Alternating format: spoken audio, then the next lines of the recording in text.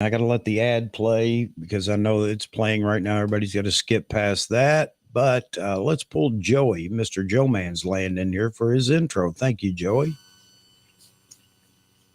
Welcome to AP Studios, not sponsored in any way by Nikon. We welcome everyone who is tuning in across the world and those listening to this recording. We welcome you to get active in the chat, but remind you to please keep it fun and respectful. Also remember that here at AP Studios, you do have a voice and we want to hear from you. Shoot us an email or comment in the chat if you would like to jump in the sandbox with our incredible panel. Now, without further ado, join me in welcoming your host, the man of the people, the Oracle of Nikon, and the Eminem Slayer of the Midwest, your host, the man of the people, the Oracle of Nikon, and the Eminem Slayer of the Midwest. All right. Hey, guys. Appreciate everybody being in here already. Jeffrey and I have been chatting and been chatting with you over in the chat box. Quite a few people, a lot of people joining right now. Ray, yeah, I'm doing well. I hope you are too. Van Lee, I want to join this community. Absolutely, Van. Be a part of this community. Jeff and Leslie, how you doing? David Stewart, chatting with you in the chat already. See, I saw Mr. Albert Jimenez. Yeah, how you doing, Albert? Good to see you in here from Queens, New York. Rakesh and yeah, Rakesh. Yeah, Woody Mallory, ATR Bear, Mr. Ted down on Long Island. Yeah, guys, welcome to the show today. Look, I know that somebody's going to say it. This falls on the heels of the Hagen's show yesterday, but I want to assure you that this topic was on my mind about, I don't know, 4 or 5 days ago when I was talking to somebody on the phone about it. But you know what? It's great because I think him preceding my stream kind of sets everybody in the right mindset for what I wanted to talk about today. And we'll talk about it as long as you want to. But can we build a positive photography community? That's the big question. I know I can't do it alone, but we talk about this so often about the negativity that's taking place on YouTube. And, I've got my own feelings about how, we can begin this process of trying to turn it around. We're not going to change YouTube. Don't get me wrong. And I've got a bunch of things up on the screen behind me here. We're inundated with information on YouTube about cameras and everything else. And that doesn't make things any easier. But I think us striking out against other brands doesn't help us any. If you're a Nikon shooter, firing back at everybody that you feel like is offending the Nikon brand doesn't help this any either. So anyway, I thought I'd bring this up today. My wife's already said, why are you doing something that was just talked about? Well, I had this idea, like I said, about a week ago and wanted to, bring it up again and we can chat about it as long as you guys want to. But hello, Robert Silver. He's listening in while he's on his way to work for Lumix. Great intro. Thank you very much, buddy. Appreciate it. And good to know that we have people out there that are listening as they go about their daily business. That's great. GZ Mail says, hello, looking forward to another Jeff one-liner. Oh. You'd be thankful if I only said one line the whole show, I'm sure. But yeah, I want to open this up. And of course, as always, the down in the description, the email is there. I can flash it on the screen for anybody that would want it. If you'd like to join the panel and join in on this conversation, I really look forward to everybody's comments in the chat, and we'll see where we go today. Thanks to Nick. Nick just sent me an email with a recommendation for a topic. And I like the idea. It's talking about marketing ourselves, especially those of you that are working photographers, marketing yourself. And I need to see if I can put together something for that because I am not the world's expert on that. But I'm sure there are plenty of people out there that would like to join a stream and talk about that as well. So thank you very much, Nick. And I look forward to you participating in it as well when I actually put that topic up as a point of discussion. All right. Ray Powell, he's already jumped in here. Ray, thank you from Berwick upon Tweed. And you know I like saying that, of course. Thank you very much. He said it's cool there. I saw a post you made, Ray, talking about a very unusually cool day there, 8 degrees Celsius. Yeah, that is pretty chilly for this time of year. He says, I think there's a positive camera community. It's only a minority that want to rock the boat. Yeah, you know, you're right. I agree. And I don't want to make this sound like the world is ending, you know, or it's, you know, it's pervasive throughout YouTube. Obviously, you can go through and pick and choose and find channels that you enjoy more than others. But, you know, it is that very loud minority, though, that continues to cause issues, at least as I see it, in our photography community. I'm not talking about just ours right here, but ours as a whole across YouTube. So just thought I'd bring it up and see if you guys had any recommendations or what you think about that. And, you know, what should we do to make it a more positive community, which is, you know, welcoming everybody in to talk about photography. So, Jeffrey, I haven't even given you a chance to say anything this morning. Go ahead, buddy. Hey, no one-liners. Well, you know, I think the whole disruption in the community always revolves around brand and gear, because it seems like you have to be able to separate comparisons and differences without making it personal, and people have a hard time doing that. And then there are some that basically are just so enamored by their brand that they can't appreciate what other brands do, and it's more fun to just knock the other guys down because, you know, you're such a, you know, I hate to use the term fanboy, but there's a lot of fanboys out there, and it should just be about the love of photography, the fact that you love what you shoot with, irregardless of what it is, and make it more about photography and what you're producing and what you're shooting and what you're sharing. Because I think, you know, when you do the photo review, when we have that, you know, have that every month, no one's sitting there saying, well, what did you shoot it with?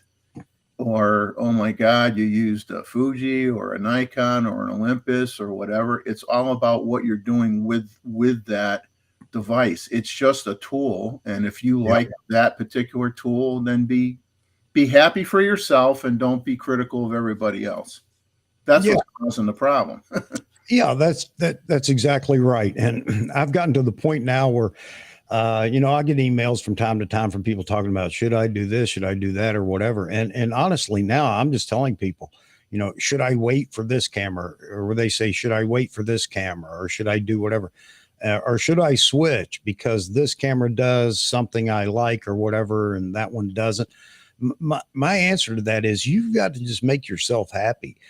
I'm not going to talk anybody out of what they want or what they think they need or whatever. I'm all about you get what makes you happy, because then the community is happy. And, you know, I'm all about that. But it seems that we have people, though, you know, on YouTube that want to do nothing but push a certain brand and say it's the best. You know, and I think in the conversation that I had about this, I was talking about the fact that I can tell you right now that the Z8 is the best camera on the market, but it's not. And the reason I can't, the reason I won't say it's the best camera on the market, it's the best camera for me. I enjoy it, but I haven't tried all the other cameras that are out there. Therefore, I can't make that blanket statement that it's the best camera on the market right now. And I'm not promoting the Z8. If you like the Z8 or would like to try the Z8, by all means do. But if you're shooting Sony, Canon, Fuji, Olympus, or whatever, or OM, I don't want to get that wrong since we changed that. They changed their brand. And you're happy with it, man. I'm happy for you. I really am. And I just wish everybody else, would begin to feel that way and actually, interact with us that way, more so than the typical brand specific. And, I'm a fanboy and it's the best. And I'm going to talk you out of what you're shooting. And here's why, you shouldn't be shooting it. Here's why you shoot what I shoot. And sometimes I think it's just, I don't know, maybe it's not even fanboyism. It's the fact that they want to run down other brands to make themselves feel better about what they bought into. And you shouldn't feel that way. If that's the reason people are doing it, they shouldn't feel that way. Be happy with what you have. Well, sorry to interrupt you. No, go ahead. Well, the sad thing is that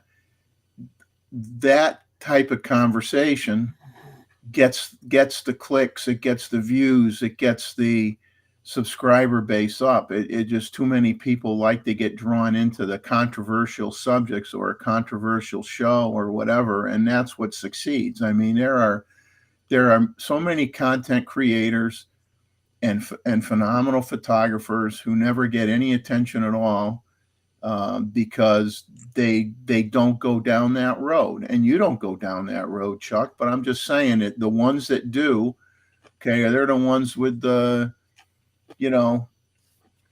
very, very, very incredibly high subscriber rate, because they cater to those that like controversy. It's like how many news channels, how many times did they ever have a news channel that just reported good news and nobody watched it? Yeah. Everybody wants to watch the bad news and they get off on the bad news. But it's just sad. I guess that's just human nature now. That's just the way it is. But I obviously wish it could be different. I wish that somebody could, a lot of the people, on the show that have channels, Jeff and Leslie and many others. And, they do great content and they really don't get a lot of, views, and it's sad because you're not stirring the pot. You don't get the views.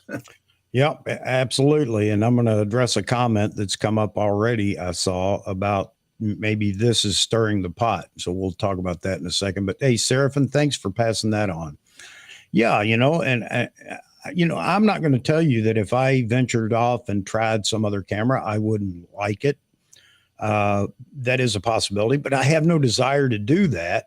And I'm definitely not going to do it just trying to be somebody on YouTube that can, say, well, I've tried this and I've tried that. I'm happy where I'm at.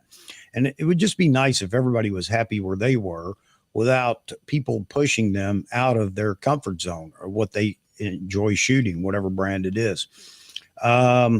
Woody says, good point, Woody. The minority has a large viewer base, though. It does. You're absolutely right. And I think that's some of the things that aggravate us sometimes is the fact that they may be influencing people in a negative way or sending them down a path that, I can't. And Jeff and Leslie just talked about this. I can only speak for what I do. I can't make people feel the way I do or anything else. I'm responsible for me, not everybody else. And I understand that. But, I keep thinking about trying to put together something that brings other channels in to a group. I know it sounds weird, where, you're positive, you're not the negative Nelly, you're not the basher of, and it's not just bashing brands, it's also bashing other YouTubers. And there are people out there that I don't care to watch, but I'm not bashing them here. Let them speak and say what they want because it's their channel and they have a voice. They can say what they want. And I'm not trying to get people to not watch those channels. I personally just don't watch a lot of those channels that are that way. So you're absolutely right, Woody. The minority has a very large viewer base. You're absolutely right. And Yaman, thank you so much, buddy. I appreciate it. M&M reinforcements. Thank you. Thanks, brother. I really appreciate that. Hey, here's a secret. We're going to get Chuck to switch to Skittles. Yeah. And he goes on to say, good evening, Chuck, Jeff, and everyone. Thank you. Oh, Yaman. And my beautiful wife who tuned in for a minute, she does this quite often. And she says, good evening, Yaman. There you go. It's my lovely wife. All right. YouTube does thrive on hostility. I agree with that. For a lot of people, it does. And I've gone back and forth with a lot of comments over the last year and a half or 2 years now on YouTube almost, with people that don't like the negative, the bashing, the whatever, the gear talk, that don't like all these different things, and people that do like it. And as a YouTuber, I can understand why some of the people out there find it hard to find the middle ground. You can't please everybody all the time. You can't even please most of the people half the time. And it does become difficult. But the negativity, though, the toxic talk about making fun of another brand or another YouTuber, yeah, I mean, we can do without that. All right. Nick says, I can't wait to get the Z8. I'll have it in one S-Lens soon as the house sells and I get my share. All right, Nick. Good for you, man. Good for you. I'm sure you're going to enjoy it, man. So here we go with Rot Van Rat. And he brings up, build it. Don't talk about it. Create more crap. I'm trying to do that, Rot. I'm really trying to do that. And it may not look like it, but I mean, it's going to take some talking about it for others to hear the chat and hear, what we're trying to do before we can even begin to succeed. And maybe other people would like to follow suit and do the same thing. I'm not trying to get people to follow me in what I'm doing, but just to become more positive in YouTube. All right. Yaman saying hello to my lovely bride. Thanks, Yaman. Let's see. Yeah, they do. People do thrive on negative energy, and I don't want to lump everybody into that, but there are people that do, and they're going to stir it up just for their own entertainment. You're absolutely right. Mm-hmm. The old saying is you can't look away from a train wreck, and there are a lot of people out there that are that way. Albert says, it's a good point too. Most YouTubers don't own a wide variety of photography gear, so they don't have a lot of different things to talk about and keep their views going. They have to trash products at any cost. Yeah, and that's exactly who we're talking about. Those that just want to do it. I hate clickbait titles, and I hope you don't think that this is a clickbait title. But I hate that one. Is Nikon failing? Is Canon going into bankruptcy? Is Sony going to lose all their buyer or all their consumers because they won't provide a firmware update, or just stupid titles like that? Yeah, but you know what? It drags people to their channel to hear what they're talking about, which I can't absolutely complain about. I mean, dragging people to your channel is one of the things you'd love to do, but when it's just a fake clickbait title and you go there and then they have to bash to keep their, to live up to the title or the clickbait title of their video or whatever. So yeah, we're not going to get rid of it. I'm not going to win this battle. I understand that, but maybe we can keep the message going and get more people that feel the same way and would, gravitate to channels that are less offensive, I guess is what I should say. Yeah, it's a dangerous road you go on when you feel that if you don't do the clickbait and you don't do the bashing, that your channel is not going to be sustainable. And I think that's the problem, especially when you build it up to a certain point and you got to maintain that level, and it's become for some your main income generator now. Maybe you don't have a job anymore because you're just making it on YouTube or whatever, and that's where you can lose your perspective a little bit, or the chase to 20,000 or whatever it is, and that's where you fall into that hole, man. You fall into the quicksand.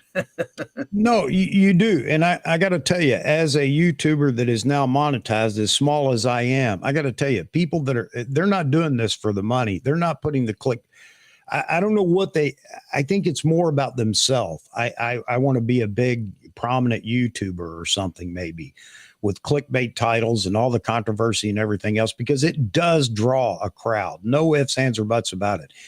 And this is one of the reasons that there's channels that I don't watch, because I'm not going to get engaged in the chat and give them that opportunity to, continue or whatever.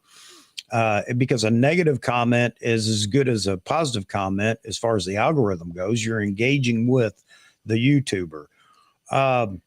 And again, I'm not trying to run them out of business or run them off YouTube. I could care less. Let them do what they want to do. But, I get, like I said, a lot of emails and people talk about the negativity. They call me out when they feel like I've done something negative, and as they should.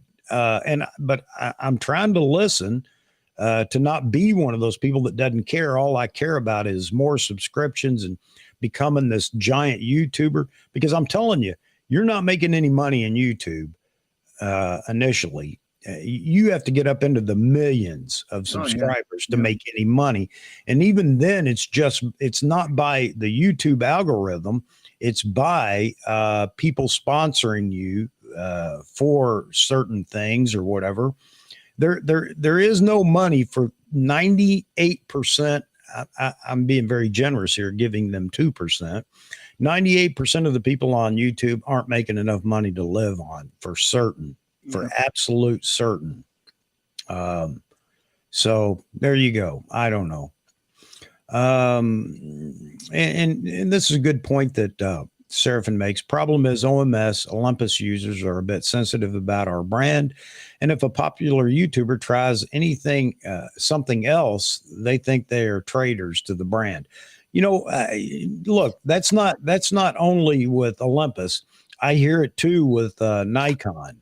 Anybody that goes outside of Nikon, just to show that, hey, we're not all in that camp.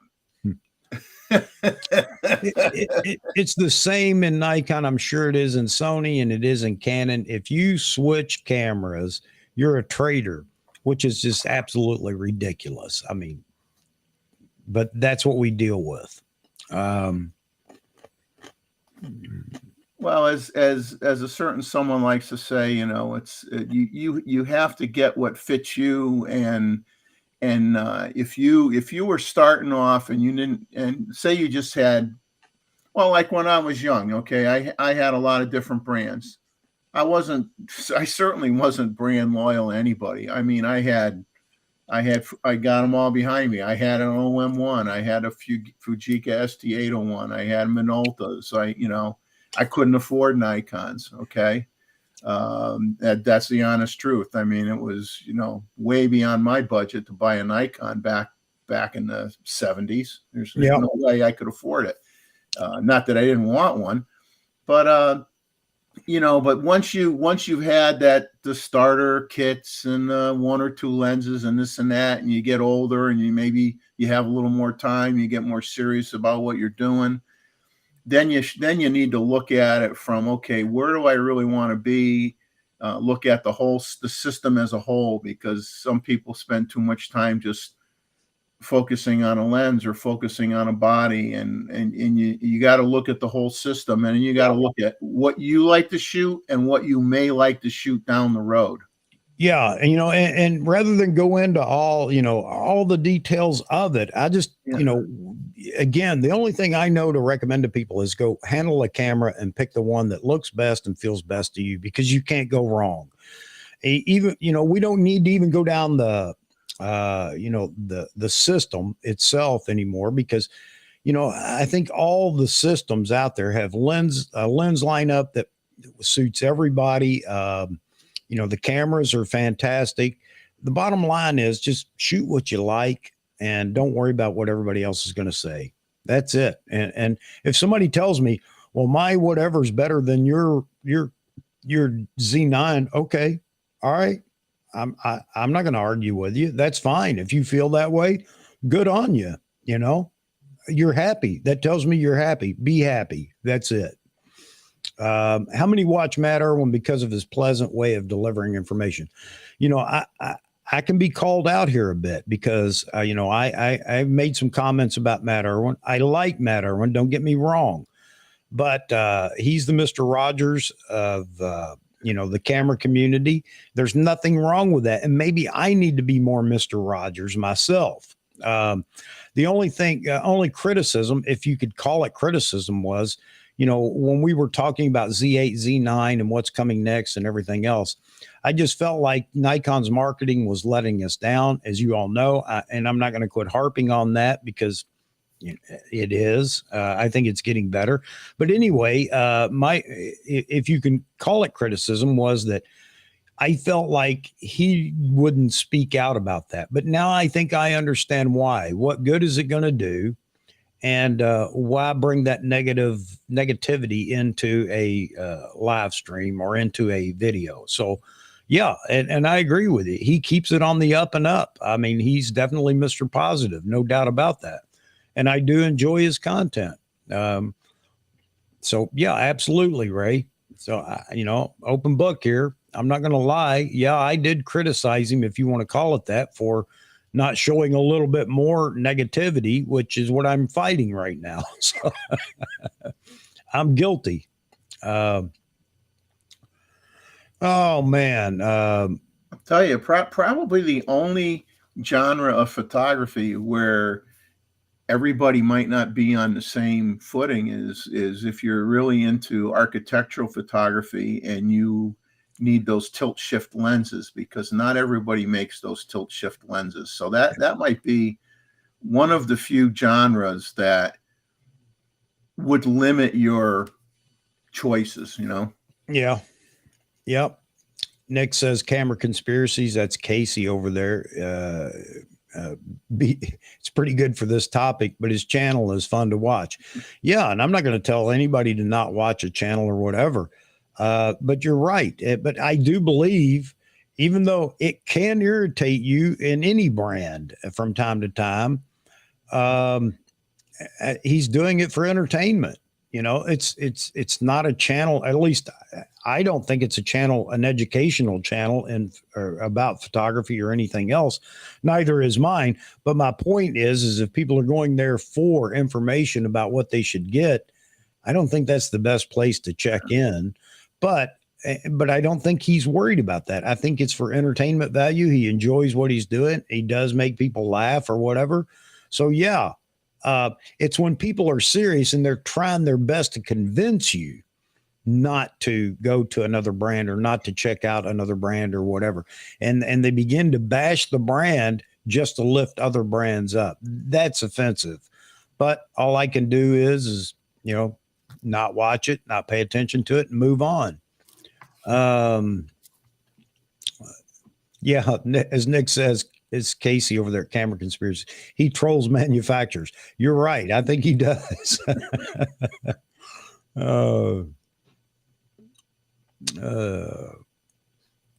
I probably tend to watch more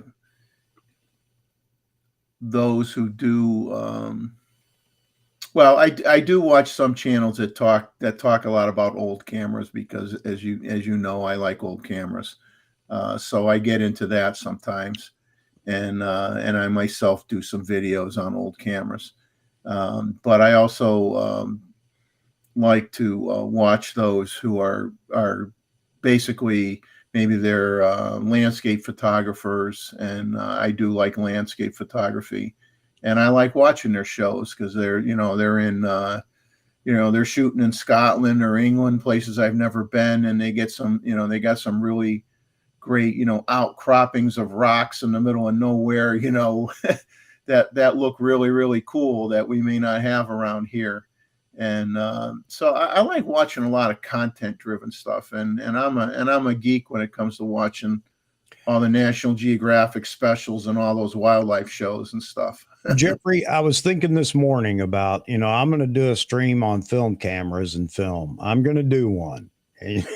As I say that, you can detect in my voice, it's not exactly something I want to do, but I am going to do one because maybe I learned something more about the photography community through that medium as well. And I know that there are a lot of people out there that would like to talk about it. There are a lot of people that really don't want to talk about it. Maybe, I don't know. But here in the near future, I'm gonna have one episode where we talk about film cameras. I know Roy will be, number one to jump in on that. I know you will too. Yeah. Drunk wedding photographer. I'm just naming a few people that I know right now that would be very interested in that topic. And I'm going to expect you guys to make it interesting for me. Oh man. So Chris says, when talking about photography, topics should be techniques, camera choices, lens choices, how to shoot, etc., without having to mention a camera brand or compare between brands. I agree with that, Chris. I mean, there may be times when, one brand has a lens of, choice. There are lenses that even Nikon fans are lusting after in the Canon camp and the whatever. And you brought one genre up there, shoot, Jeffrey, talking about tilt shift lenses. And Nikon, obviously Nikon needs to look at tilt shift for the Z mount, but I think that there's a lens over there in the Canon camp that all the tilt shift folks would really like to have Nikon do themselves. So from time to time, it's okay to say they have it and we don't, or we have it and they don't, or whatever. I get that, but you're right. It should be about the techniques and everything. And I'm going to try to do my best to try to keep it around that. But again, I go back to, and I keep making the same excuse. You know how difficult it is to come up with a topic twice a week. I don't want, and you know what? I could make this so much easier by doing this once a month.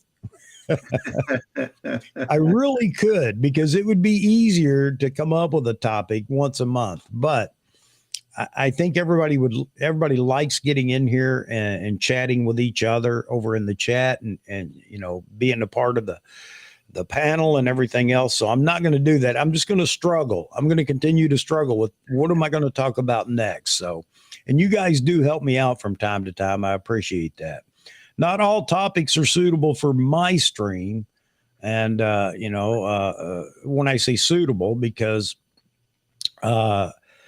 there's way too many graphics that need to be imposed to discuss some things. And I'm not a lens chart person by any stretch of the imagination, but thank you, Chris. I think you're right. Well, another interesting thing would be, because there are people on this stream that own different brands and whatnot, is to maybe someday have a conversation about, like, what are the 2 or 3 distinct features that you like the most about your particular camera? Yeah. Because people may find out, and I'll tell you, Olympus is a camera manufacturer, OM Systems, that has done a lot of firsts, and people really don't know that they were the first to do it. No, you're right. And if someone had owned an Olympus, that pre-capture, granted their cameras are not high megapixel cameras, so they can do it, but their pre-capture works in RAW as well as JPEG. But granted, you got smaller file sizes you're dealing with, but they were one of the first, if not the first, people to do that. Yep. So it would be interesting just to see, what quirky things that some different brands do that drew you to that brand because it's something that you like to do, Yeah. Well, Chris responded here. I'm sorry. David responded to Chris. He says, problem is technique videos do well from those who are good looking. # change my mind. No, and there are a lot of channels that do extremely well because they have, these gorgeous models. And, I'm not going to pick on them because they do what they do, but, they don't have average looking people that they're shooting. And there's a reason for that, So yeah, a lot of truth in that, David. A lot of truth in that.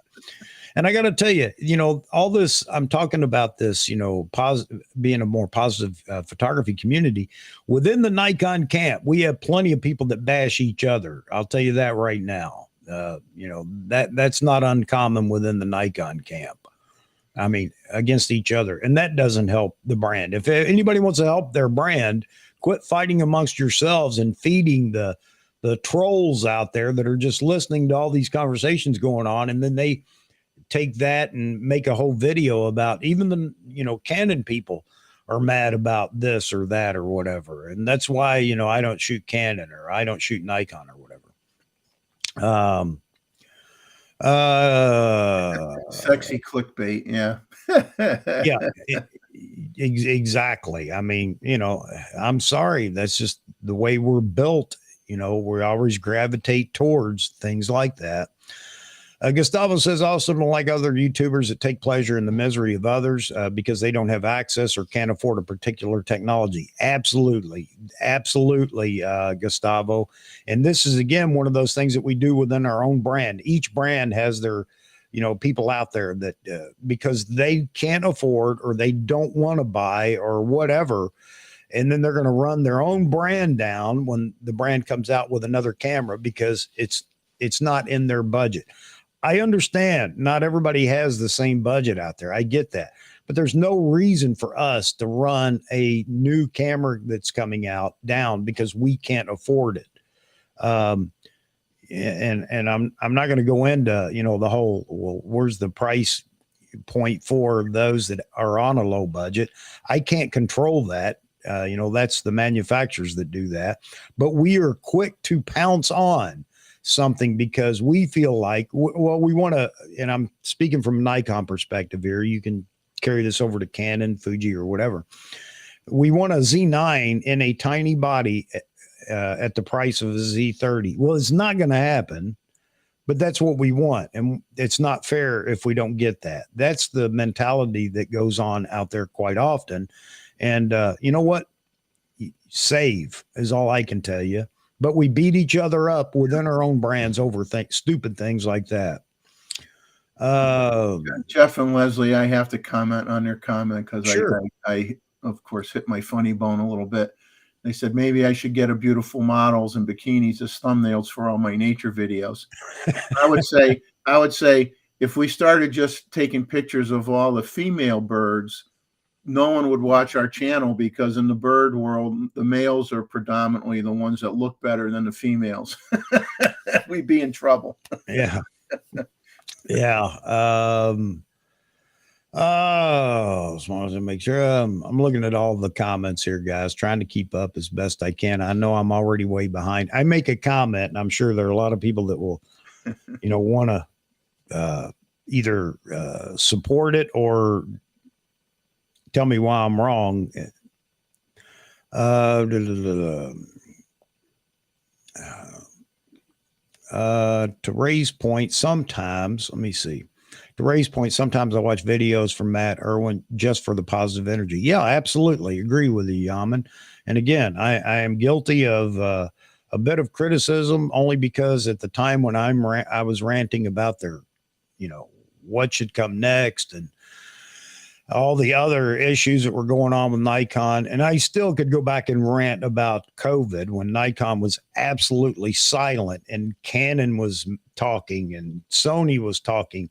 And I just couldn't understand why Nikon couldn't be talking as well. They had a captive audience. Anyway, see, I digress. But yeah, I think he's doing the right thing. Even though I wanted him to rant a little bit about their marketing, not be so upbeat and positive. It was the wrong thing. I shouldn't have felt that way. Wow.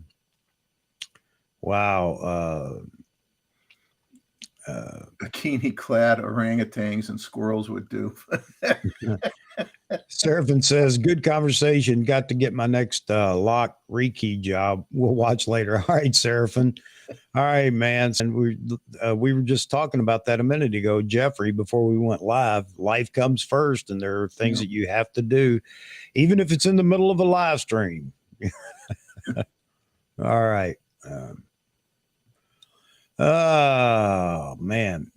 Um, Hey, all right. I got a general question. If Yeah. folks would like to respond, is I'm just wondering how many people on the stream have had the opportunity to go on like a photo centric expedition of some kind.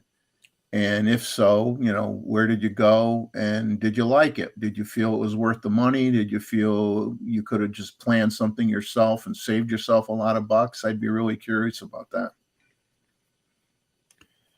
Yep. And somebody wanted to do something on travel photography. I don't travel. I can't speak intelligently about that. Well, I can't speak intelligently about a lot of things, but if and I'll throw this out there again, as I always do, you can come on the panel here.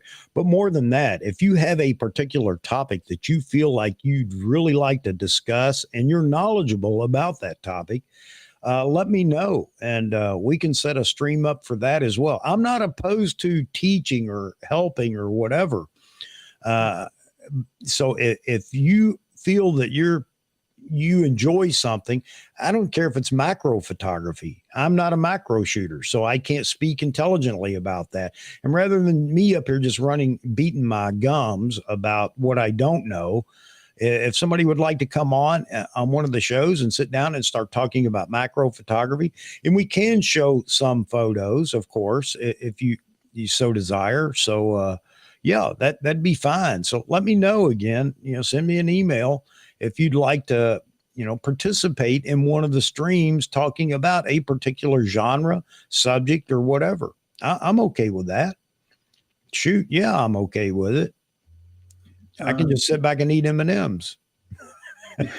Yeah, Jeff and Leslie, my commentary there was about, picking a tour where you're going with someone who, as a guide, that is someone that's going to, and obviously you got different levels. You got some basically where they expect you to know what you're doing with your camera, and they got others where they'll help the beginners with their camera. So I'm just curious about the ones where you're paying someone for their expertise and knowledge of knowing where the best places are to go, whether it be in the Grand Tetons or any of the national parks, that type of thing. Yaman says if using other brands is a sign of betrayal, then I shall go down in history as the Judas of camera systems. It's very fun to try other stuff. It's like being literate in different systems. Absolutely. I agree with you. All right, Jeffrey.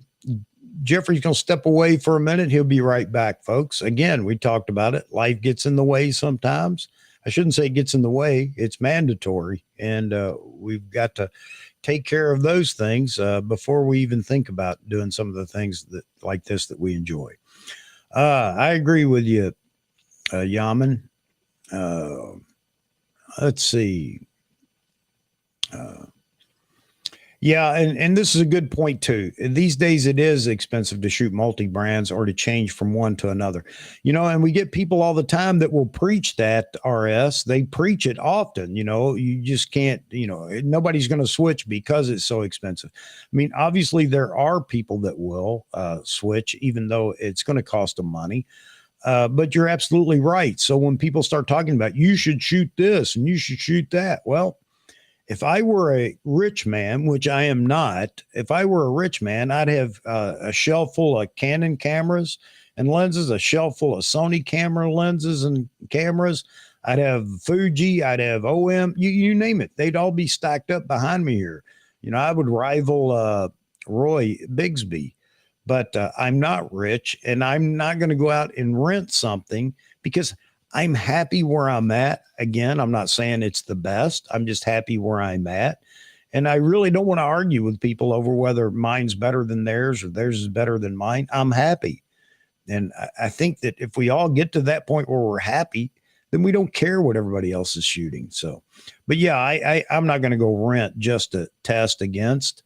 I'm not that kind of YouTuber, guys, as you all already know. I'm not, a YouTuber that's going to go out and, just to show the comparisons and things like that. I know that it would be good if I did maybe, but anyway. It costs me enough to do this now. I don't need to be renting other camera brands and lenses to make comparisons.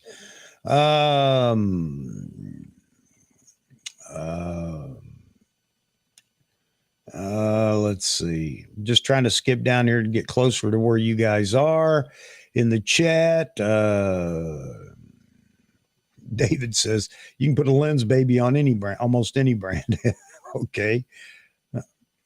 All right, David.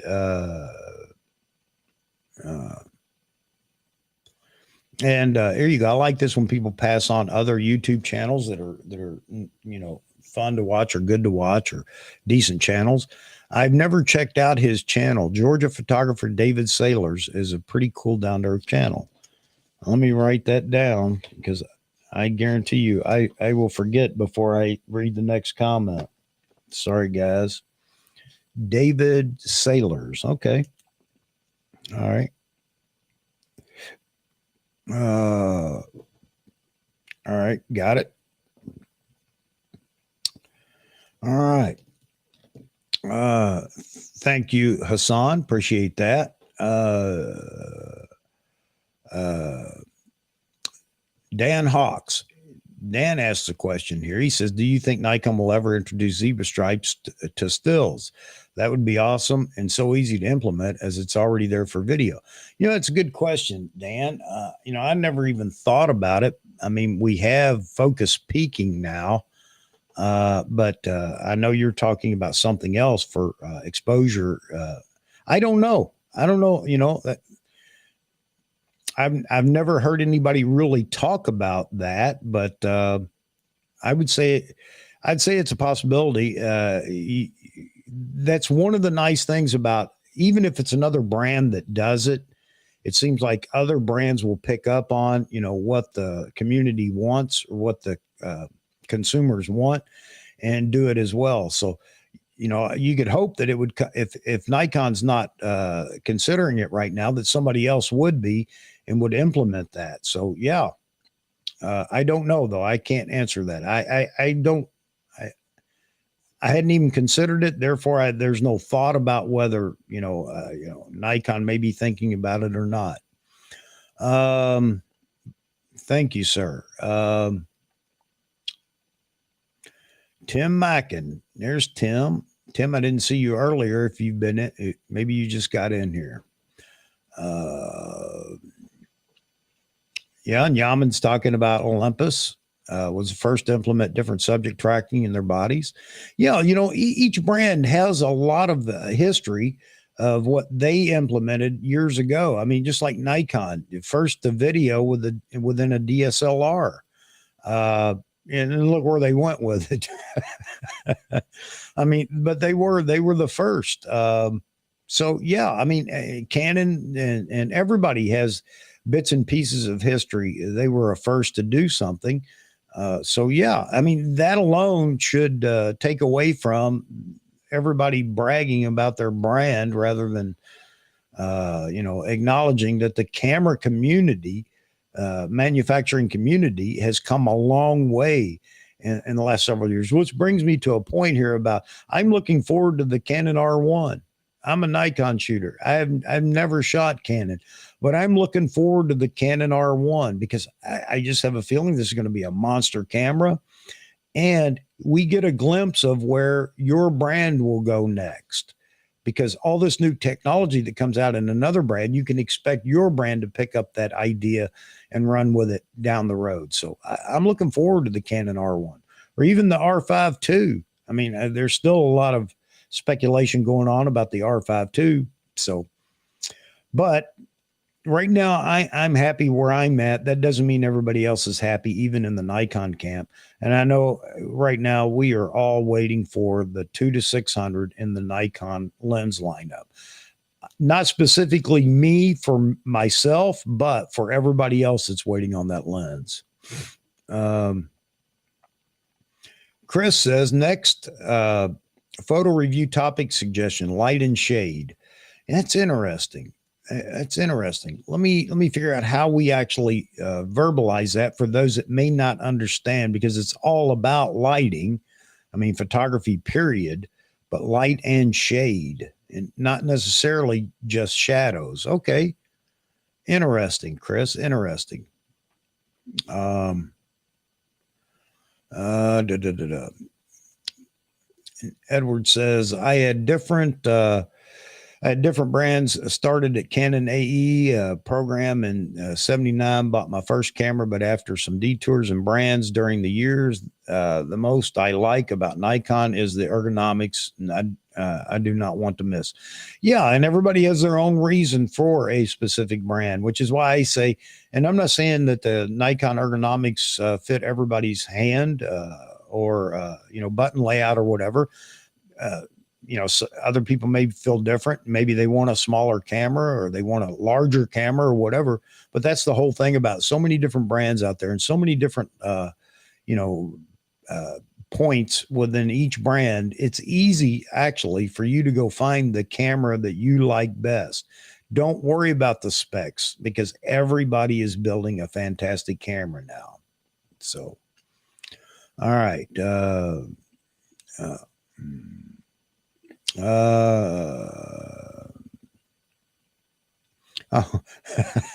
Funny you should mention this, Albert. Matt Irwin operates differently than most YouTubers. Instead of criticizing Nikon, Matt has challenged Nikon to develop a screwdriver lens adapter and to move up to medium format to compete with Fujifilm. I don't know if he's doing it to compete with Fujifilm, but he's definitely talked about it. His latest video this morning that he put out, he's already talked about it again, the Nikon ZM. And he says it may be several years down the road before they even entertain the idea, but he is definitely, he would like to see Nikon pursue the medium format as well. As far as the screwdriver adapter, yeah, I'm surprised a third party hasn't done that yet, Albert. But I guess nobody sees any money in it. I know it's something that there are quite a few people that want that. But, unfortunately nowadays it's going to be about money. And if it doesn't sell, then, is the production worth it? So I don't know, man. But yeah, you're right. He has mentioned that as well.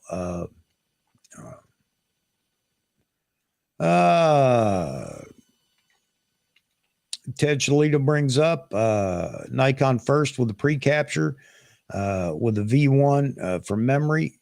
Yeah, and the other thing about the V1 is it was Nikon's first mirrorless camera, and people will say, well, yeah, look where it wound up. I agree. I mean, it's gone by way of the great white buffalo. I get that, but they did have their hands in mirrorless, way back then. And that really wasn't a bad camera. It was just maybe something before its time. I don't know. Ergonomically, it wasn't great because it was all menu driven. However, it took great images. Yeah,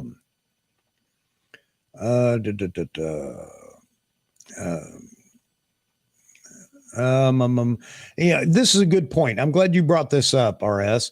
I think we need to take time to support others and mentor. Be a happy person. Life is too short to be so angry. I agree with you 100%.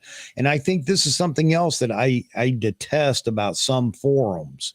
And this is across the board. I don't care what brand is somebody new. First of all, everybody wants to judge on, well, why did you buy this certain camera? You're just a beginner. It's way too much camera for you. That may be the case, but why do we want to go down that path? Why can't we just say, how can I help you? I don't understand that. If we have all this expertise, and Lord knows we've got expertise in these forums, we've got optical engineers, electrical engineers, doctors, philosophers, financial consultants, CPAs, you name it, or at least they pretend to be that. We've got all this expertise in these forums, and yet nobody wants to share it. Somebody comes in and says, how do I turn a camera on? The first thing they want to do is bash them. Did you read the manual? Okay, maybe they did, maybe they didn't. But as a community, shouldn't we say, look, man, I'll help you if you really need help or whatever, and actually coach them through some things? I think we get a bit ridiculous with that sometimes. Maybe we're too full of ourselves to actually help people. I don't know. What do you guys think?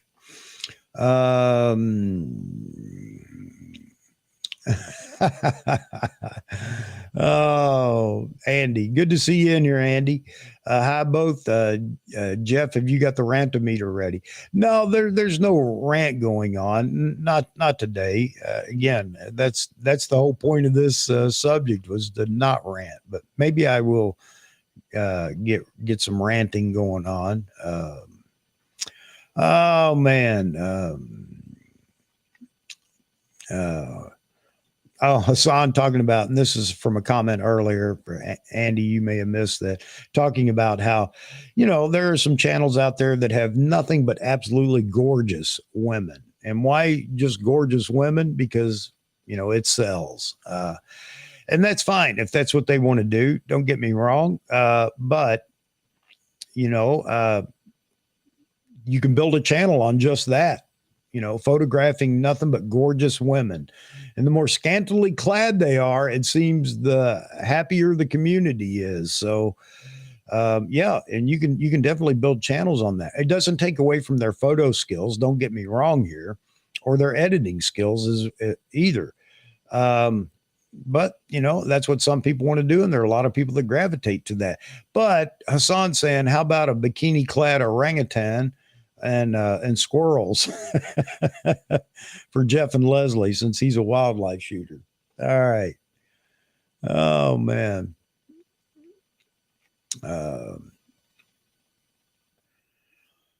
Yeah, Jay, a lot of people are talking about that. Nikon Z8 pre-capture is awesome for a lot of different things. It may not be something people use all the time, or maybe a lot of people don't use it, but it is an awesome feature. And that's the one point that everybody keeps making is, I wish it was in RAW. I don't know if there's some reason that it's difficult to do it in RAW. I don't know. Again, I should go over to Nikon Rumors. I'll pick on Nikon here, Nikon Rumors, and ask some of the experts in there, because somebody designed that for Nikon over there in the Rumors and can tell me exactly how it works and why that may or may not be possible. All right. I'm just picking on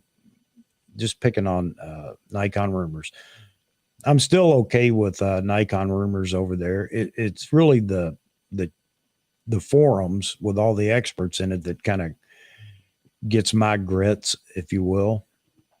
All right. I need to, let me move on down. I got to get moving here down to where you guys are. I'm sorry. As always, I'm passing up comments. I hate to pass up comments, but if I didn't, you guys would never let me catch up anyway. Yeah, that's funny you bring that up. It probably won't resonate with a lot of people, Mark, but yeah, that old Lucky Strike commercial was, I'd rather fight than switch. Oh, man. Yep, that's the way some people feel about their cameras. Absolutely. Oh, Lee, I didn't see you in here. Lee just recently bought a Z9. He's been a Nikon shooter, and then he dabbled with Canon, and he dabbled with OM, and the Z8 got him thinking, and he wound up buying a Z9. So it's been interesting talking to him for the last week as he's gone through to set it up and everything. And I think he's a happy camper so far. Nikan, yeah, I'm well, brother. Busy with life and, of course, this as well, but I'm fine. I hope you're doing well also. I'm trying to get down here closer to the bottom. So, and Ray, Ray, you I think it's interesting because I saw a comment, I don't know where it was, talking about Nikon and stills and leaving video out. And, I hope that, I do hope that Nikon does that. I really do hope that Nikon, I'll get to your comment in just a second, but Nikon does come up with a ZF or whatever they're going to call it. My only complaint or my only nagging issue was early on when people were talking about that was, I think Nikon has to catch up on a few other things first. It doesn't mean they will, because we can go back to the Z90 or Z500 or whatever we're going to call it. but and everybody gets mad if you say full frame, and full frame gets all the attention. Well, I don't know. I wouldn't say it gets all the attention, but it gets the bulk of the attention because that's what more people are shooting with. And can I quantify that with facts? No, I can't. Just based on listening to people talk and everything that goes on in the chat. But anyway, I hope Nikon does another DF type camera. But then there's going to be a lot of gnashing of teeth because people are going to want it retro. Others are going to want it, based on the bodies that we have now. And so, it's another one of those things, unless Nikon makes 8 versions of that, everybody will not be happy. But now let me go to your comment. Do you think Nikon, if Nikon was to produce a video-centric camera only, it'd stop the house bickering whilst they're producing hybrids no one is happy with? There are people that want Nikon to do a video-centric or let's call it a box camera, because it's not a full cine camera, but it has all the bells and whistles, or at least the capabilities of a cine camera. If they were to do that, would that stop all the bickering about hybrids? I don't know, Ray. I've made this statement before and I'll stand behind it even right now. Video in camera bodies is what's selling the camera bodies. It's not just stills alone. It's not just video alone. There are people that want the flexibility because video is becoming more and more prominent, even as we speak, and probably in the last couple of years has grown, incredibly. Just the video features that people are using. And it's not just YouTubers or content. Well, everybody's a content creator. I don't like using content creator for only those that vlog with a Z30 or whatever. But video is here to stay. It's kind of like AI is growing, and we won't get into that right now. There's enough discussion on that. And we'll have another discussion about it later as it continues to grow.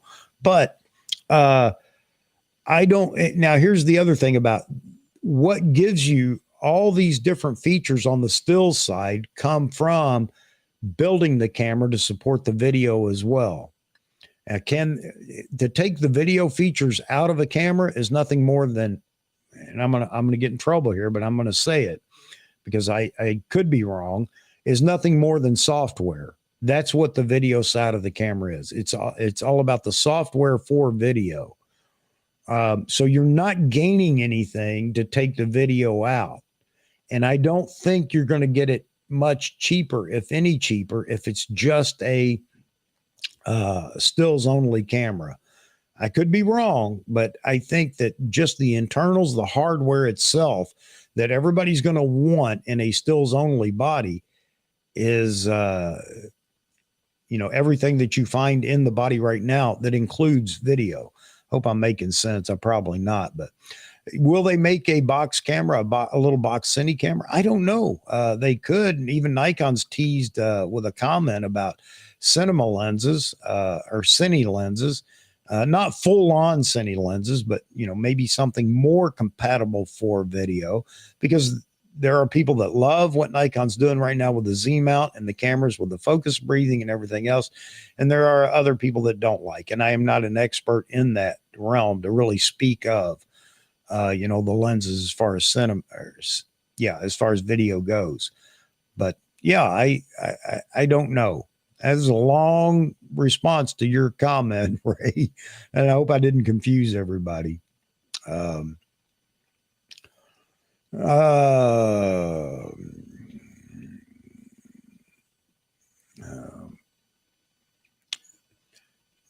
Edward's talking about the comment about, he started on the possible medium format as soon as the Z mount was announced in the first camera in the Z7. He had already started down the path of, is it large enough for medium format? So, and I know that he'd like to see Nikon do that, but I think even he agrees that Nikon's got to get a few other cameras out of the way before they go down that path. Rod says, "How can anyone take Matt Irwin seriously? He loves us all." Yeah, he does. He does. No doubt about that. Uh, uh, yeah, I'm just picking up the second part of your comment here, Jim. Basically, in medicine, the motto is learn one, do one, teach one. That should be the photography mantra, too. Yeah, I agree. And if we're quick to criticize somebody when they ask a question that may seem very rudimentary to us, if we're quick to do that, we're wrong.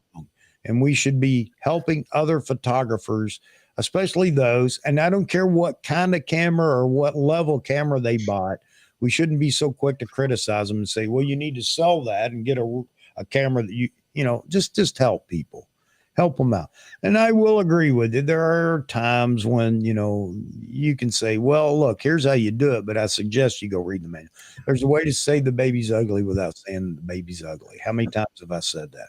Wow, the numbers just dropped significantly. Viewers, lunch must be over. Well, I just got back on. That probably did it. No, I think it's because you were gone that the numbers dropped. Chuck, you will know what I'm saying when I say this, and the crisis has been averted. There you go, man. There you go. All's good. All's good in the world again. Great, man. Sometimes reasoning is difficult to come by until it's pointed out to you. Yeah. I get it. What's the fuss regarding the Z8 battery if people expect a 15C to last long? Yeah. I don't know. It's another one of those things that we just got to ignore. I mean, we have beat that to death trying to get people to understand, and the CEPA ratings and everything else. You're just going to have to let people experience it. And if somebody's not buying a camera because they believe in a CEPA rating, you're missing out. You are absolutely missing out. Or if you're not buying a camera because some YouTuber says without any other refutable evidence of, then you're just missing out. Again, don't listen to some of these people. I mean, I have the Z9 with the ENEL 18C, which obviously is a huge battery. I still bring a backup battery with me when I go out, because if I shoot a lot of video and I'm out and it's a full day shoot, yeah, I could get it pretty low. I might have to put the second battery in. Very, very, very, very rare though. Yeah. But just for $70 for an original Nikon battery for that camera, buy two of them, man, and just always have two with you, and you're never going to have a problem. Never. Yeah, I agree. They're cheap, and everybody's upset because they put the off-brand ones in, and the camera says, "Oh, we can't use it." I'm sorry, you can't use it. Okay, technology changes, current draw changes. But you know what? This goes to my point for this whole stream today, Jeffrey, is people jump on that opportunity to make it worse than it is because it grabs viewers. People are going to gravitate to. Absolutely. I should have done that today. Is the Z8 battery, the ENEL 15C, so bad that you can't use the camera? Or something stupid like that. And people would be here, I'd have thousands of people coming in here. Yeah. But that's the problem. People go and watch a video and the guy says it without even testing it. He says, it's smaller. It's only, 3,300 milliamp hour versus whatever and blah, blah, blah. And it's going to die. And now you're going to have to buy that ugly battery grip and you're going to have to buy extra batteries. And, again, steer clear of all that crap. Well, you buy a $4,000 camera and you want to buy the $35 battery to save money. Yeah. I would argue you shouldn't have bought the $4,000 camera. Yeah. It goes without saying, right. But evidently it needs to be said. You're right. So yeah, I agree with you. Oh man.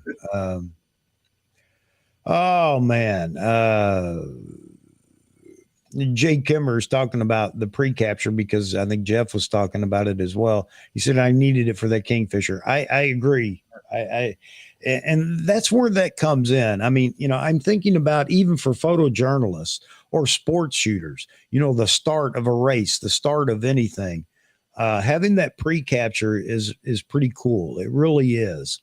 I tried it. I thought it was cool. I got a bird taken off sitting on the branch and actually taking off on the branch. So, yeah, Jay, you and me both, brother. You and me both. My skills are poor, which is why I don't get in here and argue about birds in flight. I can't track a bird in the camera to save my butt. Maybe I need a bigger lens. I don't know.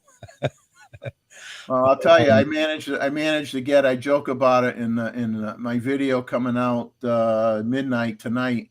I have a few pictures that I actually got of the barn swallows, which are like next to impossible to get in flight because they're so erratic. Well, I managed to get some, so I'm gonna promote Nikon and say they now have barn swallow autofocus.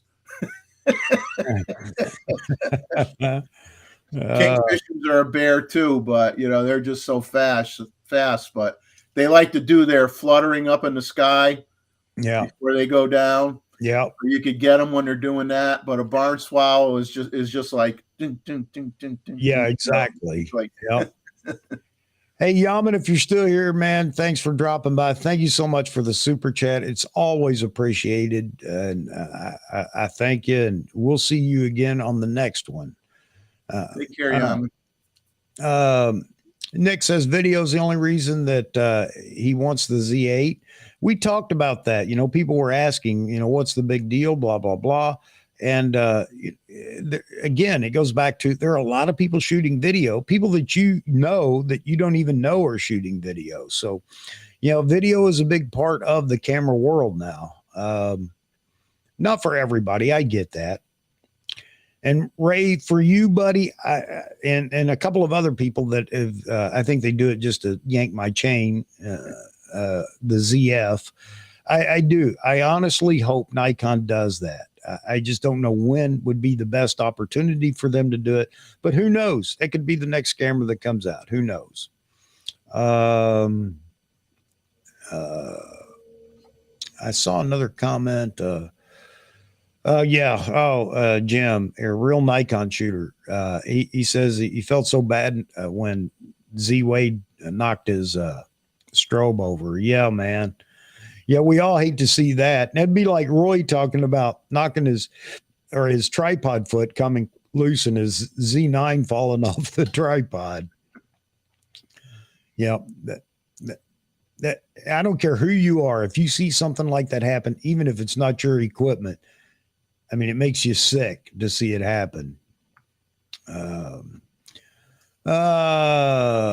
Let's see. You drop anything. I had a guy that lives up the road from me, and on everybody knows what I talk about, where I shoot the causeway. You got the road and you got a sidewalk on each side, and then off the sidewalk you got these giant chunks of rocks. Yeah. Well, a guy that I know that lives down the road from me, he walked too close to the edge of the sidewalk and he fell and he landed on the rocks, and his camera landed on the rocks. Yeah.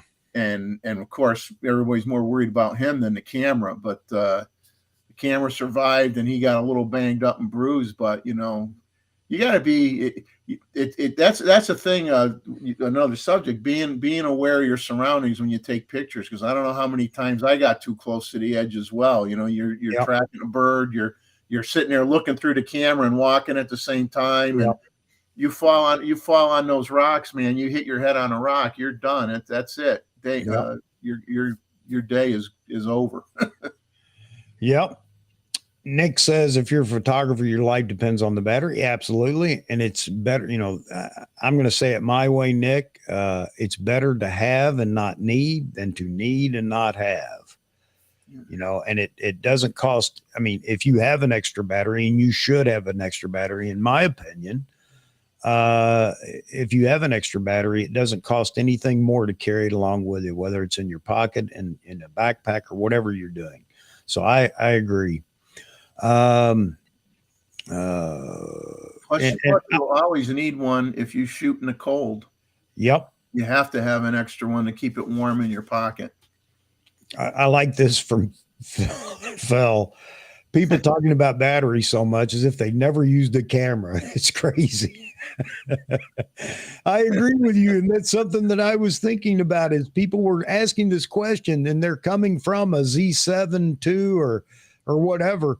It's the same battery, dude. I mean, do you think well, it might use more battery, this camera? Come on.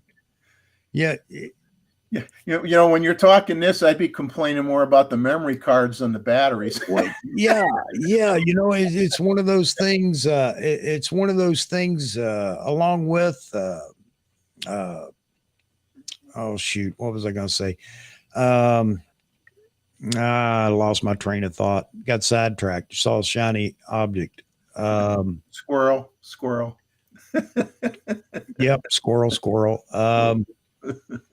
It drives me crazy when that happens. It's like trying to find my coffee cup, which I'll sit down somewhere if I'm busy around the house, and then it takes me another half hour to go find my coffee cup. I need one of those. What are the tags that you put on, the Apple tags or whatever? Something, so I can find my coffee cup. Then I couldn't find my phone to actually look for it. So anyway, yeah, talking about the batteries, yeah. You're right. Photographers do complain. It's something funny. My wife talks about, man, you guys in the photography community or something else. She just can't get over how passionate it can get and everything about gear and whatever. So she laughs at us. And my wife says, and my wife will say to me, and they say women talk too much. yeah, touche, baby, touche. Yeah, you got me. You got me. Oh man. Oh, David, nice analogy. I just bought $100,000 truck. Now I have to put fuel in it. Oh, yeah. We need to beat ourselves up every now and then with crazy stuff like that.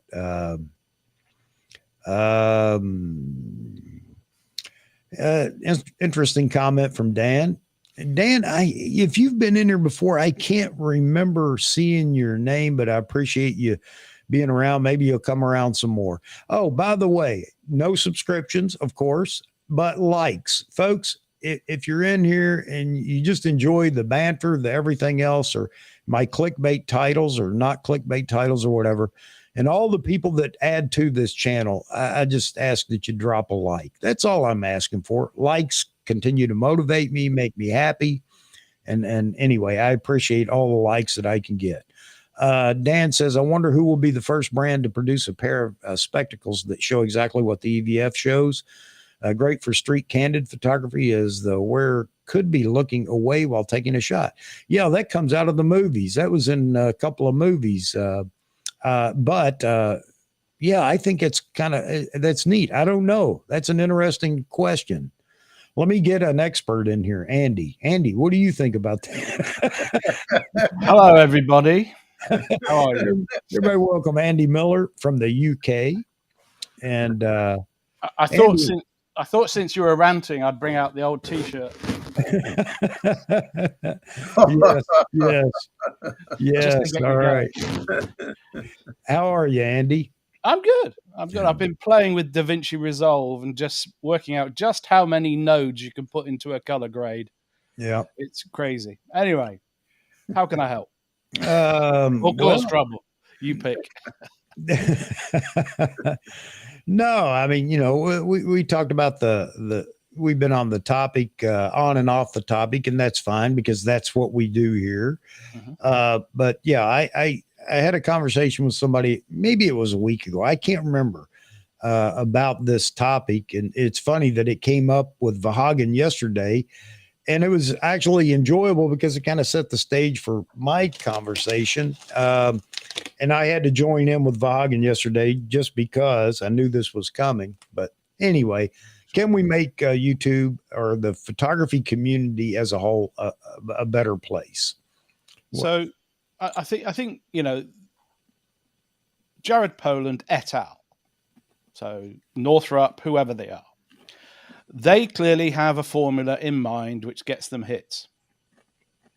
That's really what they're all about. Jared has his segments where he sells advertising slots, Squarespace, whoever, and then he sells his own product. whatever it is, Skittles or M&Ms, you'll probably call it now, Chuck, because you like M&Ms. Yep. You have a new product called M&Ms. and they have a big following because people like turmoil. They don't like steady, boring people that know what they're doing. Sorry, but that's what it is. So the old adage in public relations is there's never bad news because your name's out there, right? And that's what they love, the fact that Verhoeven published a video saying you're an idiot. Whether he's right or wrong, it doesn't matter. Jared Poland's in the title. He loves it, right? It's what we call the Piers Morgan effect, a person I loathe. I'm not alone, by the way. Yeah, I was going to say that particular person I could do without. Yeah, Loth, not Loath, not Love. Hate him. He's a rat bag. But he gets a lot of followers because people like the fact he's obnoxious. Okay? So the only answer, I think you've said it, the only answer to these guys is don't watch them. Change the channel. Right? They are going to continue no matter what you think or say. It's just fact. Yeah. Right? So just don't give them air. Don't watch them. Don't comment on them. Don't care. I find it ludicrous that every time Mr. JP takes a camera, he sticks it in auto mode and expects it to find the batter or the first baseman or whatever. And I love the fact that a young gentleman went to a baseball game and shot perfectly because he did it properly.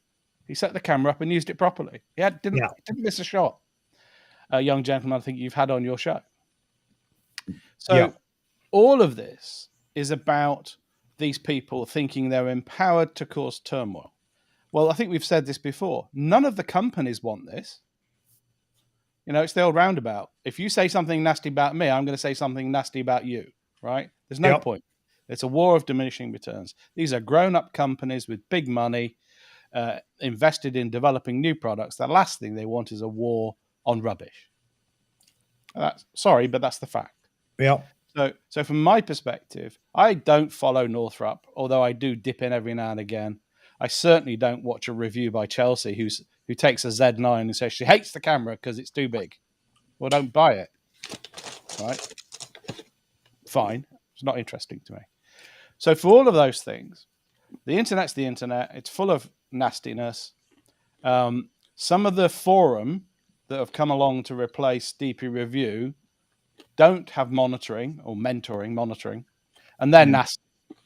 Yeah. So one of the good things is DP Review seems to be continuing for a bit. Maybe it's going to get sold, maybe not. But the mentors on that, the mentors on Backcountry Gallery that Steve Perry's people created are great. I get banned quite often. I'm a bit too forthright. Andy, what could you say to get you banned? I don't see that. It's excessive use of the word "you," as in responding to somebody who said something I don't agree with, and I'm saying him personally is an idiot. Maybe that. So, monitoring and mentoring and building a community is happening in those type of forum, where it is a civil discourse and the mentors are there to make sure it happens. Verhoeven said something about these composite photos, whether it's real pixels or not. Shouldn't they come and regulate this? You really want government involved in auditing photos? Really? You want to pay taxes for that? No. It's not gonna happen. It's a crazy demand. So let the forum, let the world work out what it wants to watch, because it will anyway. Stay out of it if you don't want it. It's the only advice I've ever heard. Don't feed the flames. Yeah. Right? Some things, whether you absolutely hate it or not, are just going to happen. Sure. That's just the way it is. Whether you're going to hate it or not personally, it's still going to happen. Now, the old way, and I wish I could just remember this guy's name. He's a lovely young photographer who took the same gear to a baseball game and did really well. You're talking about Manny Ortiz? Yeah, was it Manny or one of those guys? It could have been that. Yeah, Manny with the Z8. He went to the ball game. Yeah, he'd already been with the Z9, but with the Z8, he actually played with the focus settings. Well, he said so. He did what a professional does. You set Yeah. the camera up for success and you use it properly. Yep. You don't just go, it's not focusing. Sorry, that was me being sarcastic if you didn't spot it. It's not focusing. It's terrible. I'll throw it in the bin. I went on a photo walk one evening with this guy who just bought a Leica, and he literally threw the camera into the Thames. $8,000. and I looked at him. I said, "Next time, give one to me. Give it to me. Yeah. And I'll save you the embarrassment of being."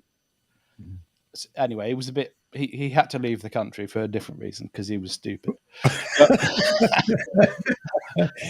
what I like about you, Andy. You don't hold back. Hey, I'm being polite. So for all of this, just smooth, right? Just be smooth.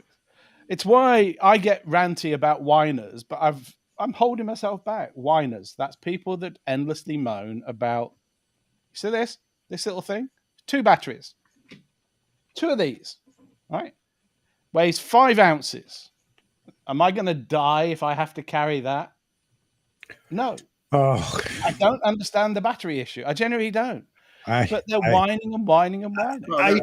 I do understand it because there are people that saw the opportunity, jumped on it, and it became something that brought a lot of attention to them and views and everything else.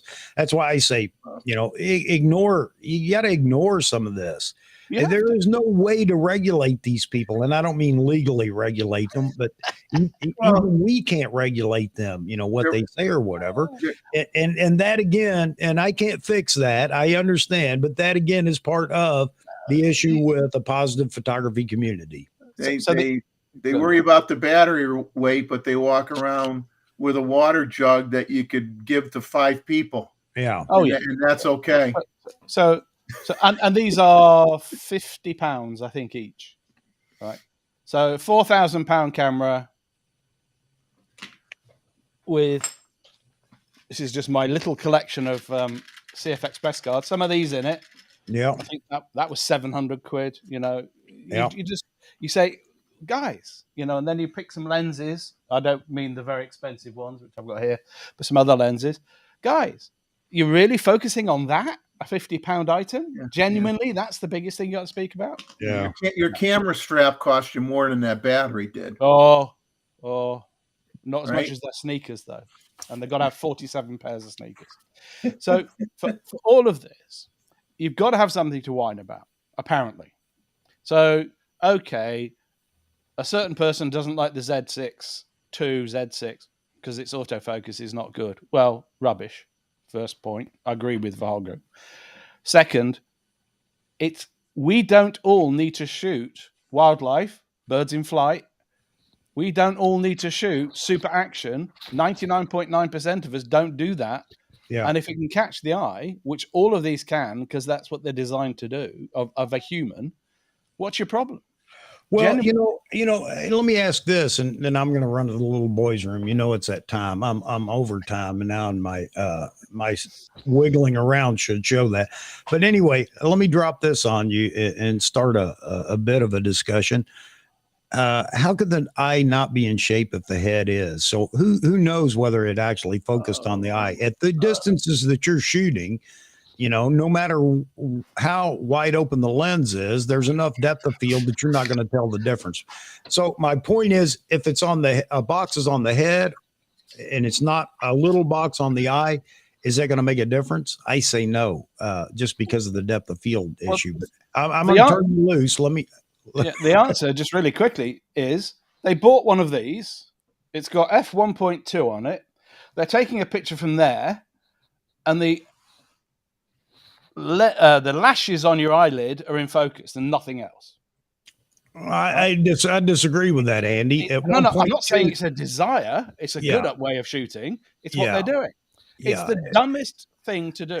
And that's yet another thing to talk about is how many people understand depth of field and how it changes with the distance to the subject. It's because, I had to listen to a lot of people talk about why do you want a 1.2 lens, one eye in focus, one eye out of focus. And I'm thinking, well, you can do that. But in most cases, even in studio, you can eliminate that possibility. Yeah, some portions of the head may go out of focus, but my point is that depth of field changes with distance to the subject. The farther away from you are from the subject, the more depth of field you will have in focus, even with a 1.2 lens. People don't understand that, and they bring these things up. And again, these are the things that cause dissension in the community. People they go out and they spew these things and say it, and then you got other people that are parroting that because they haven't investigated it themselves. But Joe Smo said, and therefore it's gospel, and here we are. And then somebody says, well, you don't want to buy that. Yeah, right. Because they're also idiots. I'm sorry, but this is my word of the moment, right? Yeah. Peter Hurley, who's taught more people headshots than anybody I've ever heard of, is very simple. He shoots f5.6 to f8. Yeah. Right. And that's because he's 5 feet, 6 feet from his subject. Yeah. Right. And he's got his bright lights and all of that. And he's doing just that. Right. He's not doing the rest of it. And he wants from there to there in focus. Yeah. Right. f5.6 to f8. Even a fat bug like me, you need a bit of depth of focus, right?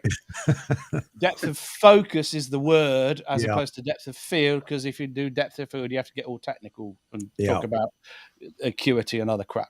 Mm-hmm. So depth of focus, right? We all know it. But you've spent $3,000 on this, and so you've got to you should only have that because it can shoot f1.8. Excuse me. It's one of the most beautiful lenses in terms of rendering I've ever had in my hand. Yeah. Ignore the 1.2. It's just how the images look, right? Anyway, hello, Jeff, Leslie. Well, hey guys, this is all part of what goes on in the community again that starts to break down the community, because we go through these constant, ups and downs over stupid things like batteries and whatever, because people are. I don't know.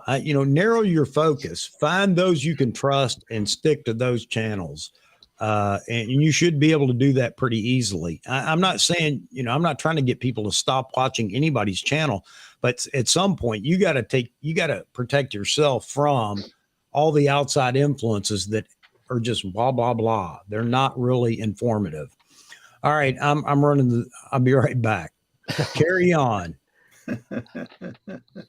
How you doing, Jeff? Hey, doing good. How are you guys? Hey, wonderful. Another day in the neighborhood, right? Well, at least we finally got some rain here last night. It's been about 10 days since our last rain, so we finally got some last night. So where are you, Jeff? I am in northern Kentucky, about 20 miles south of Cincinnati. Oh, cool. So were you like in drought conditions or just if we hadn't got any rain last night, it looks like we're going to get a couple of over the weekend, a little bit. About another week, we'd have been in drought conditions. We were getting close. Yards dried up and turned brown. Some of the streams that we go and do a lot of photography around are really low and just like a series of pools with little riffles between them versus a running stream. But hopefully it rained enough last night to at least head off some of that. Yeah. The weather patterns have been, well, strange to say the least. Yeah. But yeah, I wanted to join today because I like this topic that we're talking today. Just, as if anybody's watched my channel, it's like, I don't talk about gear at all. And I try to make it positive, encouraging, just, enjoy the wildlife and enjoy the nature and take a break from all the garbage for a while and spend 5 minutes and watch a video. I only get that. Well, like you just said, garbage. I only get that when you're on YouTube. Yeah. I mean, I could be shooting with 20 photographers within, 50 yards of me. And people will say, oh, did you get that? Were you able to get that shot? Or did you see that? Or can you show me what you got? That type of thing. Not one person ever says to me, oh, what camera you shoot? Oh, you shoot that? Never. Nobody even talks to camera brands at all. It's about the results. What did you shoot? What did you see? How did it come out? Oh, how did you get it to look like that? Whatever. the stuff that you want to talk about, really, the camera should be a secondary, very third, fourth down the list, I've had a few, not many, but over the years, I've had a couple of people come up and ask, what kind of camera you're shooting? Oh, well, that's a big lens. What is it? But I think it was more curiosity than, Yeah. than any Muggles. kind of critique. It was just like, Yeah. you're shooting a lens that long, and Oh yeah, they're curious about it. They haven't seen anything like that. I shot in 2010. I shot the Fastnet race start, which is a big sailing event, from a sidewalk next to a beach from about 3 miles away, and I had a 500 to 800 mil Sigma on a tripod, and all these people walking by going, "Oh my god, that's huge!" I mean, it was massive, right, with its shade, and everybody had the same question: "Oh, what are you shooting?" And I just point at the boats. "Oh, can you see it? Can I see it?" "No, I'm taking photos. Come back later." And I clear off by the time they come back. So, just interestingly, DxO Labs has just updated their Photo Lab and Pure Raw to include Z8 support. That's downloadable right now. I'm doing it as we talk. So we've now got all the top 3, 4 probably. So Adobe, Capture One, and DxO. Who's the other one? Can't remember. They all do Z8 support. Didn't take them long. That's pretty good, I think. We'll see if they've got HLG support when it finishes downloading. But most of these questions that we have, and I reinforce what you say, Jeff and Jeff, the two Jeffs, in the field, are about animal behavior. How do you find something? Where's a good spot? How do you get there safely? And how do you get out without getting eaten? I just watched Rowley's B&H feed talking about his polar bear experiences, where he guides people on skidoos, whatever you call them, on Svalbard. And I'm going, how close are you going to get before you get eaten? He says, oh, it's 100 meters before one or the other of us. I've said, have you seen a polar bear run? Yes, he has, by the way. And they've got guns and other things, but their idea is not to get shot or shoot something, not to shoot anything. So, that's what our chat's about. And what did you do? Oh, I got Lagogo climbing a tree. That's one of my leopards. Oh, you got that? Yeah. Did you get the fight that happened in the bushes below? No, we couldn't see it, but we heard it. Did you record it? No, because I'm stupid. As me sitting with a field recorder in the vehicle with the magic this is a field recorder. Can I record it? No, because I'm listening. Is it going to climb the tree? Is it going to climb the tree? I wish I'd recorded it. So most of what we talk about are opportunities and missed opportunities, and how do you get better opportunities, and where should we go? So this Conowingo Dam fascinates me. Up in, is it Maryland or southern? Yeah. Something? Yeah, Maryland. Yeah, I've got a lot of friends in the Washington D.C. area because I lived there and worked there for a while. I've never been to that dam. I think next time I come over and I'm required to attend something, I'll be bringing a nice camera and a big lens and going up there to see if I can actually take a picture of 5,000 eagles all fighting each other at the same time. Because apparently it's hard. I don't know, guys. I've not been there. Hey, we get one if we're lucky, one eagle. Yeah. Hey, Andy, if you're ever in the middle part of the country around Iowa in the wintertime, which is not a very pleasant place to be, by the way, in the wintertime, but the locks on the Mississippi River up around Davenport also attract a lot of eagles. Now, so I was at Rock Island and Quad City. Okay, Rock Island. You know where I'm talking about then. Go there in January and February when everything's frozen over. Yeah. My clients are at a certain location there, and I wasn't allowed to carry cameras, so let's leave it there. Okay, I know exactly where you're talking about. Yep, I'm sure. I was in the Marriott when tornadoes were coming through, and all of a sudden, on the side of on the glass, the rain went from that way to that way, and I went, "Hang on, maybe it's time to move, go hide." Yep. You guys get weather. It's hilarious. Yeah, we do. Yours Sometimes kind of it's fun. just looks the same every day, doesn't it, Andy? No, you evil swine! How can you possibly say that? We're a little country, right? A little island off of that place called France and Germany, Yeah. and we get a nice warming Gulf Stream, but we get weather, and most of it comes from you people.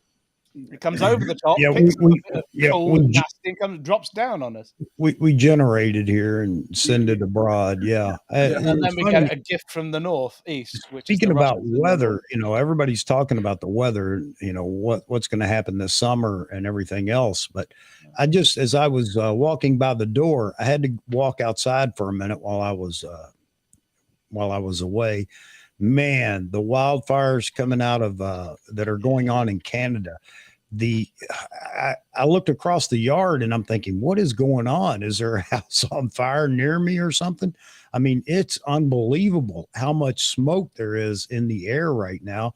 Of course, there's an air quality alert out for us here in Connecticut, but man, it's incredible how much smoke there is in the air. Wow, It's all the way down here in Kentucky too. man. You kind of hope that it's natural, but kind of expect that it probably isn't all natural. Some of the Well, Californian fires and right now, the others- weather for us yeah. is there's a big high that's blocking or moving the jet stream, and we have air coming out of Canada down into the northeast, and it's Yeah. carrying all that smoke. It's hard to believe that it's that thick out there right now, man. Well, and that the ground is so dry Yeah. that these fires can just take root in it fast. And Darren, of course, a little bit of wind and off you go. Yeah. yeah, Darren says over 200 fires now in Canada. Man, I've heard about it, but I didn't know it was this bad. My heart goes out to everybody up in Canada. Wow, that's incredible. Man. Robert's saying there's a blanket of smoke over in New Jersey. Okay, Yeah. you can call it smoke if you want to. Sorry, I couldn't resist, man. Yeah. First I time mean, I saw, yeah, sorry, go on. it's unbelievable at the air out there right now. I mean, I wish I could show it to you. It's incredible how thick it is. Just You get can't somebody who see- lives near Los Angeles to take a picture of the smog. Yeah. It's nasty. But then you go to Thailand and Bangkok, talking of travel, and you're standing on the street and you see this blue wave as the little motorbikes, the two strokes, come at you by the thousand, and they're preceded by a blue wave of ugh, right? So anyway, do you want to get back to photography? Maybe we should. But Yeah. So my thought for a stream, a conversation, since you've got on my right, your left in this layout, two people that shoot wildlife, it would be a conversation about tracking and behavior, not wildlife behavior, and how you get yourself in the right spots and how you then can take images at the right time of day when the behavior happens. Some people are crazy. Some people are in ghillie suits and they sleep on top of mountains and they get fantastic shots occasionally. Other people seem to go to the right spot. Mark Smith, the Osprey shooter down, is he in Carolinas or he's Florida? down in Florida now. Florida, yeah. In Florida, and He's he lives just about got 20 these minutes spots. away from Sebastian Inlet, which if you can't get a good picture there, then you got a problem when you got hundreds of them getting food. Yeah. Ospreys, primarily, is that right? Yeah. And it's kind of, okay, that's on the list to go to because you've got those spots. So there are spots everywhere. Now, some spots we like to keep quiet and secret. Some spots, everybody, like the dam, everybody knows about. So it's nice to understand if you've got people on the panel or in the on the chat, where do you go? Share some of your spots. But the deal is we want good behavior. So don't go there and spoil it for everybody, people. Yeah. I could show you this stupid photo I've got of a bunch of matatus. They're little buses. Crazy drivers, little buses, trapped guests inside, and the driver knows he's going to get paid a big bonus if he gets 1,000 sightings a day or whatever. So they're driving around the safari parks and they're causing havoc. And you've got the little people with cell phones going, I've got to get closer, because they've got a cell phone, they haven't got a camera, right?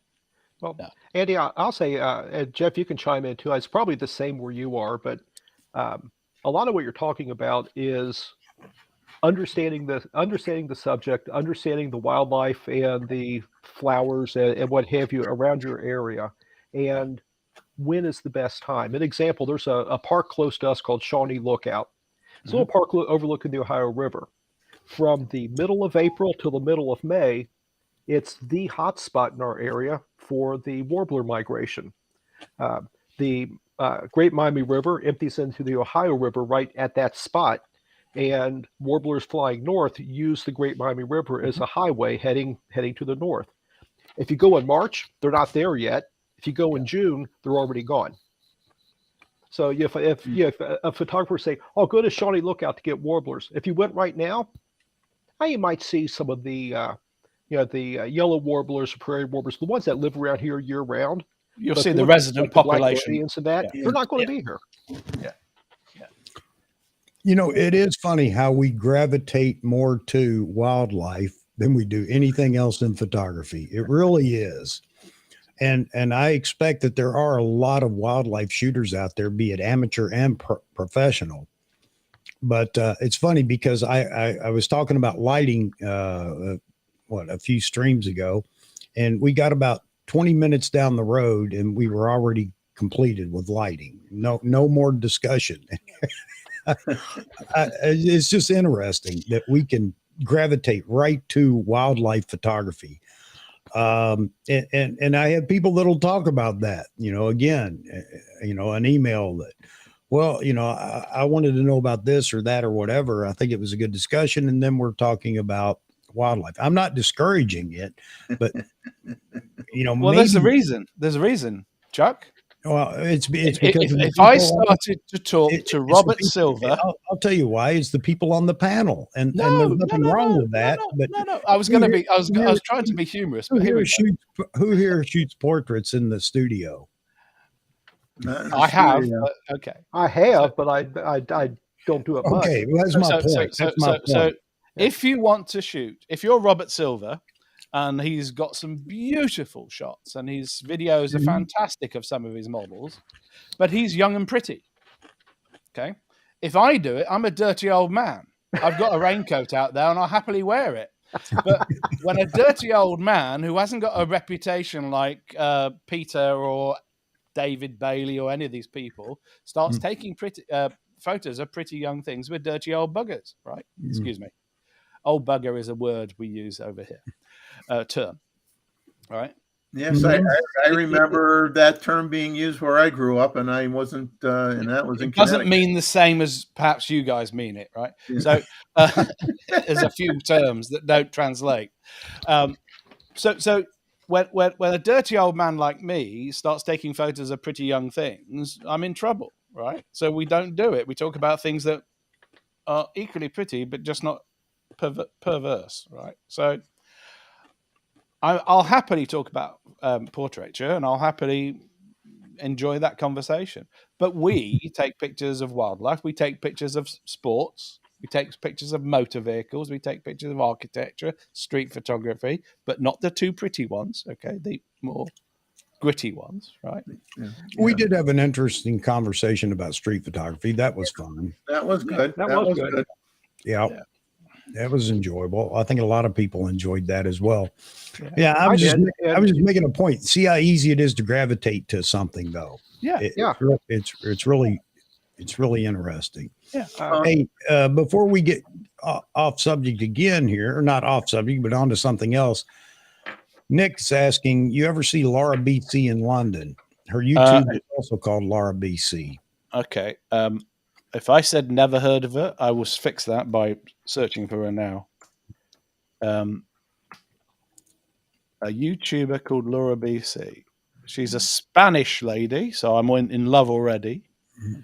dusky eyes and all of that. See, I'm the Hence perverted old guy. I'm now distracted. I'm looking at Royal BC. you're back to wearing your raincoat now, Andy. Yeah, it's England. I've got many. Oh, and buy you me didn't a like coffee. my weather comment. Yeah, but you see, when you live there, you're allowed to make those comments. If you're a tourist, you're not. Okay, unless you get rained on. You have to come and pay your dues. Walk the streets of London in the rain and enjoy it. All right, so I've not. I'm looking at her page, wondering about what she sells.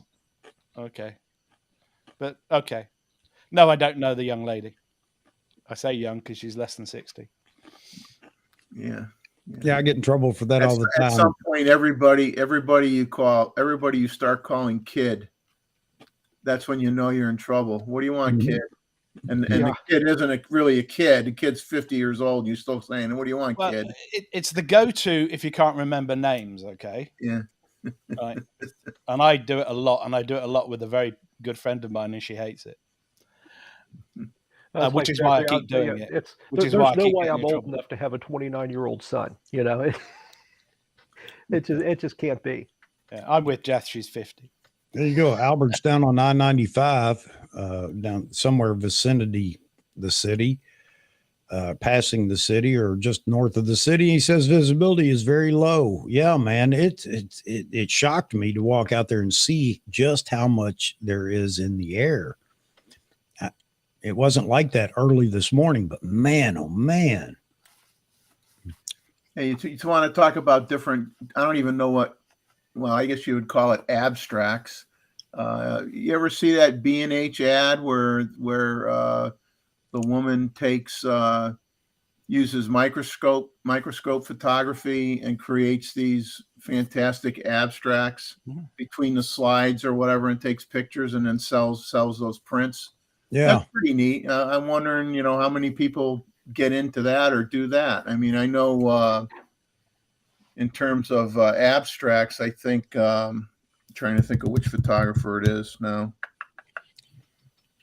Hey, thanks, Nick. Yeah, we'd love to have photographers that have tours all the time where they focus on abstract photography all the time.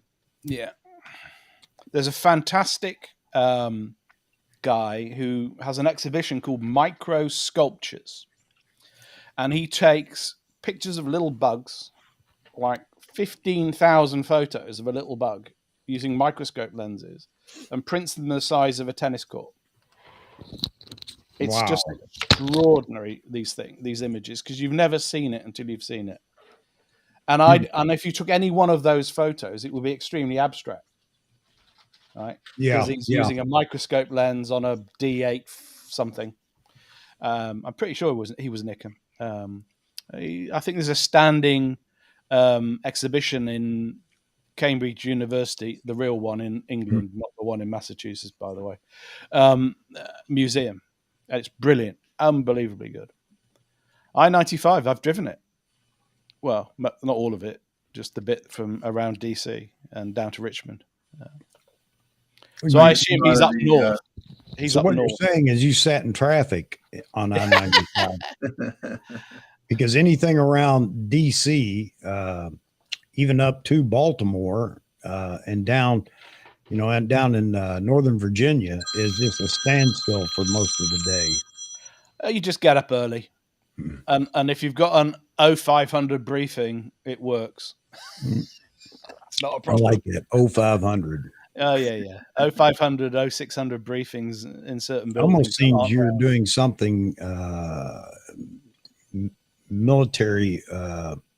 I've worked with your armed forces. Defense industry. Yes, I've worked with those guys for years, yeah. Back then, in the day. Anyway, so... I just saw the photographer I was thinking of that does a lot of the artsy stuff. Art Wolf. Art Wolf does a lot of that stuff. Well, yeah. Of course, he started off as a painter. He wanted to be a painter, and then he went into photography. Yeah. I have this maybe I said it before, probably did. I don't shut up, obviously. If you've got to write a book to explain a picture or a photo or a painting, then I'm not interested.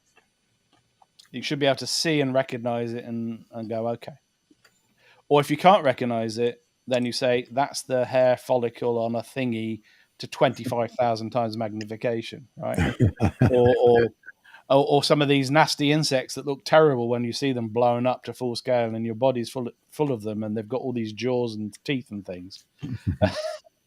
Yeah.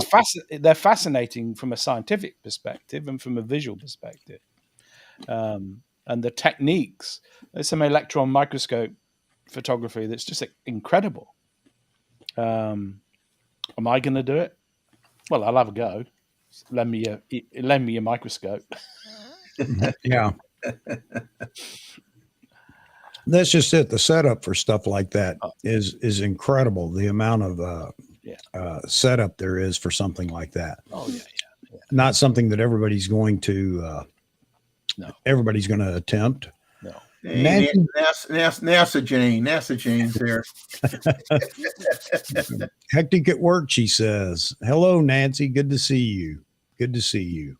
Nancy, time to retire. Just take pictures. Yep. That's it. Well, I hope that they keep the Hubble flying, by the way, and serviceable, that it's this 40-year-old thing. I just hope it keeps going. As fantastic as Webb is and all these other things, unbelievable images.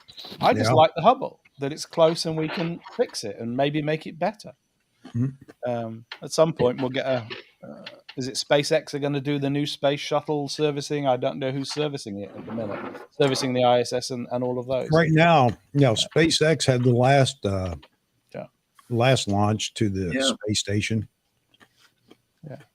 Yeah, I did give it pretty much just them. I mean, you got the Jeff Bezos's group there, the Blue Origin or whatever, but I don't think they've really done as much as they thought they were going to do. Yeah. Not to go completely off kilter, but in 2000, I did propose to the OMB scoring office how we could do the space shuttle, but then let's not go there. It required a private enterprise version, which is what you've got now. Yeah. But private enterprise won't do exploration. It's just not what it's geared up for. It'll do routine stuff, and now this stuff has become routine.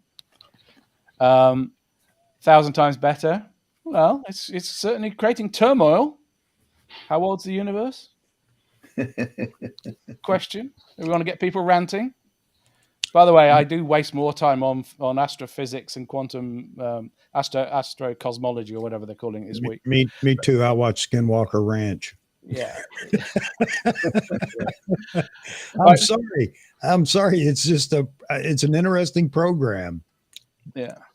How so many bright people can be so annoyed with each other is hilarious. And you think photography gets ranty. You wait till you get some physicists in the same room together. All right. Oh man. Hey, Chuck. It kind of went by, but Darren a little while back made a comment. He said, "What I dislike in the photography community are photographers who, with an arrogant attitude, who think they're better than everybody else." I tend to agree. I think I was going to respond to that. Then we kind of got off on telescopes. Then my mom called. Don't worry about it. But I think sometimes we perpetuate that ourselves too. Mm-hmm. I've seen it in the forums. Again, I'm a nature photographer. I'm outdoors. I'm on the trail, and a lot of non-photographers, joggers, or whatever, running by and ask questions. And I've seen in the forums. I've actually even seen people I'm with kind of get grumpy with people who ask them questions. And honestly, that gives us all a bad name. I try to. I mean, if I'm like laying on my belly taking a picture of a deer and some yahoo walks up, "Hey, what you taking a picture of?" The deer takes off running. I'm probably not going to be real happy about it. But at least I'll try to be polite to them. I had a situation a year or two ago. There's a wildflower garden right next to a playground at a local park, and they have a lot of butterfly weed, milkweed, and it was just covered with butterflies. So I'm out there with my macro lens snapping shots of the butterflies. Well, a guy with his kids, his wife and kids up at the playground, saw me and came down. It was, wanted to make sure I wasn't taking pictures of his kids.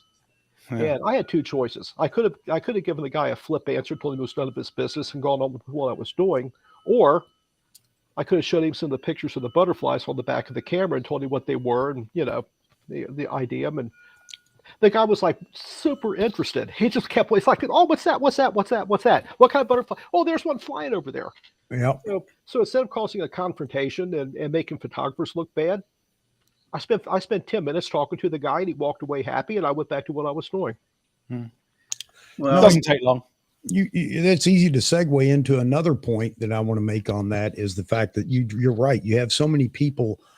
You have quite a few people on YouTube that are so proud of themselves and what they've built that they don't have time to talk to you or I. We're just nugs, we're just small cogs that don't even count. And that can bother me at times, how they will only talk to somebody they feel is relevant and in the photography community rather than, extending a hand and saying, hey, nice to meet you or whatever. That goes on all the time on YouTube as well. They become celebrity like, and unfortunately they don't handle it well, in my opinion. So I know what you're talking about. So I have a take on that. And of course, it's slightly in the opposite direction. Everybody's time is precious. And if you're working and you're shooting, for example, on a project or something, you maybe don't have time to be that nice person that's got loads of time or will spend it with people. There's a terrible movie called Tin Cup, and the evil protagonist says, this is my office. As in, he's got people coming up to him and asking him questions, and he's just trying to get from A to B. And he's being a little abrupt, and he's probably had a bad day on the course. And I can understand that. So, so I beg to discuss that point with you, because David Duvall did the same thing at one point. Yeah, he did. He got killed. And it aggravates me because no, you're not. You're an entertainer. If it wasn't for the entertainment value, you wouldn't even have a job. So I'm sorry. That is part of your job in entertainment. I understand it's not convenient. It's not right for somebody to do whatever. But the bottom line is you're an entertainer. You provide nothing to the economy. You provide nothing to the safeguarding of the country or anything else. You're purely an entertainer. And I by the way, I like golf, but I don't like entertainers coming off as if, well, this is my day job. Your day job is to entertain me, period. Yeah, and they do that on the course. Yep. Okay. Yep. So we could have a long discussion about that. It's their time. They get to be the miserable person or the happy person. And in front of cameras, they can be one thing, and in the back streets, they can be another. Right? Yeah. And nobody that's really, really good has done anything other than being absolutely focused on spending their time becoming good and staying good. Yeah. No athlete, no sports person. I'm sorry. That requires a level of focus and dedication. And yes, after a while, they learn they've got to be human too. Yep. But you ask any of these players. And I understand being respectful to anybody is the first thing you should do. I get that. But I'm not awestruck by anybody. I am not.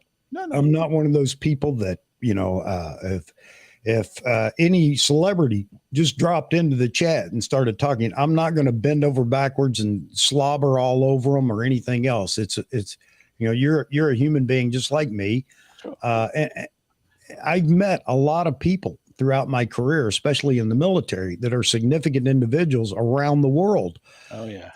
And I can tell you there are some of them that are just as gracious for what I do as I am for who they are. Sure. And those are real people to me. Those that, don't have the time of day for me. And it's the same way. And as you were saying, Jeffrey, it happens in YouTube as well. I don't have time to answer your comment. I don't know who you are. But you watch, they'll answer comments from people that are, I don't know, significant, I guess I should say. It's just bad. Or Well, But patrons. we're not going to change them. We're not going to change them. I get that. Well, it's funny. Like it's a state park I go to. It attracts people from all over the country. Go there, to take bird pictures and whatnot. And so I'll meet people. They live out in the Midwest or whatever. They're just here for that 1 week vacation, and they're going to focus on, or they decided to go camping at the campground. It's in the park, and they're not familiar with the park.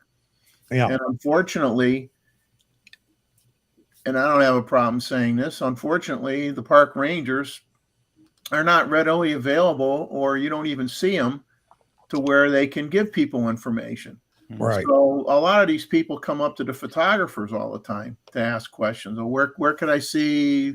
Have you seen this type of bird here? Is it here yet? Or general questions like that. Which normally you'd like to think, okay, there'd be a ranger around that could entertain those questions, but there never is. And I had one day, and I had taken quite a few pictures that day, and I was just going to take a walk, and I'll walk a few miles up the road to go to the other end of the park, or I'll go the other direction, whatever. I met these people. I didn't know them. They didn't know me. They asked some questions. We were getting along, and I says, well, I'll tell you what, if you want to see this, I'll take you there. We walked for like over an hour. Yeah. Took them through the whole park. They got their shots. They appreciated the time. I made a friend for a day that I didn't know, and I don't have a problem doing that when I have the time to do it. And it's just sad that in some cases, you don't have enough rangers that are available to really spend time with the guests and show them around. Barring being busy or in the middle of something, I understand that. I get that. But are we really doing a good job as photographers in when we brush off somebody that asks, it may be a stupid question to us, but can't we just answer that question or give somebody a little bit of advice if they say, hey, how do you do that? I mean, obviously there are things that you're not going to be able to explain in 2 minutes. I get that. Sure. But just being nice to them instead of, you're not going to learn it, so I don't have time for you, and can't you see I'm busy and blah, blah, blah. It doesn't happen all the time. Don't get me wrong here. But, I think that because this is what we enjoy and love as photography, we could be better ambassadors sometimes about how we address people that ask questions or whatever. Sure. My niece runs 3 reserves for the Royal Society for Prevention of Birds, as I call it.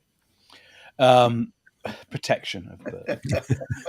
And they have a vast cadre of volunteers that count. They count birds in and birds out by, I don't know how they got the patience and skill. Yeah, we have one fellow that I see that's there 7 days a week counting birds. They walk around with spotting scopes, because you can spot these guys, right? It's the guys with the spotting scopes. They're twitchers, as we call them. And they know huge amounts. In a place not too far from me, they hate photographers. It's that individual group of counters, twitchers. They're there. It's their little, that we got these big hides that you can sit in, and they just seem to hate photographers. And obviously they've had some bad experience, and I think the attitude is not right. 99% of the rest is perfect. So we just ignore them. Right? Yeah, and I'll answer a question. Let's all applaud Mr. Nick here. He's got a gloat. He made 13 cents on Shutterstock in a year. Way to go, Nick. Way to go. You planning your vacation already? That's 13 cents more than I made. Same. I was going to say the same thing. So, talking of Art Morris, the bird photographer. Yeah. He wrote a piece on his blog, is the money ended, basically. So can working photographers make money from selling product and their images these days? And obviously he's seeing the wall of almost no income. And I think he has a site that sells images for people. You can post your images, and they've got deals with companies that buy them. And I think that takes us into another conversation, which is how do you make money now as a photographer? And one of the things that Verhoeven had was a conversation about wedding photography. And obviously it gets into AI, which it isn't AI, it's deep learning, but okay. And how people can now fix things in post and don't actually have to go to the venue. But if you used to sell pictures on Shutterstock or one of these other sites, are you getting income anymore? Or are there just billions of photos now for them to pick from? I think that's it. Yeah, there's just billions. It's not like there's hundreds or two. It's billions and billions and billions of Osprey shots because Mark Smith has taken all of them. Right? Yeah. Everybody else has taken all of them and they all get posted. That now the unique shot has got to find air in that cloud of whatever he called it, that unique special shot. I did comment, there's the snow leopard that fell off a cliff 400 feet and got up and walked away. I don't agree, Nancy, but I don't sell, so okay. That one sold because it won a prize and got air. It won a prize, it got air, and people saw it, and then it sold. So how do you get your images out there to give them visibility and air?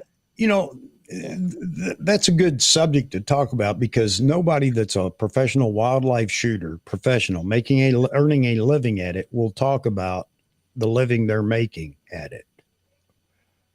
Is it protective to protect their interest, or because I couldn't tell you right now, how do people make money at being a professional wildlife photographer? Well, I mean, a lot of them do tours. Yeah. A lot of them do tours. A lot of them sell books. A lot of them are guest speakers and get paid to speak in front of groups. A lot of them teach. Mm-hmm. And that's where they make. I mean, they don't make a living on their prints. I mean, they'll sell some prints and they'll sell them for a good price, but it's mostly touring, guest speaking, books, stuff like that. Yeah. Teaching. The best way to make a small fortune as a wildlife photographer is to start with a large fortune and work your way down. Jim Brandenburg, right? Yeah. Mr. Wolf, right? Yep. He was a rock star, apparently. I'd never heard of him. Okay. And he's now in Minnesota, one of the Minnesotas, or Black Crow Country, or whatever it's called. I can't remember. Sorry, out there. When Attenborough came and did one of the Predator series, it will perform very well, Johannes. He was the guy guiding the shooting team that came to shoot the segment on wolves because he knew where the wolves were. In fact, they come to his studio every morning. At least one pride does. One group of wolves. So the answer, I think you summarized it. You sell product. That's how you make money on YouTube. Number one, you sell product. You sell us time, your endorsement to some advertising because you're a famous person or you've got 1,000 million people watching you. You don't get revenue from views and clicks. That just enables other people. That's just marketing. Yeah. It's you get revenue because somebody's sponsoring that show or you've sold a segment, right? So every single one of those hated people you mentioned at the beginning of this non-rant, not a rant. Not to rant, yes. Not to rant. They have a 30-second bit, right? They sell. Right? So that brings about the question as to how do I find these people? I'm a wildlife shooter and I'm actually pretty good. I've got these wonderful photos that everybody talks about. I compare them to what I see on, sites and YouTube and whatever, and they're comparable to those. How do I get this guy or somebody to sponsor me?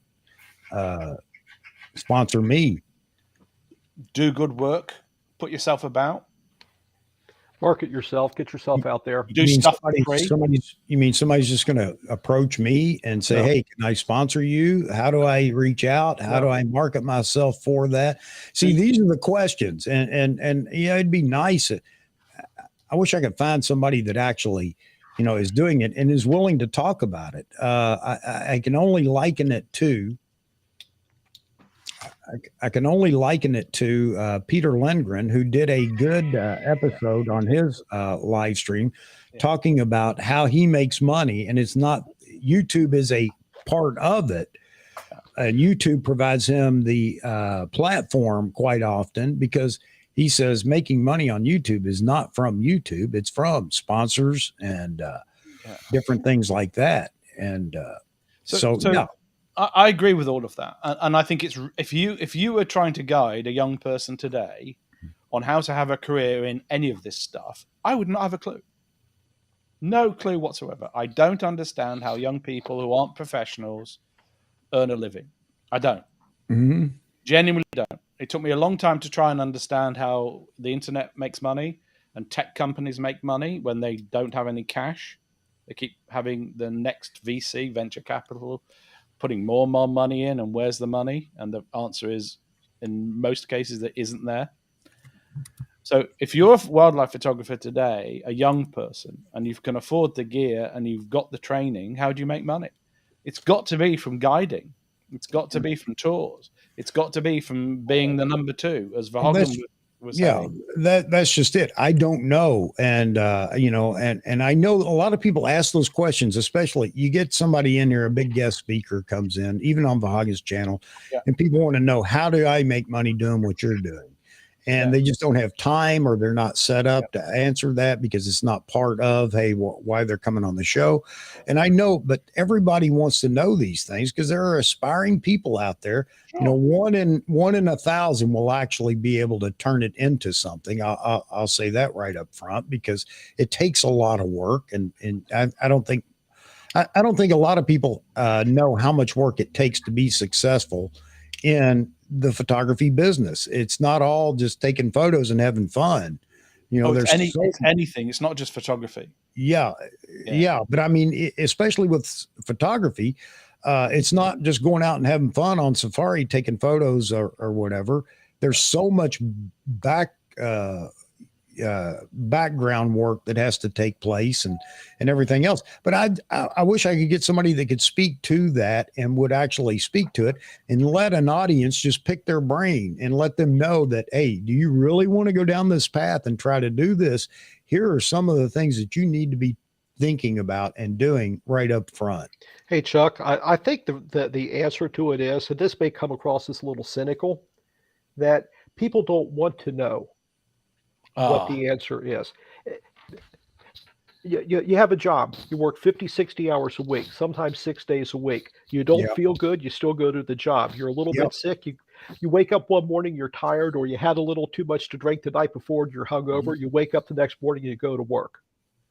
That's what it takes. You have to be willing to spend 50, 60, 70 hours a week marketing, photography, printing, editing, leading tours, advertising tours, going out and trying to sell your tours, all the stuff that goes into it. It becomes a full-time job. And if you're willing to work 40, 50, 60 hours a week at it, over time, you can probably make money. But then you have to think, how much do you make? I mean, I spent 36 years as a project manager. And honestly, if I wanted to right now make money, I'm retired. I don't care. I've got plenty of income. But if I wanted to make money, I could make more in a day as a consultant than I could in a month as a wildlife photographer. Oh, and the rest. Yeah, easy. Yeah. So RNLMC, what's that acronym for, Edward? Can you just tell me in the chat? Watch Matt Irwin and a few others around calendar time and what it takes just to make their money on selling calendars. Yeah. You know, there's a great video of this young fella, British fella, who does his own thing, landscapes. His whole house is full of calendars, and he spends about a month packing calendars and sending them out. He does it all himself because he hasn't got any people and staff. It's how he earns his money to do the other job. For all of us who've worked and take photos, we work to pay for the photos. And in my day job, I worked 80, 100 hours a week anyway, normally, right? The photos were extra. The photos were my excuse to get out of the office, to go walking, to get some fresh air. Hey, David, I sent you the link. Even though you sent me an email, I'd already sent it to you in an email. So let me know if you didn't get it for whatever reason. I asked a few I'm not going to mention names. I'll just say I asked a few people who have YouTube channels that are well-known photographers, and they've done books and stuff like that. And I've never gotten a response from any of them. And I said, look, if you like just say I make a photo book for myself. Yeah. Extremely cost ineffective. I mean, it's cost effective because it's cheaper for me to make a photo book than make that 100 prints that I might have in that photo book. Mhm. But by the same token, if I wanted to sell that book, what it costs me where I would go to have it done, I could never sell it for that and make, I'd be losing money, because most books that you go to a store, you buy a good book that somebody does, you're talking, okay, anywhere from, let's just say $50 to $75. Yeah. So my question was, okay, if you wanted to publish a book, who do you go to where you could get it done and sell it for that let's say $60 a book, and make something on it? Because I've noticed, I've gone in the bookstore and I've looked, and a lot of the books are printed in China, of course, So I've done 5, I think, self-published, and I'm the only buyer because they're £150 a copy.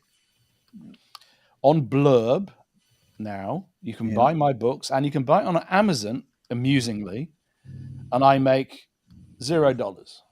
Yeah. Because you've got what it costs, 150 quid, plus the fee to them for selling it, plus the profit, nothing. And it's stupid money. I expect to sell 0. I just thought it'd be hilarious to do it. I created them for my own use. I gave them to friends, right? They've got terrible books on their things. Because the main issue for me is the quality of the printing is never good enough. You've really got to spend money on. They've just done a project. Oops, hello. They've just done a project on the Sistine Chapel in extraordinary resolution, and this little book here wasn't that cheap, but it isn't the big one. It's about this big. The big one. It's $2,000 a copy for the big one. And I thought, that'd be nice. I've been there. It would be nice to have some nice photos of it. And this thing, I think they'll sell 100,000 copies of this one book. And that's why they can keep the cost down. The printing's nice. It's all beautiful, right? The color pictures are nice in it.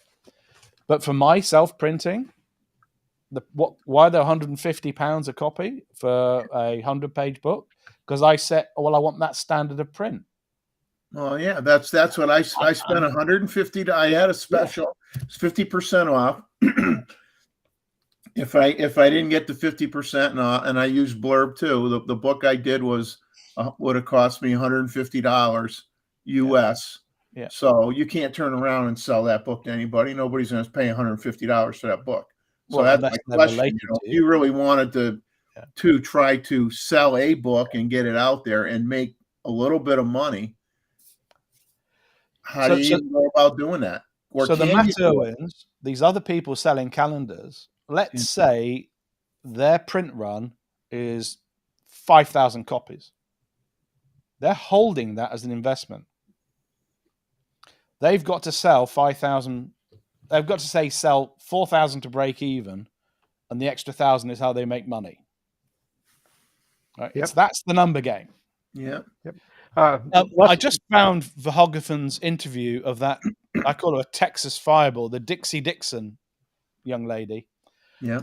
She explains what she had to do to become Dixie Dixon, the name in what she does. All these guys, they don't become famous in 2 minutes. They've worked their time. There's no job in life that you just become, unless I call flash your bits, right? Famous for being famous because you've done your top or flashed yourself or gone on TV and all of a sudden you're famous. For what? Being famous. No. If you want to be famous, you've got to be good at something. That's the prerequisite.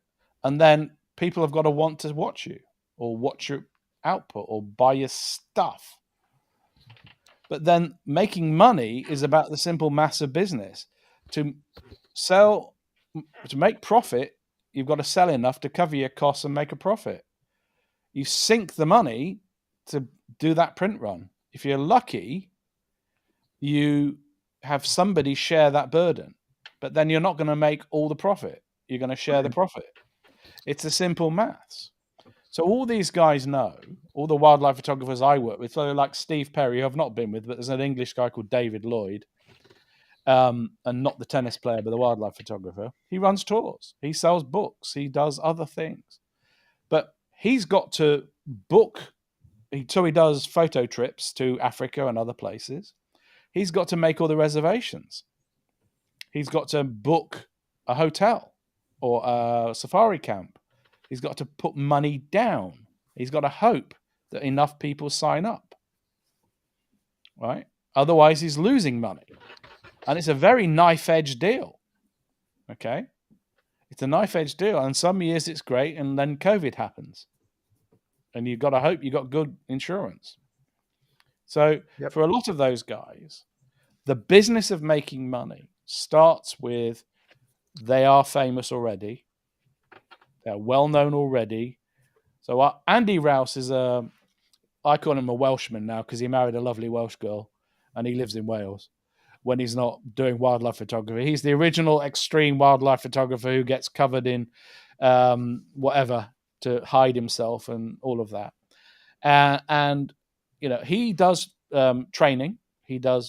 I've got three of his tiger prints from India. I love tiger shots, but I'm not going there. It's too hot. He does tours. He does training. He's an OM ambassador now. He was Nikon, Canon, OM. So he gets paid something for that or for whatever he does. As Dixie says, you get hired to do work for them on a campaign. But they're already famous. And it's taken decades and decades and decades of work to get there. And there's a lot of competition. You know, so yeah, like you said, anybody that I know that I bought books from, that I follow, that may have their own channels or websites or whatever, are people that a lot of them were formerly National Geographic photographers. Yeah. So they were good enough to provide a service to them. They got well known by all the articles that got published in National Geographic, made a name for themselves. Now they can sell a print for $1,000. They do the photo tours. They do the guest speaking. They do the books. They do all that stuff. But when somebody says to me, "Well, how are you going to make any money doing wildlife photography?" I says, "Well, you're going to be more than likely you won't." Yep. You won't. Hey guys, the drunk wedding photographer David's in here with us now. David, Hey, David. you had something you wanted to talk about as far as this goes. Hey, good morning, everyone. Can you hear me? Yeah, very good, Dave. Cool, awesome. All right. I'm all over the place right now.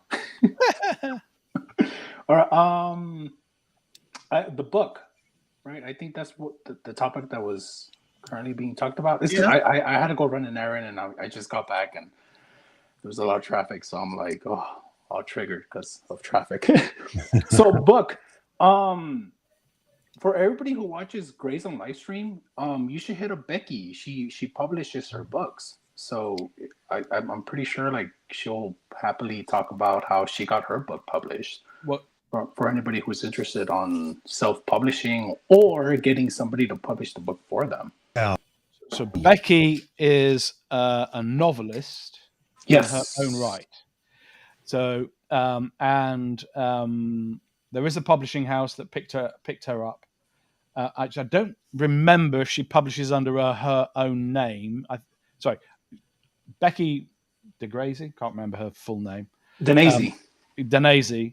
Yes. I don't think that's the name she uses for that particular. Well, she has a non-depend, yeah. No, I from what I got, she used her mother's maiden's name because there was like a confusion on Danese. It was somebody else, and something like that. Yeah, if I remember correctly, have to have a unique name. Yeah. But so it's all you have to have a reputation for somebody. It's the same in the music business, right? My nephew is a musician. He won't write enough songs to get enough material, but we won't go there. He's very good, but he won't do what he needs to do. So I'm having my own rant. He won't do what he needs to do for him to be marketable to an A&R, a rep, as in a record producer, to pick him up. So nor will a lot of these young kids these days. So they self-publish. They do their gigs. Come, you can buy here's my MP3, and they get big numbers of streaming, and they get famous doing that. They've built an audience. You have to build an audience. It's self-evident that if you're in that business, you have to build an audience. Yeah. Well, you do, but I mean, there are unique. Nancy just brings up here, love the lazy photographer calendar. All of his photos were shot from the window of his car. He wouldn't get out to walk anywhere for a photo, but it was great. But yeah, I agree with you. You need some kind of name recognition or something to be able to promote it. And you know who comes to mind? Photo Tripper. Anybody watch Photo Tripper? Oh, Gavin? Gavin, yeah. Gavin plugs his book, and he was talking about that. People are beginning to comment, like, do you have to plug your book in every video? And he shamelessly does it while he's you do. Yeah. I'm in this community. It's a religious community, but the guy I'm watching, he's trying to publish a book, and he's asking his audience, hey, pitch in a couple of bucks to help me publish my book, and it's working for him. So sometimes, just ask your audience. But to the point, just ask your own community, and they're more than willing to chip in. That trick of pitching a couple of photos or pitching a couple of this or a couple of the others works really well. For people that, while you're looking for the book or whatever you were looking for there, Andy, if you haven't checked out Photo Tripper on YouTube, I think it's of great entertainment value. The guy is a pretty daggone good landscape photographer, but he's just so comical, and he has a book. It's his second book, I think, that's come out, but check him out. I think you'll enjoy his content if you've never checked him out before. It's just great entertainment value. Well, I think some people that have done books, and I think our friend in Florida there that he published his Osprey book, I think he might have used Kickstarter, used one of those programs to drum up the money to pay the publisher to do a run of 10,000 or whatever. Here's another thing that you need to think about. Do a calendar every year. It's a big gamble, no doubt about it. Yeah. Go ahead, Jeff. I was going to say, we make a calendar every year. You can get yours here. No, there you go. Well, there's nothing wrong with plug it, man. No. Here's what I was going to say, though. That's something that you really need to consider and think about. The first couple of years we did these, I kind of made them for sale. I didn't want to make money. I sold them to cover my cost and a little bit extra. Well, printing mailing labels, collecting money, putting them in envelopes, taking them to the post office, mailing them out, printing extra copies for the ones that get destroyed in the mail. Yeah. All the things that you don't think about. The stupid little calendar ended up being a part-time job for me for a couple of months as I was getting all that stuff together. Now we print 25 copies out a year, and I give them away to people as Christmas presents and things like that, and they love it. Selling them for enough to make a profit on it and make it worth my while, there was no way. This is where we go back to, people that want to jump in and make money from photography. There's so much work involved with it and everything else. It's not just taking photos.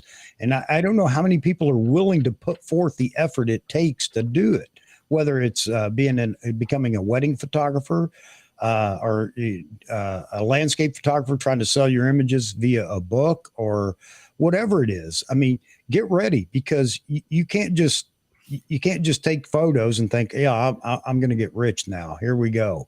No, there's so much behind the scenes that goes on, because it's a business. It's everything else that's involved in business. And so many other things. But I would love to get somebody on to really talk about, and talk about the hours they spent to make it happen, to make it worthwhile, how much pain they went through and suffering they went through before it actually began to make them any kind of profit or something like that. It's just not an easy process. And that goes for a YouTube channel too.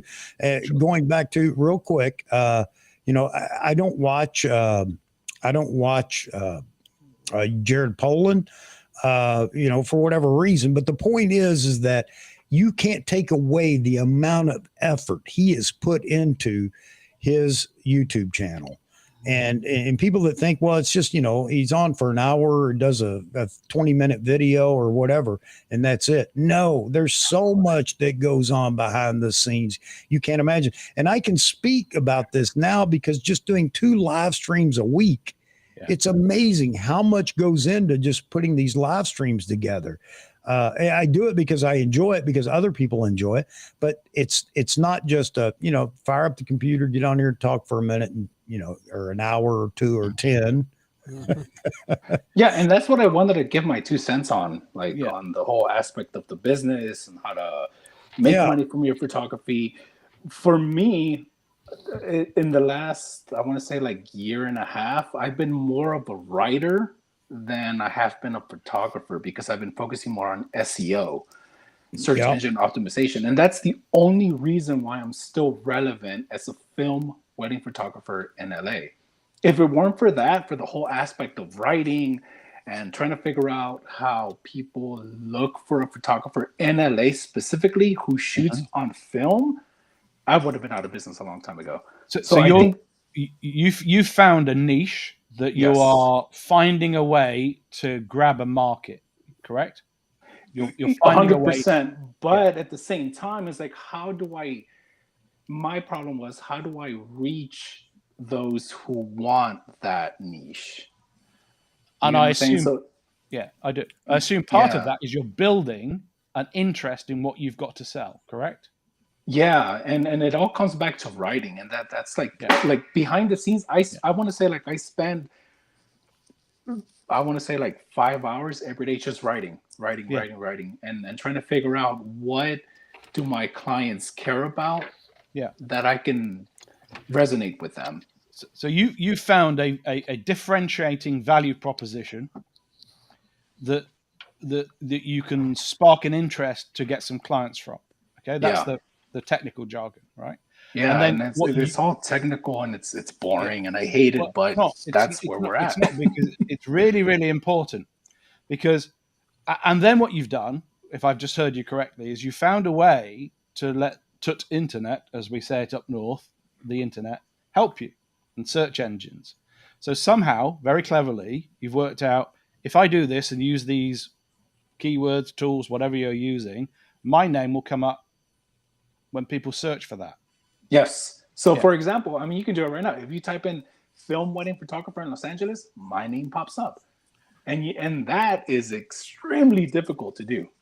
Well, it used to be you have to pay. It used to be you had to pay a subscription or something, 100%, yeah.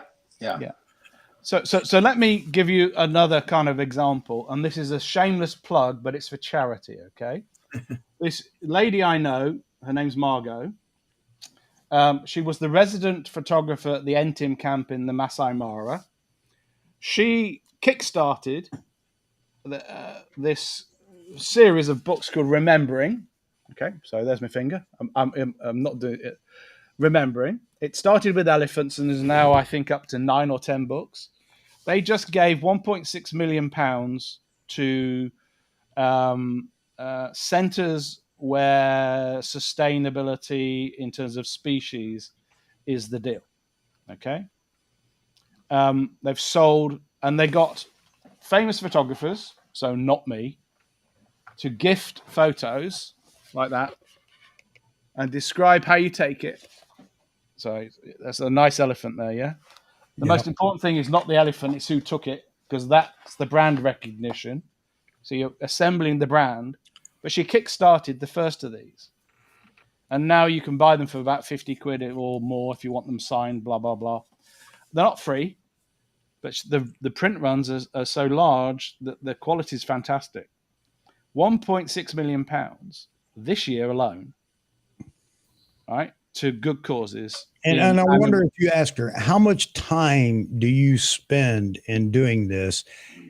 That's the key here is, Yeah, are you it is. willing to put in the time and the effort it takes and the research and learning things that you didn't already know? Like in your case, David, SEO, search engine optimization. And, you know, for us old people, you know, that doesn't mean anything. I don't completely understand it. But the point is that are you willing to put in the time and effort to actually make a go? And oh, by the way, it doesn't happen overnight. Oh, no. You have to be willing to do this on a regular basis to actually become relevant. And Yeah, it doesn't.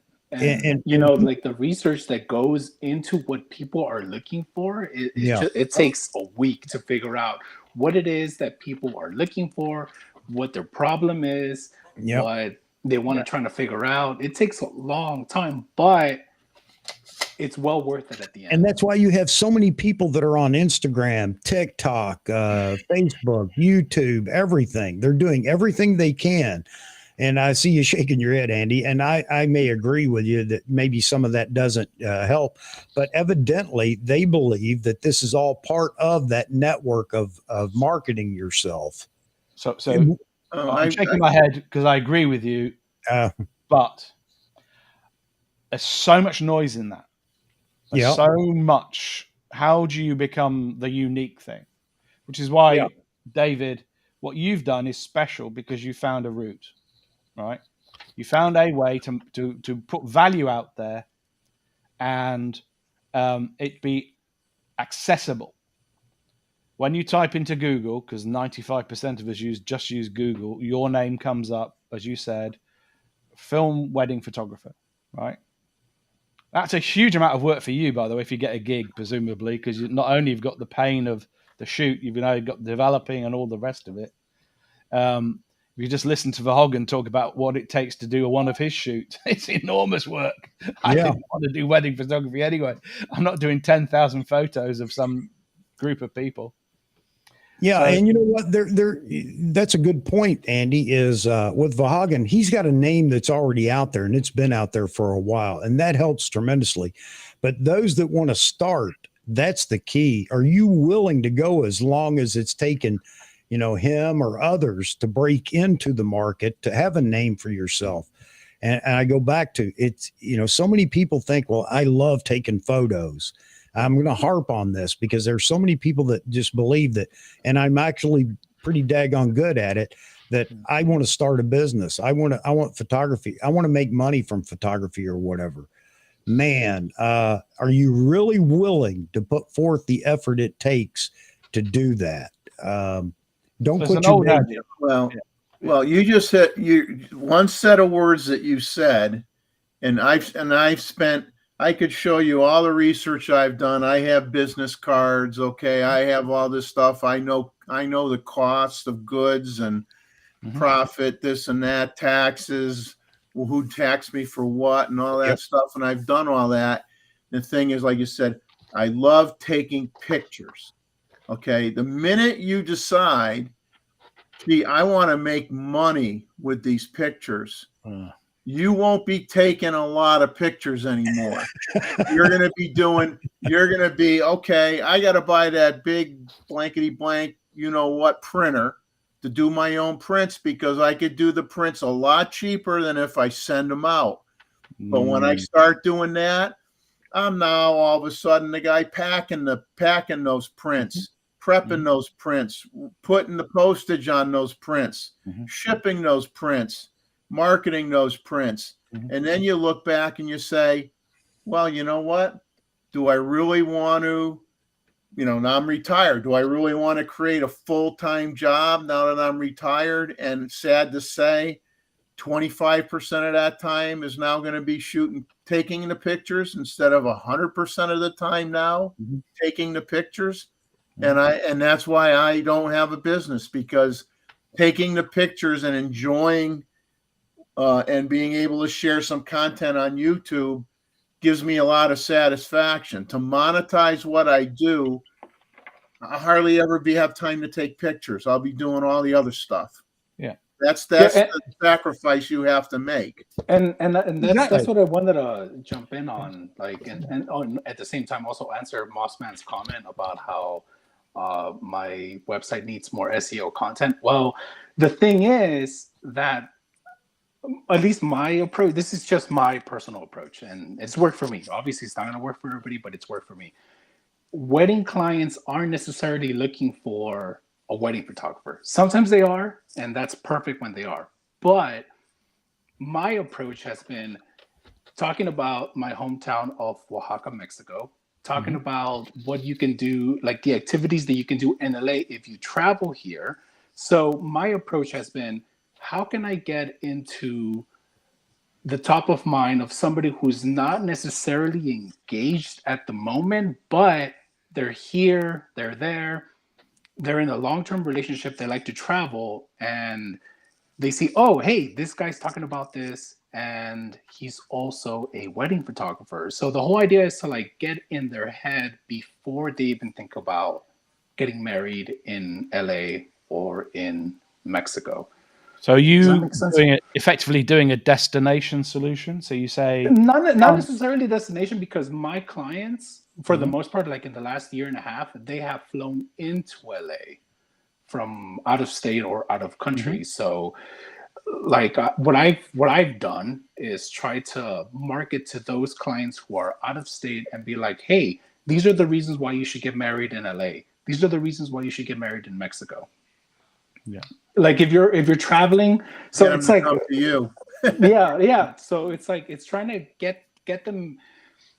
How can I explain it? Like how to be top of mind without them thinking, oh, I need a photographer. But when they do need that photographer, like, oh, that's right, that one guy talked about, so and so. Does that make sense? Like, yeah. I mean, a lot of destination resorts that do weddings, like some on Bali and Antigua and other places I've been to, they'll arrange everything. I mean, you're paying, obviously. yeah, and that's paying something money. that I don't want to do, because man, like there's so much work that goes into it. It's more like how to. Yeah. It's like this balancing act, like So- how so- to so- balance Yeah. that whole part of that's- travel aspect, Yeah, sorry, but I'm at the talking same over you. time, like you don't want to be a travel guide. Like you don't want to like step on anybody's foot. You get what I'm saying? Because like I have to deal with wedding planners. I have to Yeah, deal yeah. with tour guides. Like you Yeah. don't want to step on their toes, No. but you want to give enough information where like you can help them so they can help you. But it sounds where you're at is you need to do some partnership arrangements. Yeah, and I have. Yeah, I have. Yeah. I have. Yeah. I've made Yeah. partnerships with tour guides in Mexico, Yeah. with wedding planners in Mexico, Yeah. with wedding And planners hotels here and in resorts. LA. And places, yeah. I don't see, and that's the thing. It's like how, like at some point you have to like stop, because you don't want to be a tour service or travel service. You get what I'm saying? Like it's really it's that balancing act. But they would love to have an extra they can sell as Oh, part of course, their yeah. attraction, right? So they're Yeah, and making that's what money I on do. their service and the rooms and the meals and the blah blah blah. But if you want photos, we can arrange for this guy to come and do the photos. Like for here I am, and the selling point is this guy shoots on film. you. Yeah. Well, So that's may be a hard to tell. Oh, you're gonna get a rant. Chuck's gonna get going. Uh-oh. Chuck. I am actually in awe of him doing that. I think that is very unique and it's smart because he stands out from the crowd. If there's enough business, and obviously there is, for people that just want film photography at their wedding, I think that's unique, and that's something that sets him apart from everybody else. There's nothing wrong with that at all. Chuck, you'll have to ban him. He used the F word. Yeah. Yeah, like I did I? said in Oh, the I'm beginning, sorry. I am going to have a stream where we're going to talk about old cameras and film. We're going to do that, and I'm just going to sit back and eat M&Ms. Hey, Yeah, everybody, welcome and I don't forward here. remember which live stream I mentioned this on, but I think it was here, no? But on the Saturday stream, where the people who, at least for me, like for the people who contact me, are usually in Hollywood, right? They're writers. They're in some sort of creative field already. Yeah, Those are usually the clients who look specifically for a film wedding photographer. So yeah, there you there's that. go. That's great. Hey, everybody say hi to Joey, Joe Man's Land. Joey, how are you today? I'm great. How you guys doing? Doing well, man. Doing good. well. Hey, Joe. There he is. There he is. Somewhere there. There over there. Right there. So, Yeah, Joe, it's what good are you to see bringing you to the guys. Fun table, man? You wanted to jump in here. What do you got to add? I'm not I'm an expert wedding photographer. I just had my first wedding gig about 10 days ago there. So I definitely the business building aspect of it I'm not super familiar with. But the one thing I will say, at least for me, my website isn't SEO at all. Like I don't do any blog writing on it. Like that's like if you've got capacity for that, that makes the world of a difference, right? Like sharing blogs, sharing stories, searchable items that will get your website tracking. But I think the biggest agent for me that's been selling, like at least getting me smaller clients and just little one-offs, has been social media, right? Like posting lots of stuff. If I have a client that's open to me posting their work, then I will share that with them. Like I'll be posting some of the wedding photos I did, I think probably Thursday or Friday this week, with a little YouTube video because the bride was really happy with it. And why is it Joe about the fire? Yeah, man, Canada's on fire. Like it's like coast to coast, just like one big California. fire. Yeah, California's actually, it always was on crazy. fire. That was the challenge on the wedding photo day. It was right at the peak of when Alberta had the most smoke. So it was actually about a 9 index on the air quality that day. So all the spots I had planned around the city where you can see the city background, it was just haze. So we really had to switch up kind of the approach with it. But I like I said in my comment, I really respect wedding photographers. It's something that's really beautiful. But the pressure of you've got one shot of doing it. Drunk wedding photographer. I don't know how you do that with film. I have mad respect for that because at least with digital, you can keep shooting, right? You just keep going. It's like, oh, I'm out of film, right? So like if you're able to nail those, like that's huge, and like that's really an admirable skill that I do not possess. So, Oh. Dave, And it's funny because do you have one of these 500 shot rolls on as a film back? Yeah, On big the back of your cameras. back, And click, yeah. click, no, click. I use the 36 roll Wow. extended rolls, and it's funny because I use that to my advantage because I'm like, okay, we got to because I have to train for the lack of a better. I hate saying train my clients, but there's no other You way of can. saying it. We understand. So I have to train them to be like, okay, so at some point I have to say, stop, take a break. I'm going to switch roles. So I usually use that to my advantage just to get like those candid shots, like, oh, I'm switching roles. Like we got to take a break. So but it took a long time to get to that point where like, Yeah. it's difficult to explain if you don't see it. I got to make some videos of this. I'm so lazy. And because of the uniqueness of what you do as far as the film goes, you were talking about this in one of the streams and you talked about buying film, and you say you usually buy out whoever has film that you're looking for. Yeah. So a year, when was it? Like in the height of the pandemic, the only place that was selling film was Walmart. So what I did, I went to every single Walmart in LA and just bought everything. So I mean, it was sort of an asshole move, but it's like, hey, at least I'm good for the next 3 years because they had it for like 20 something bucks and change for 3 rolls, and that's pretty good as What's far that, as Kodachrome or something? No, Fuji C200. Okay. So this is one secret. I don't know if anybody cares to know, but one secret about the Pro film, like Kodak Portra or the Fuji 400H. There was one time where the Kodak and the Fuji rep came in, and again, this take it with a grain of salt. I cannot confirm this, but what they told me was that the Pro films were stock films but aged. So I asked them, like, so if I buy consumer film, if I let it expire, would it give me the same quality as the Pro film? And they said yes. So again, this is just my anecdote. Don't take it, as truth, but that's what they told me. So it's like dry aged beef. You stick it in a air dryer for a month, and it costs more than if you keep it for a day. Is that right? That's what I found. And again, like clients like the work, they like the look. So my philosophy is if the clients are happy, I'm happy. So There you go. That's key. But too many people lose sight of that fact that, if the client's happy, that's all I care about. Yeah. Yep. I don't Hey, care. David, what you other brought back photographers memories of say. my wife asking me why I had 50 rolls of film in the refrigerator. Yeah, I know. Like my fridge, if you look at it, in fact, actually, for anybody who follows me on Instagram, like I have a little video of like my fridge, and it's like it's just filled with film. But Well, that takes I do want to throw out like Joe Mansland, like send me your website and I'll do an SEO audit for you. You know, like I'll That'd be give you some awesome. pointers on that. So yeah. Yeah, no, that'd be awesome. But I mean, on the subject of disturbingly empty fridges, when I used to live in Seoul, I was a single man, right? Single man living there, and you're in a different country, Yeah. shopping for groceries if you don't speak Korean. It's hard, right? Like I was eating out all the time. So I had this tiny apartment at one point that was the size of 2 tables. It was a university dorm. My boss had just put me in there just for a little bit. So entertaining was not something I ever entertained the idea of, right? Like it's super tiny, no space. So my buddy from Ireland, he's a street photographer as well. He says, "Hey, my girlfriend and I would love to come up and smoke shisha," because at this point I had a home hookah because that's normal. And I thought, okay, this would be great. They'll come up, sure, whatever. So they come in. There's enough room for 2 people. The 3 of us cram into my little apartment. His girlfriend takes it upon himself to audit my fridge. Opens it up. She's like, "What's wrong with this picture?" So what do you mean? She's like, "There's 2 rolls of expired Kodak, a half-drank bottle of soju, and an egg." I said, "Yeah, don't eat that egg. It's been in there a while." And then she like, "All right, cutlery." Opens the cutlery door. 1 spoon, 1 fork, 1 knife. Why do you only have 1 of everything? Well, I'm not entertaining. This is just for me. So yeah, I totally get it. Hey, everybody. So you're a minimalist mentality. Yeah, exactly. Let's pressure Robert Varner into getting his film developed here. Yeah, go to London Drugs. I'll only charge you $30.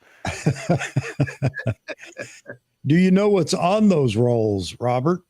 Or have you forgotten? It might be something really important. And Mozman has a comment. Did a millennial just admit they weren't better at something? Yeah, I'm terrible at stuff. Like really, really, really bad. Like usually when I'm making a YouTube video that's like a tutorial on something, it's so I can learn how to do it. Like that video I made of using Final Cut on the iPad. I had no clue what I was doing. I was like, all right, this will be just like the desktop. It was not. It was completely different. I was like, okay, learning as I go, delete sections of oh nope, that's wrong. So Everybody say hello to Bob R Photos. This is Jeffrey's Hi, friend. Bob. He's a big film Hey Bob, shooter. how you doing? So he's a big film shooter. So Bob, welcome to the gang. I know you've been in here on last stream or something like that, but welcome to the gang. And I need to get you, Jeff, Roy, everybody, and you, David, everybody that's a film shooter together for one of these streams and talk about cameras and film. Well, he actually has I think he bought, Bob can correct me if I'm wrong. I think he bought a 16 millimeter movie camera. He has a lot of old movie cameras, and it had some film left in it, and it was a military. It's identified as like military use type of thing, and he doesn't know if he wants to develop it or not. So I said, "Hey, send it out. You know, it might be an Area 51 thing. You never know. It might be alien. Maybe there's a photo of Nikon's Bigfoot. testing grounds. Or could maybe actually be real Bigfoot footage. You don't know, right? Right? I have a friend of my stepson who is into film as far as video, or not video, but moving film, or movie film. And he's a 20-something, and this is his big deal. And I commend him for it. He's got a few cameras. What he was trying to emulate was old motocross footage that he enjoyed watching as he was growing up, and he decided to grab the bull by the horns and go after it himself in modern day motocross footage, but shooting with old film. And maybe I need to get him in the middle of this as well. But yeah, I was impressed. I mean, it takes a commitment to do something like that, you know? 100%. I mean, I actually, Chuck, you remember, I think you were on with Austin and I when we did the Hagen run, and like that's his whole thing is film all the time. And like he actually started using cinema film. Yeah, because it was cheaper and it was pretty much the same look. So if you do a live cast 100% on film, let me know and I'll circulate it with him, and he can maybe come in and share some of the used markets and stuff like that. Yeah, this will be one stream that I know Roy will want to be a part of. Yeah, Chuck will and be, when Chuck it will comes, be like, hey, I got to go to the bathroom, and then we don't see him for an hour. Yeah, nobody will notice. I can just sit back and eat popcorn while this goes on. yeah, but for me, it's I'm a huge advocate for consumer film, like the stuff that you can pick up at Walmart, the stuff that you can pick up at Walgreens or whatever. Because yeah, like that's the one thing I don't appreciate. Well, it's funny because it's a double-edged sword. Like I don't appreciate that the film YouTubers push the consumer films, but at the same time, when they push the consumer films, it drives the price up. So then it hurts my bottom line. So it's a double-edged sword. Oh man, yeah. But the one thing I do like, and as I said, I have to get on the YouTube game. Like I have figured out how to make your film scans match your digital files, and that was with the Nikon DF and the Vesco presets. I'm not sure if anybody knows about the Vesco stuff. Like like they don't even sell them anymore. But I figured out like if you use the Nikon DF and Voigtlander lenses and the Vesco presets, like they really come close to that film look. So that's something that I need to. So, David, you lost me Yeah. with the word film skins, and then from there on, I'm gone. Yeah, Roll back a minute. What is a film skin? Okay, so films. I'm sorry. Did I say scan or skin? He said, said skins, skin. like snake I'm sorry. skins, when you said film Okay. skins. I'm sorry. So the reason why I haven't gone digital is because I cannot match the skin tones Oh, okay. on digital to film scans. Right. Yeah, sorry. Sometimes I get so excited that I'm like, I just like. It's Jumble. okay. We'll be patient. this is why So, we'll sit I back figured- and eat popcorn while that stream goes on because I Right. don't understand the language. So my problem for the last, gosh, I want to say 10 years is how to match skin tones from the film scans on my digital files. Is that, yeah? Yeah, Okay. So I figured out that using the Nikon DF with Voigtlander glass and using Vesco presets to apply on the raw files gets me as close as I can to the film look as far as skin tones. Can't you use? Does that make sense? something Yeah. Can't you use something like this? I lost a stupid question. Yes, but again, calibrate. like it always goes back to skin tones because I can get like the white balance correct, No. but This. yeah, This, yeah, not- because not this. Yeah. because for me, so for me, it's like how can I explain it?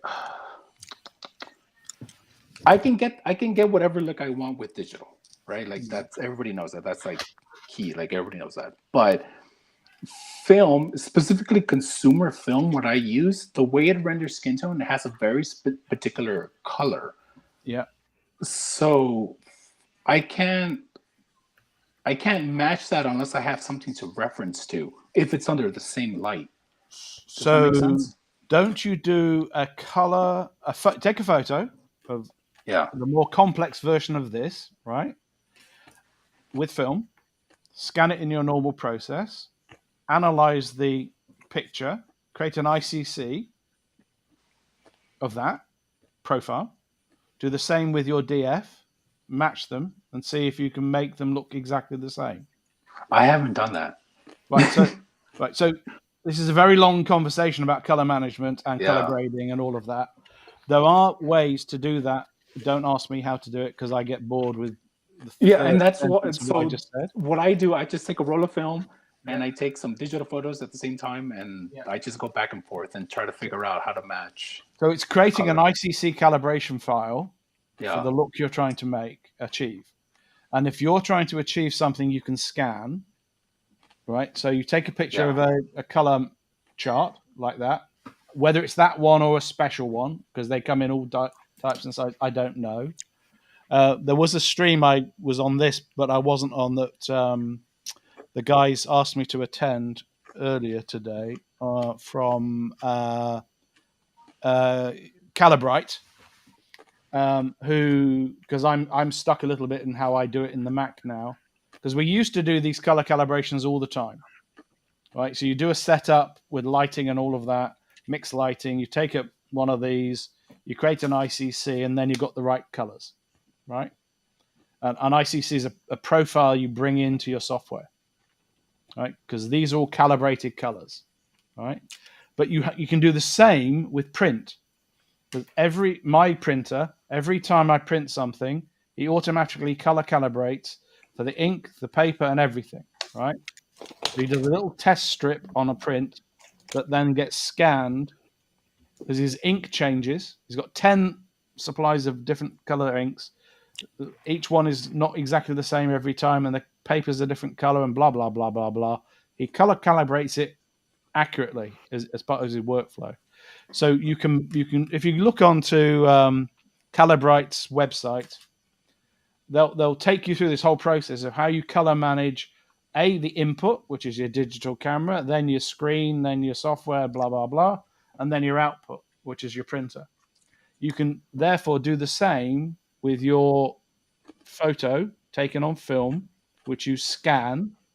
That gives you a reference, right? So if you take a picture of one of these, right, you can color manage, you can create an ICC, a profile for that.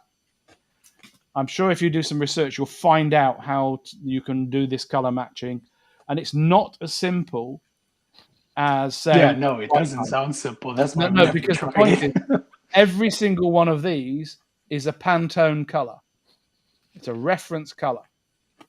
So what it does is it creates a matching for every single one of those. And if I showed you one of the big charts, which are about this big, with thousands of different colors on it, it's what product photographers do all the time. So is it John, or I don't remember who's on your stream as a product photographer? I'm sure Roy would tell us all about it. Yeah. But they have to get the colors perfectly right. There's Mr. Coca-Cola's red. There's Mr. X's blah, blah, blah, right?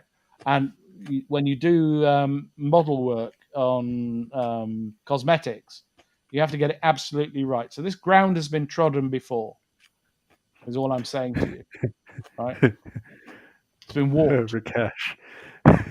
Anyway, let's move. But this is interesting to me because it's technical engineering crap. And it is. That's so me and Jeffrey are all interested at the minute.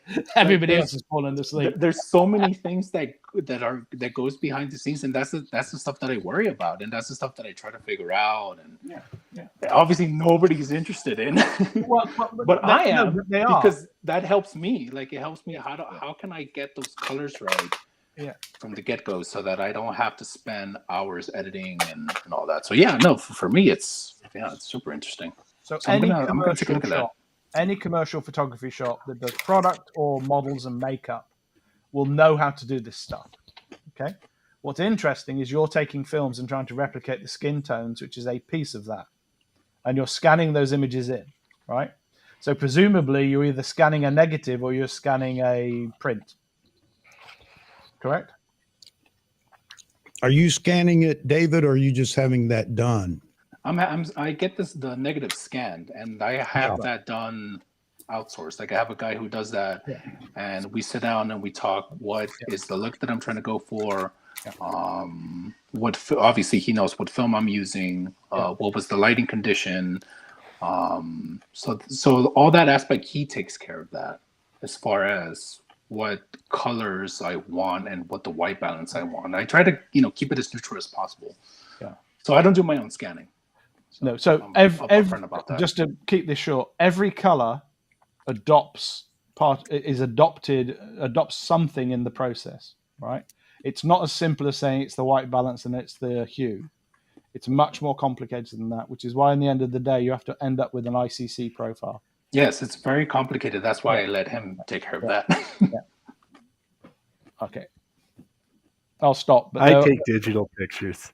Yeah. Right. Yeah, but that's what I'm saying. It's like, I would go full digital if I had a foolproof way of always getting the exact colors that I want. But because I can't, I have to shoot film and take some digital shots and then contrast and compare.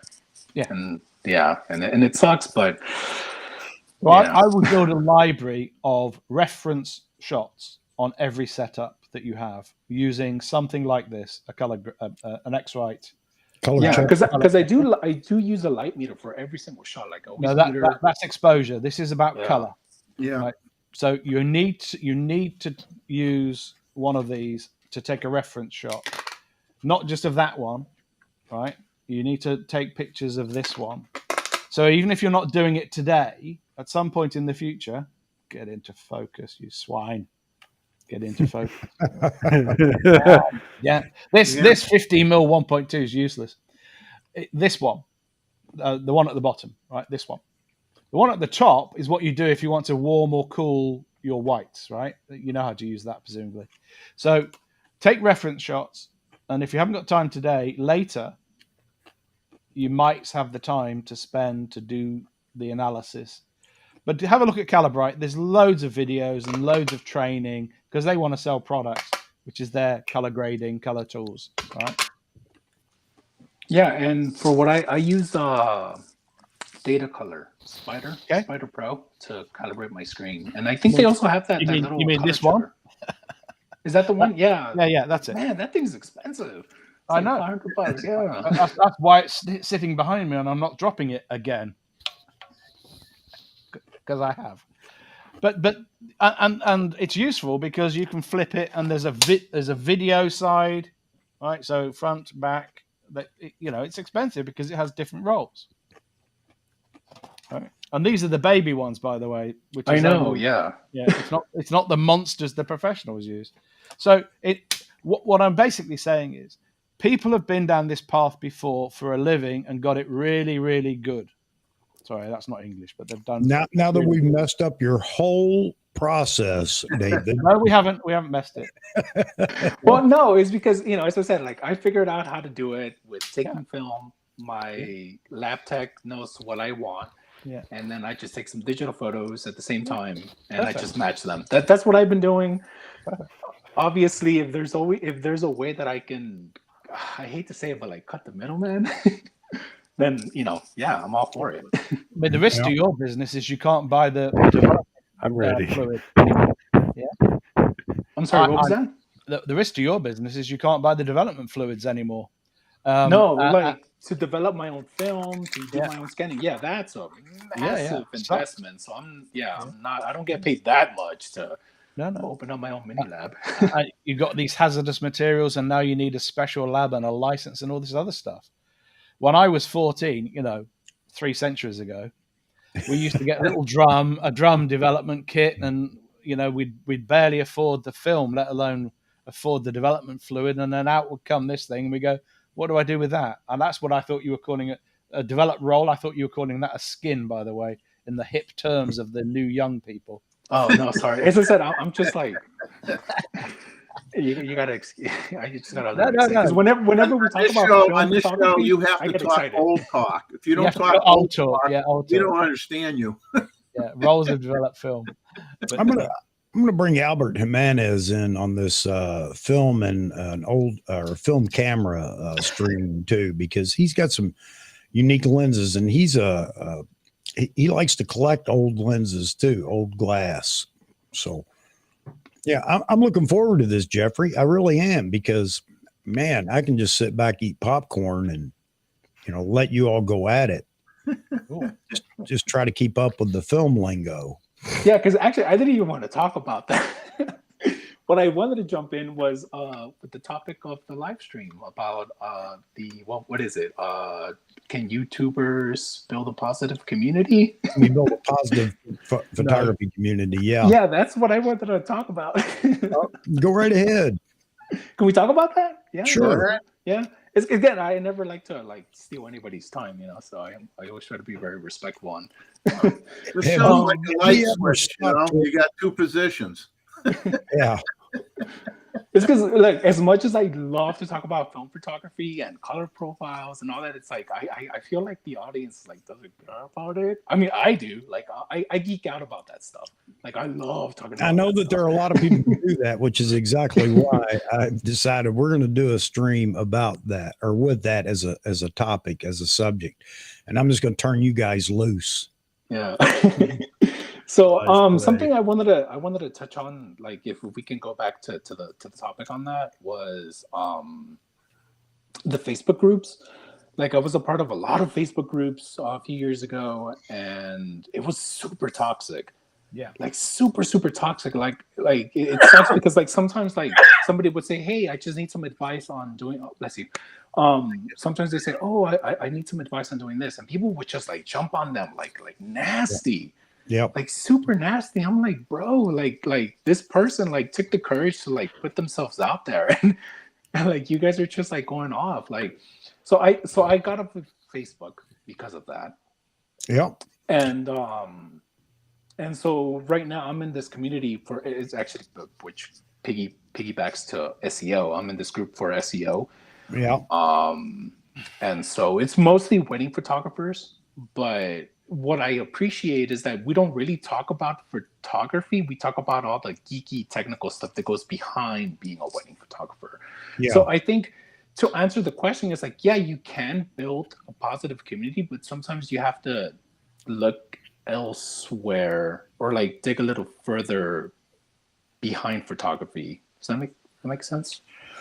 Like, yeah, I mean, the whole point of the question is it even worth pursuing? I mean, because me personally, and this is just my personal opinion, like for the last few years, I've gotten off all the big wedding photographers and photographer gear review videos channels. Yeah. I'm done. Like, I'm done with all those channels. Yeah. And that's how I bumped into these channels right here, like where they're small, but there's a community. And it's like everybody here is passionate about what they do, and you can't fake that. No. You know, like you can tell how genuine it is, and I appreciate that about everyone here on the panel, on the chat.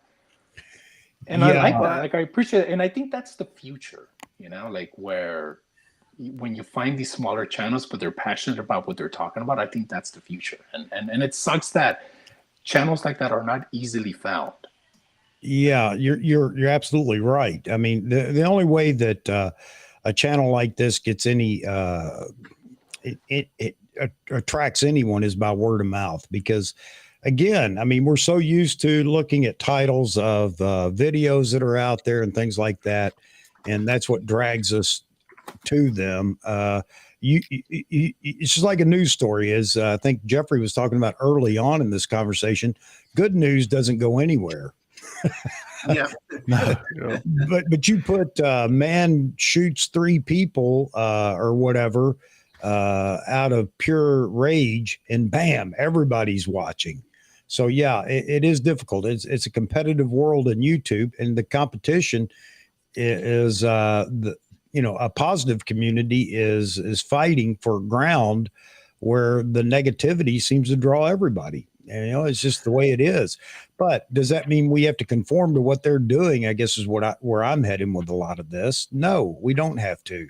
We can continue to make it a more positive community. And when I say community, you brought up Facebook, and it's all the platforms that are out there.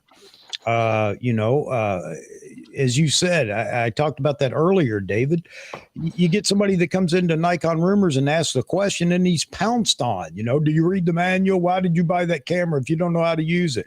Because what you people don't understand out there, obviously, is these guys that are in those forums never had to ask a question.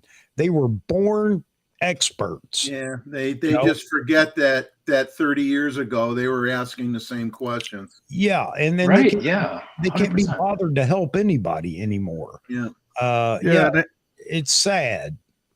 Yeah, I think one of the things as well that's really worth like thinking about when you're building your own channel, like whether it's a YouTube channel, Facebook page, whatever it is, kind of figure out what your niche is, like what's sort of your angle at coming at gear, coming at topics other people are talking about, and don't stray from that, right? Like for myself, I'm a really untechnical shooter. Like, I just take photos and talk about the gear in layman's terms. And I'm going to keep doing it that way, right? And I've gotten some flack on my channel from people being like, "Oh, why don't you go into this spec?" Blah blah blah. And I always say to them, "Google it.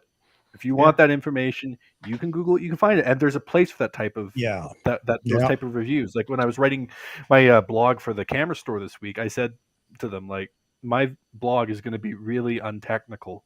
Like, I just want to say like what I think of the camera, what do I like about it, and yeah, I'm not going to be using it for sports. I'm not going to be using it for these things, and I make that clear from the outset. And I know some people are going to comment on it, and be like, "Oh, well, why don't you go into the sensor size and what's the DCI output and all this technical jargon that has a place. It is valuable. I'm not saying that it's not, Right. but just figure out what it is you want to say, and No, just be unapologetic about it. And you're right, people are going Joe. to.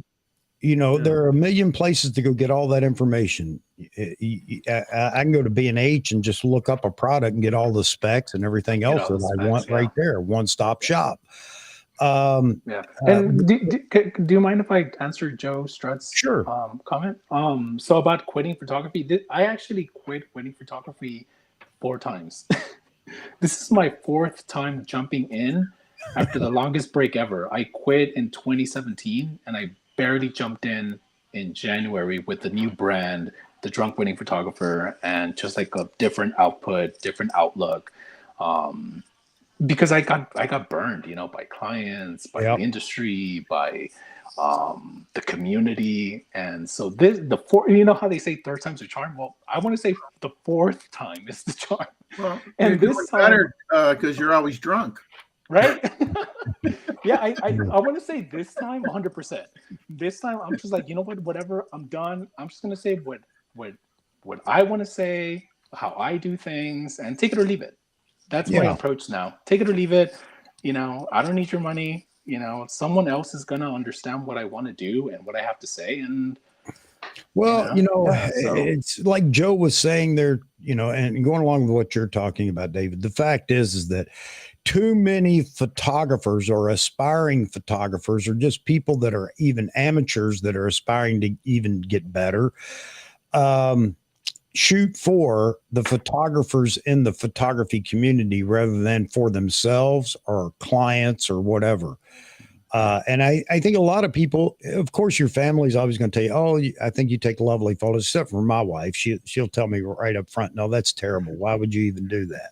But and I appreciate that from her. At least she's honest, But too many people are worried about what other photographers, how they're going to critique their photography.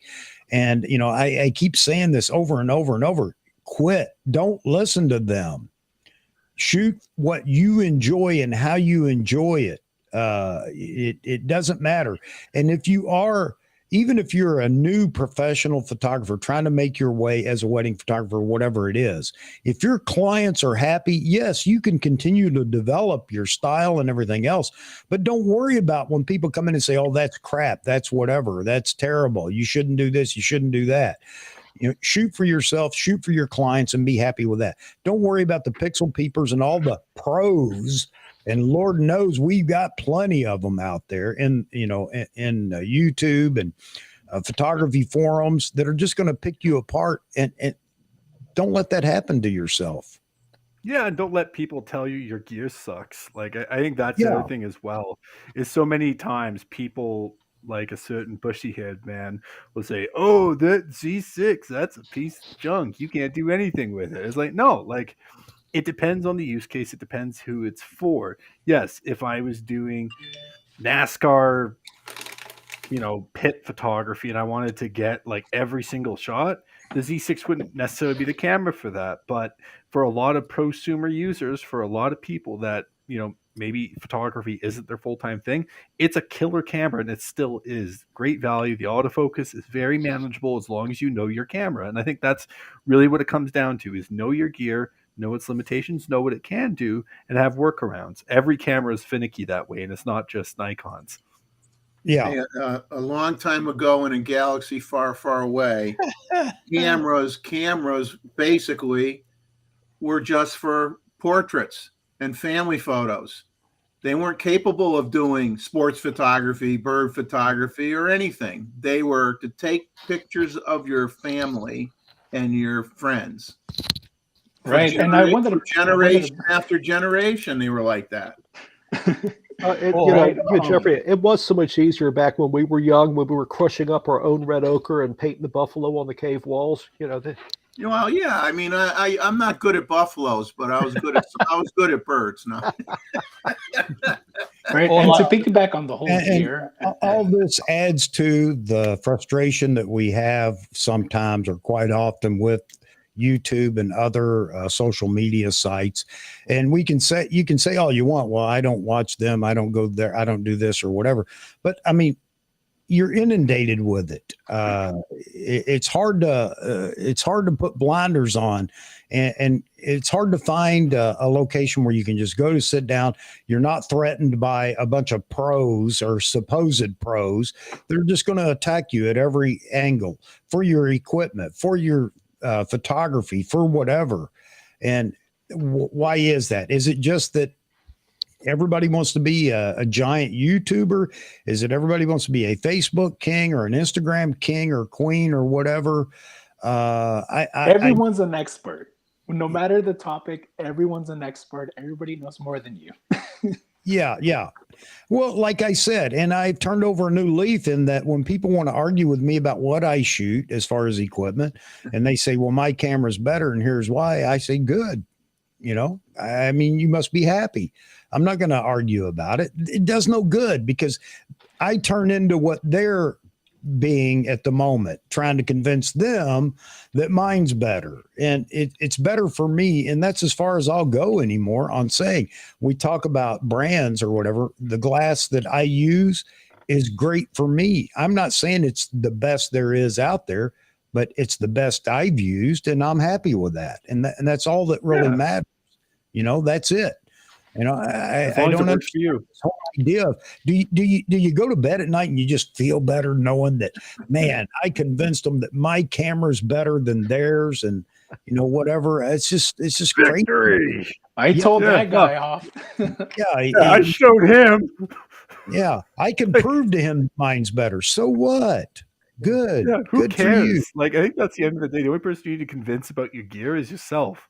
Right. And the proof is in the work. If you're able to create dope pictures with the stuff you have, I don't care if you're using K1 or you're using the A1. Like, if you're creating cool pictures that resonate with people, your clients are happy, whatever that is, even if it's on a DSLR, go for and maybe it, that's part of this process of can we build a positive photography community? Is I just quit arguing with them. I quit, they say things that are lies, and that was discussed yesterday.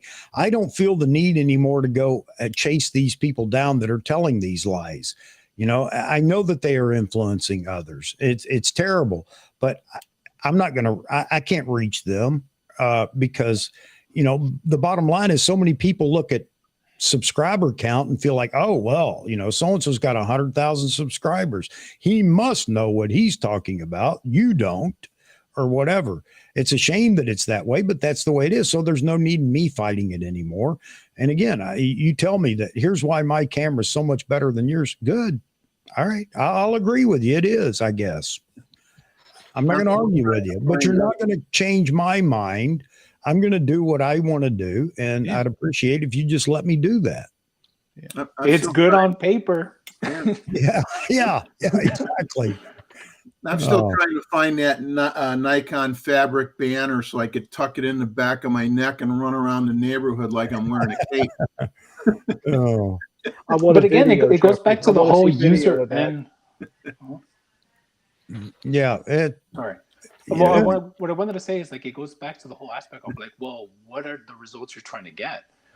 It's the same thing with SEO. Like, you're getting way too technical now. The whole, again, this is why it's so toxic, is because we try to go down and convince, or just, there is no explanation. There's no explanation even. Right. It's just, I do what I do. I shoot what I shoot, and therefore I'm happy. That's it. I don't have to. And why should I don't feel the need to explain to them why I do it. other than it makes me happy. Why can't we just be happy? Somebody says, well, I shoot, a pinhole camera all the time. Okay. You enjoy it. That Yeah. works. All right. It works Great, for man. them. Go for it. Yeah. Good on you. So It's yeah, like what I mentioned about the Aura photographer in Chinatown, LA. Yeah, she charges $50 for a portrait, and she's doing very good on that. So Yep. hey, good for her. yeah. Also, that Yeah. plate, the silver plate photographer, I can't remember his name, but he does portraits on Yeah, the plates, yeah, and he's doing very well. He coats Good the for him. plates himself and develops everything himself, and it's a niche, and he does good with it. Yeah, I've seen his videos. I've watched some of his stuff. I can't think of his name either, but I was looking into. I bought an old plate camera, but I bought it with a 120 film back that I could use. Hey, Joey's got to go. Joey, thanks for dropping in, adding your 50 cents worth. It was more than 10. I appreciate it also. So thanks a lot, man. See, Yeah, yeah, it's my pleasure. You got If I a can 40 be out cent buying raise, 50 Joe. You're up to 50 cents. You got a 40 cent raise. You're doing good. right.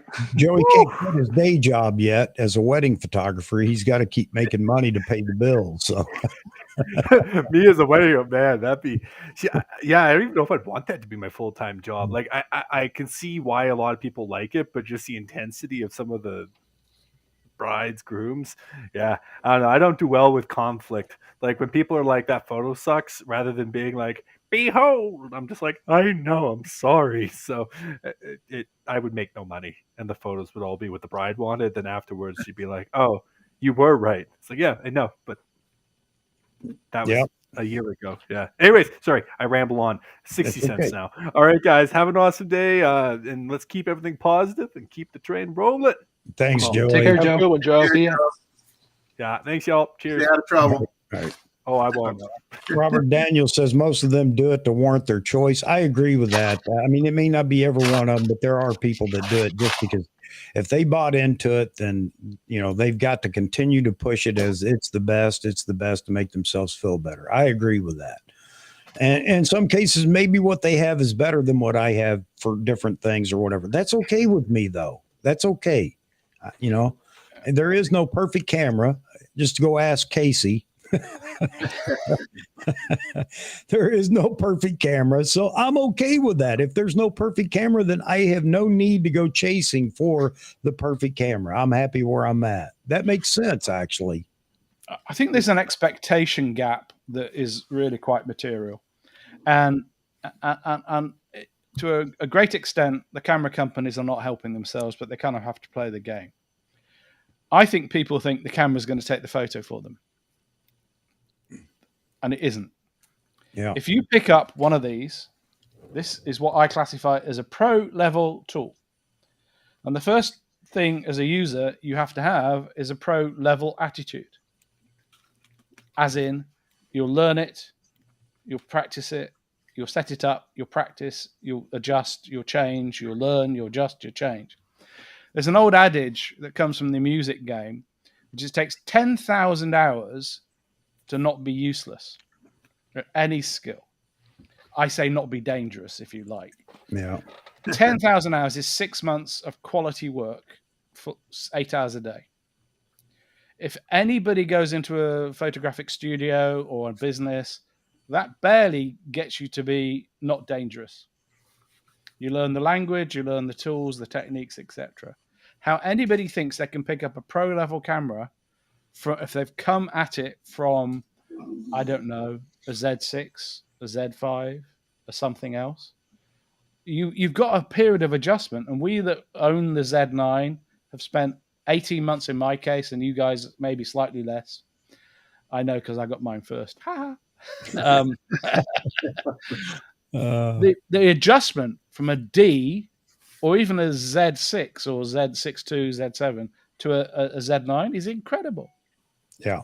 So and it doesn't take the photo for you. It's one of the things that the hairy monster, JP, how he can't set his camera up to make these function buttons work to give him alternative choices, and how he can't grab a focus of some human being, it kills me. Yeah, but the whole thing, I know what you're saying, Andy, but you know what? It doesn't make any difference. And I know, I know. if you were to discuss this with him, he would tell you that he knows and blah, blah, blah, and he's tried everything and yada, yada, yada. So again, it's back to, do I beat my head against this wall? It's bloody already. Or do I just stop and say, okay, thank you? I can't change what he's going to say. And that's the whole point of this. Can we just, get away from it? We can't change them. So, but can we have a positive photography community just by not going down that path and knocking these guys or whatever? None of us are going to knock them off their pedestal. They built a huge pedestal and they have a big voice, and they're going to continue to say what they say. I don't know why they say it. Honestly, I can't get into their psyche as to why they say it. There's probably many reasons a lot of these people say what they say, whether it's for ratings, whether it's for views, or whether it's for because they actually believe it. I don't know, but that's the whole point. Should I spend any time trying to compete with them on their, crazy negative comments? No, I shouldn't, because I'm not going to get anywhere. I realize that. Therefore, there's no reason in fighting it. Go ahead, Jeffrey. I just see Ray Powell's comment, which is funny. He says, I don't think half the cameras I use have face detect. Yeah, it used to be. You focused on the center of the frame. And if you wanted the face and focus, you put the face in the center of the frame. And then if you were lucky, you were able to recompose and push the shutter. And that's how you did it. The other thing is these people aren't arguing with professionals. Get that. Understand that. They are arguing.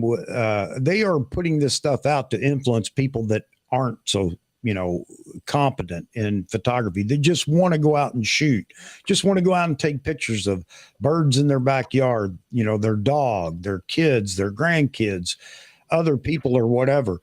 It's difficult for them to influence somebody that is a real professional because they understand that it really doesn't make a difference. And you'll have some pros that will say, well, it does make a difference to me because that one thing that camera does is exactly what I need. And you can argue all day long with them over how did you do it before that came about. It doesn't matter. So it's really not a need, it's a want. They just want that one thing. I can't argue with that. I got to let it go. I got to say, okay, man, if that's what's going to make you happy, then go for it. And I can't make anybody stop, bashing any brand. And since I'm a Nikon shooter, I'm not going to get anybody to quit bashing Nikon. But I just don't have to listen to it. Go ahead. So it's about this investment that people have to make. And I don't care what we're talking about, but you have to invest in it. The minimum you have to do is invest time. Let me just recount a conversation I had with a 90-year-old former Racing Post photographer who I was in. There's a famous camera store that isn't Grays of Westminster. It's called Fixation in London. It's where all the pros go. Not all of them, but a chunk of them. And he was sitting next to me. He said, why do you need this autofocus thing? I've been shooting horse racing for 60 years. I just learned how to do this in the dark, as in move the focus ring. Yeah. He shoots sport before there was autofocus. He shoots sport now, sport being horses racing and jumping over fences in the dark, with his left hand. He's spent a lifetime learning that skill. Yeah. Right? So if you want to be the number one by far top racing photographer, you need to learn the job. Yeah. You need to learn the skills. However, if you write a review on certain forum, if you don't talk about autofocus and Nikon cameras, your review's terrible. Yeah. It's the number one thing, apparently. It's autofocus, autofocus, autofocus. No, it's not. I agree with Vahography. The Z8, the Z7, the Z9, the Z6, the Z5, the DX versions, they're all fine. They all work. They take photos. It's the user that needs to learn. Okay. Good point. But I agree with you 100%. I can go back to my DSLR today and do what I've always done, focus, recompose all day long and take photos. Yeah. However, there are people that want the latest and greatest technology. There's nothing wrong with the Z6. I'm using it right now. Watch this thing, man. It'll autofocus like there's no tomorrow, especially in video, but it's not as good in stills, but it is good. It's fine. I can still take photos with it. Don't get me wrong. Yeah. But if new technology is out there, I think everybody would like to have the new technology. I understand that as well. So I'm not going to diss people because they want the latest in technology. I've been down this conversational path with a lot of people a lot of times on educating America. We got to, it's learn your camera. I'm not going to get anybody to do any of that again. The whole point here is that if somebody asks me a question, and then I'm more than willing to answer it, but I'm not changing anybody's mind. I'm not going to educate anybody unless they want to be educated. There's the key. You can lead a horse to water, but you can't make it drink.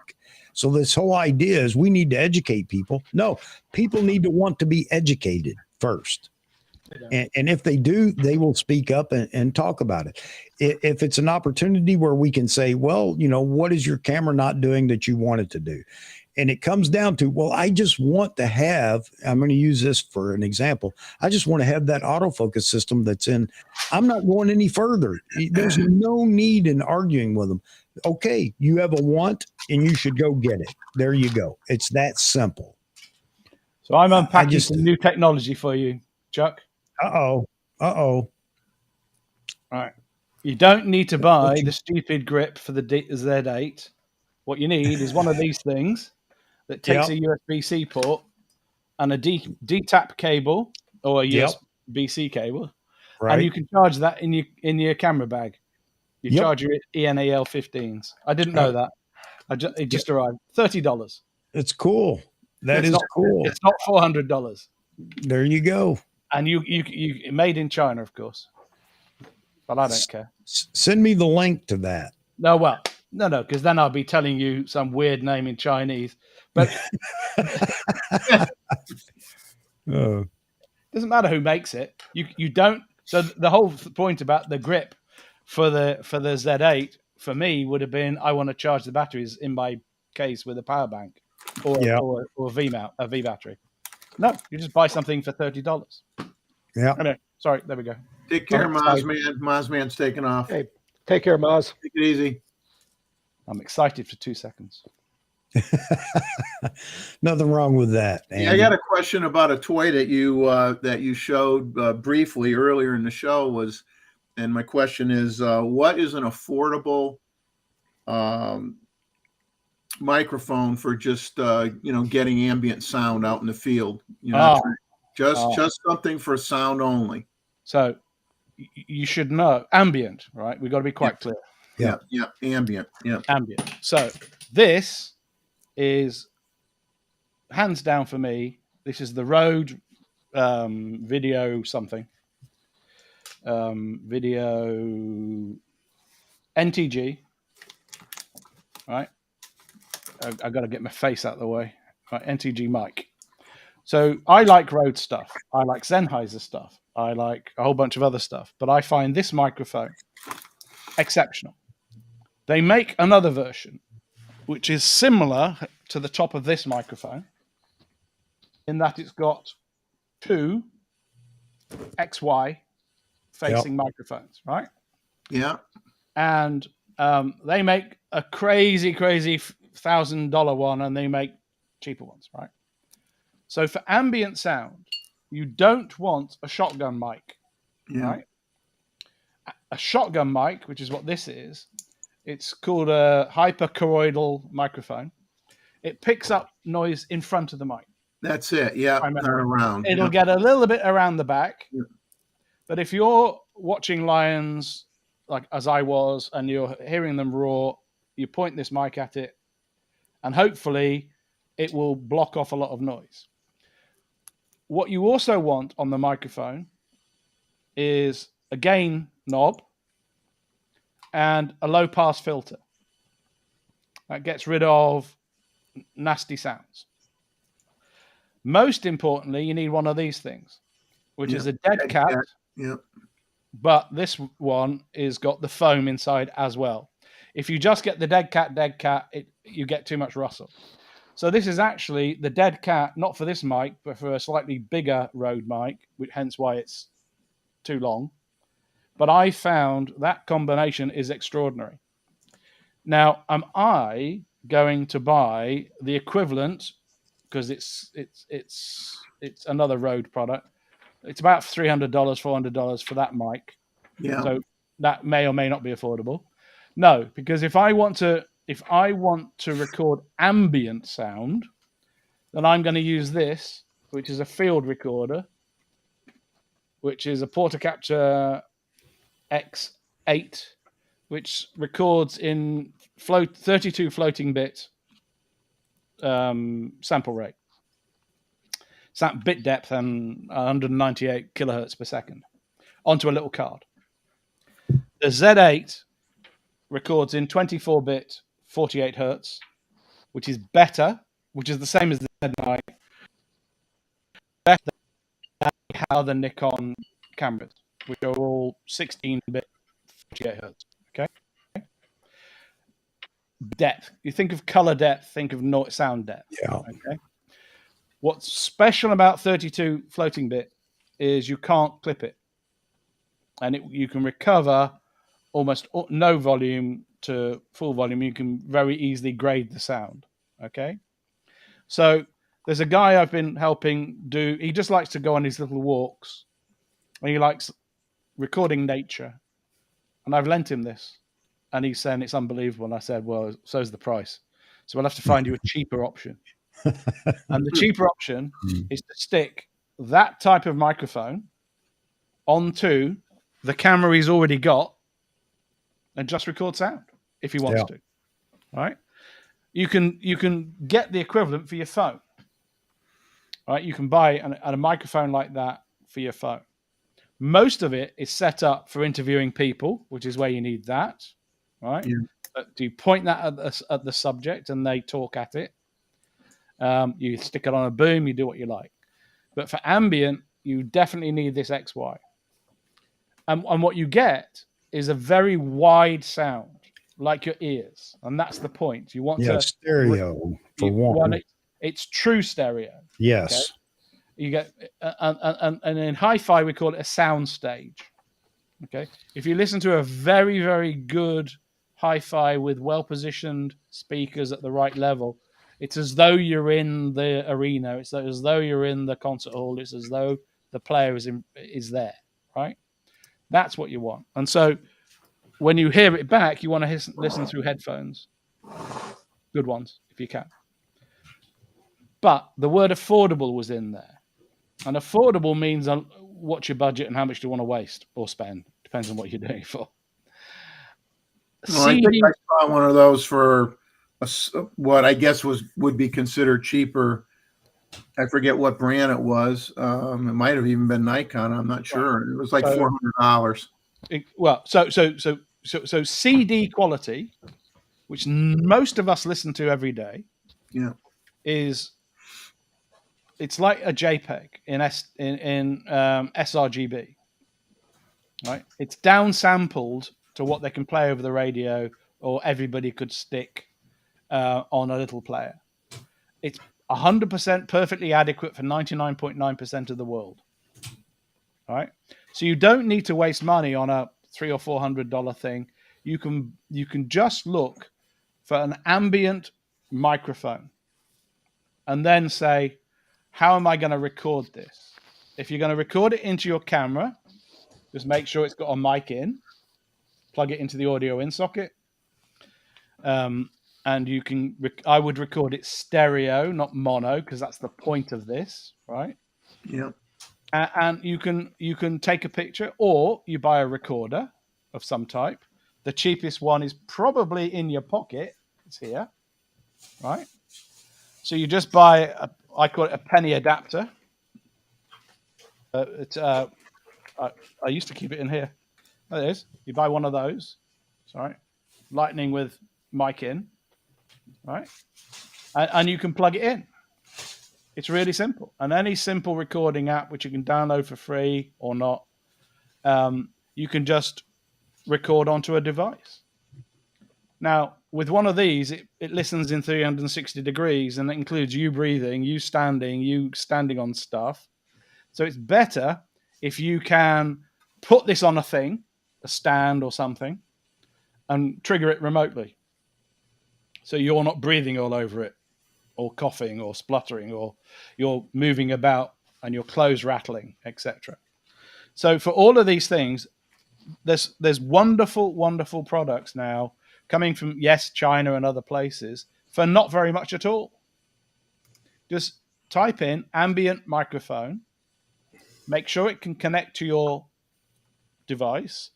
These all need power, right? Some power. Well, this has got a rechargeable battery. The $2,000 thing I looked at a couple of days ago didn't. It uses the old 9-volt batteries and goes through them like crazy.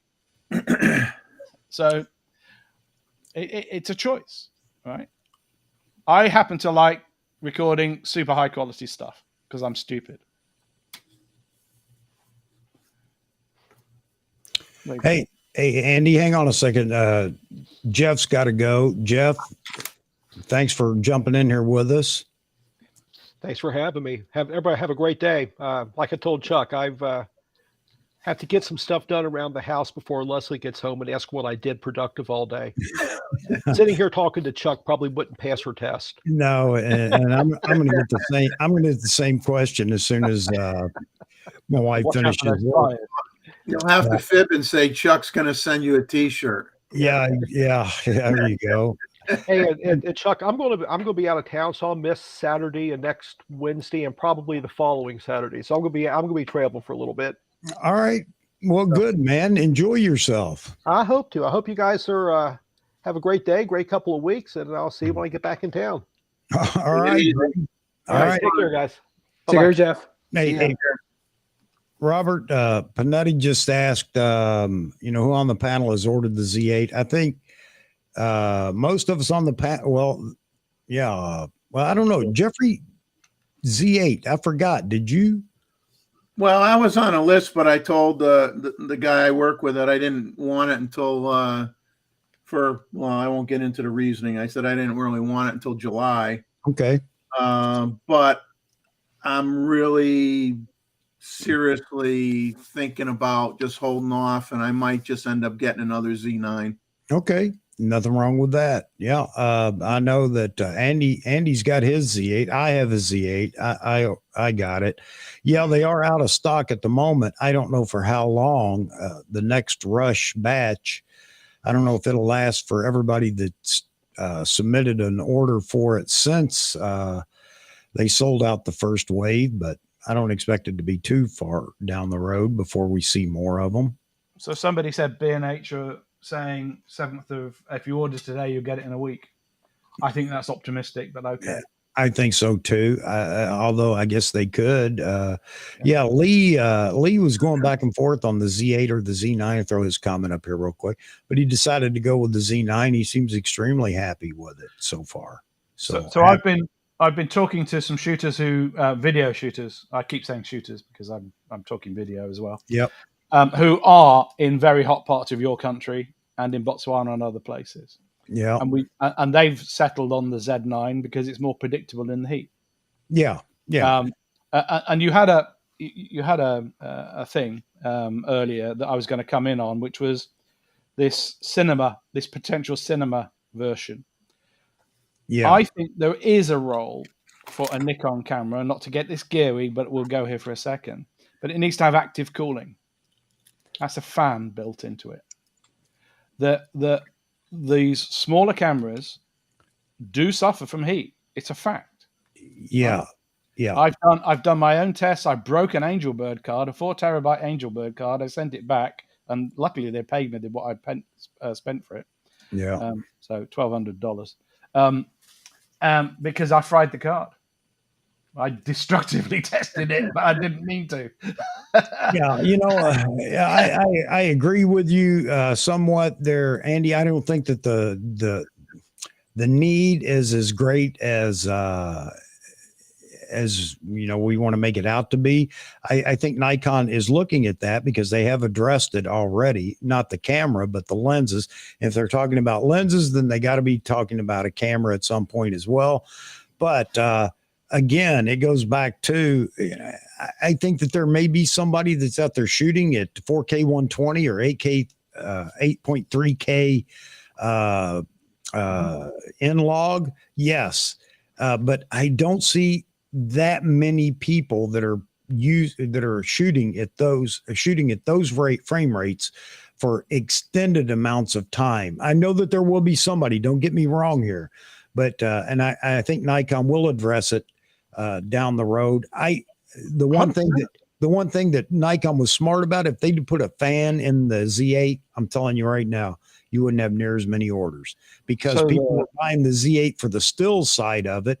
And Correct. nobody wants that fan in it if they're shooting stills. So I think very smart on their part, but I agree. I think that there will be something coming down the road. I don't know when. Well, the R5C versus the R5. Right. Yeah. It's I think the bad side is it's a completely different operating system for when you switch it to cinema mode. Right. The good side is it's got the built-in fan and cinema technology. Yeah. And for me, and Lumix have the bolt-on fan. I think it's Lumix or Fuji. I can't remember. It's Fuji. Fuji does. Fuji, Yeah. yeah.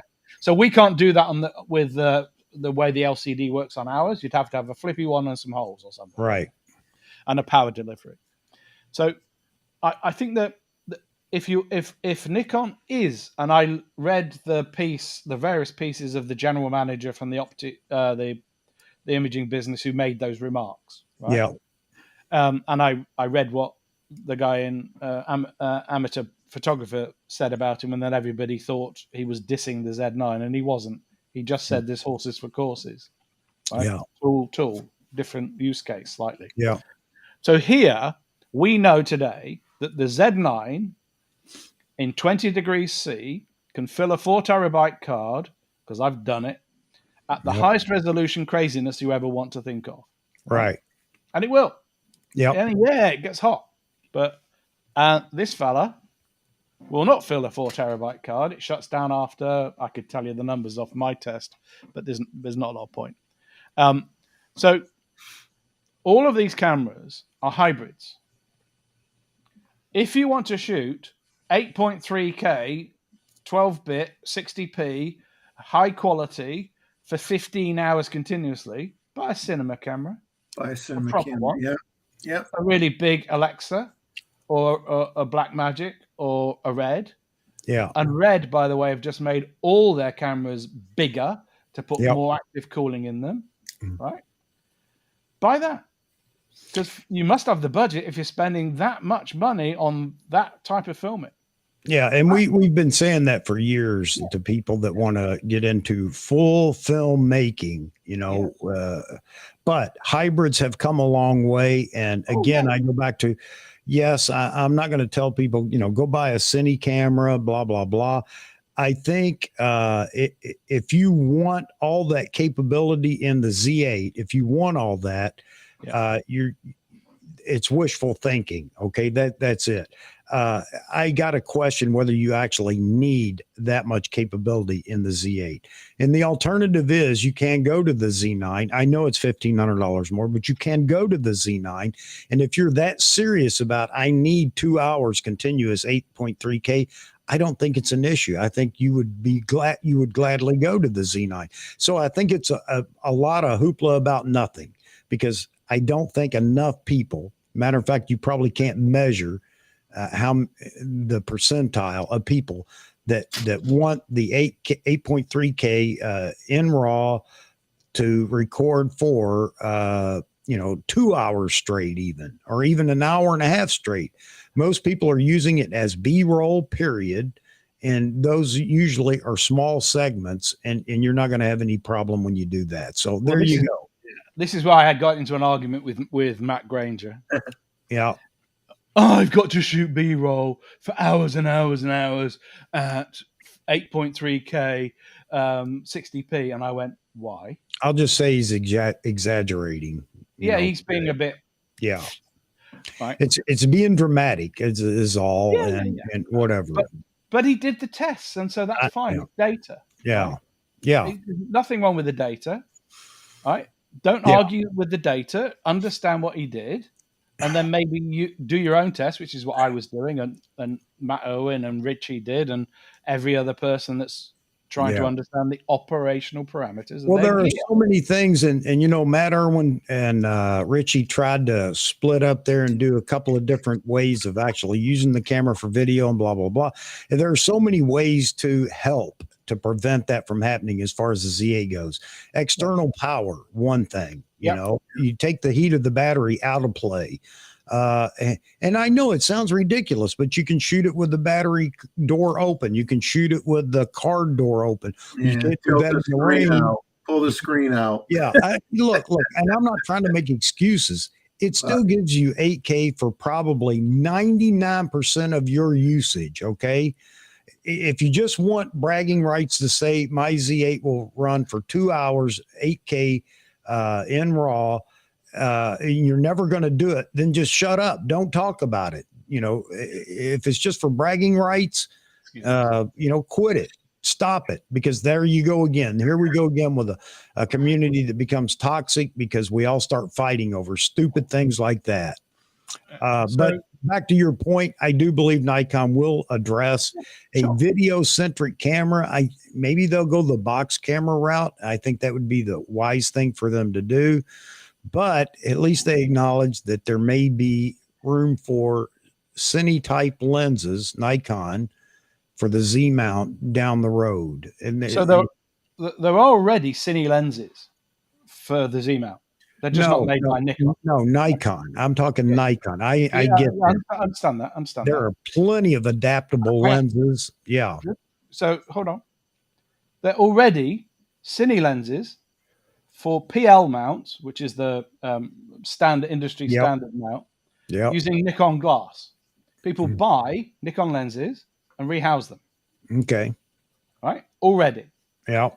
So Nikon are in partnership with lens manufacturers for the cinema business already. Mm-hmm. Right? They just don't happen to be in the public domain. Right? This happens a lot. The reason this is interesting is, firstly, yes, if Nikon made cinema lenses, that's a business decision, and they could just make that decision today. Yeah. Because effectively, all these are mechanical lenses, right?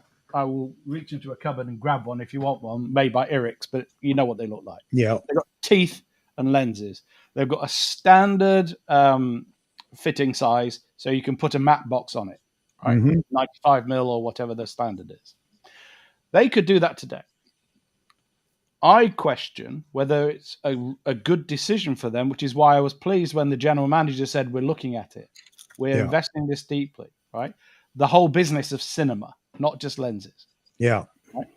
Because the first thing in the lens business, of course they could make it. They're an optics company. Of course they could do it. Yeah. It's not a problem. There are a lot of other people out there with established track records who are already in the game. And as I say, they're rehousing Nikon lenses. They're rehousing a whole bunch of things, right? Mm-hmm. When it comes to a cine camera, it doesn't have to be a non-hybrid. A 4 terabyte card at HQ will record for 93 minutes and 50 seconds. And in normal quality, 154 minutes. That's 4 terabytes. The issue that Nikon have is when they put one of these in the camera. Yeah. Right? That's an SSD cradle. Yep. Right? This is what you do with your Reds and your other cameras. The Canon R5C doesn't do it, which is why it's actually got limited time at these high res. Almost no existing hybrids can write to an SSD. There is a couple that can, and you've got to be able to deliver power to a device. So you're offloading somehow. The Nikons all write to a card, which is, it's done it again. Hang on. It's doing it. It's this lovely, lovely. It's getting a bit hot, I think, and it's been on for a while. Yeah. Why have we just died? I'll just keep talking. So a CF Express card is writing directly from the bus in the camera to the bus on the card. Right? There's no intermediary. Right. People have already got a CF Express card with a ribbon that you can attach an NVMe. Come back yet? No. Yeah, there we go. Yeah. There you go. You can attach an NVMe drive to Yep. an 8 terabyte, and it does work. But you've got to have the door open. In other words, it's not weather sealed anymore. Blah blah blah. Yeah. Right? Fair weather use only. Well, and that's the point, Jeff. Yeah. We're not writing through a USB port. We're writing. So you downsample the data from 1,700 megabytes a second to whatever the USB is, which is less by the time you've got it in and out. You're not connecting this SATA drive directly into the camera like you're Right. connecting your CF Express in. So you can't support 4K, 8K, highest bit. The data rate's too high. Sorry. Look, Right. this argument isn't over. It has. There are. I mean, I can take my Ninja 5 and at least do 4K up to 60. And I don't know. I'm sure Adam ProRes. has something else. Yeah, I'm sure Adam has something else in the works that will, because they're going to have to go to 8K at some point. But the point is that, yeah, there are workarounds, but the argument isn't over that, because nobody wants to address that. They want to talk about a camera that's, this big that you can take anywhere and shoot 8K, 2 hours. Even if you can't afford the cards to do that, because nobody's talking about that. It's just a point of argument is all. They run a big film relevant. movie with it. It's not relevant at all. It's just another opportunity to fight about something. That's what this is about. That's all. That is it, period. And if you were a commercial videographer, you'd fire that person because they're being stupid. Yeah. I mean, Right. this isn't about. This is all about just finding something else negative to fight about. Correct. See, it's not as great as you said it was. It's still not any better than my pit bull over here. Your Labrador isn't any better than my pit bull. Okay, got it. Again, I go back to, okay, got it. You're right. You're absolutely right. It's not worth the breath it takes to try to even explain to people, because nobody wants to hear it. It's bragging rights, period. Okay, got it. All right, good on you. You beat me. You got it. You're absolutely right. I'm done. Let me go back to doing what I enjoy now. That's it. And I would say to you, I think this is not community wide, this rubbish. It's in a small number of vocal people.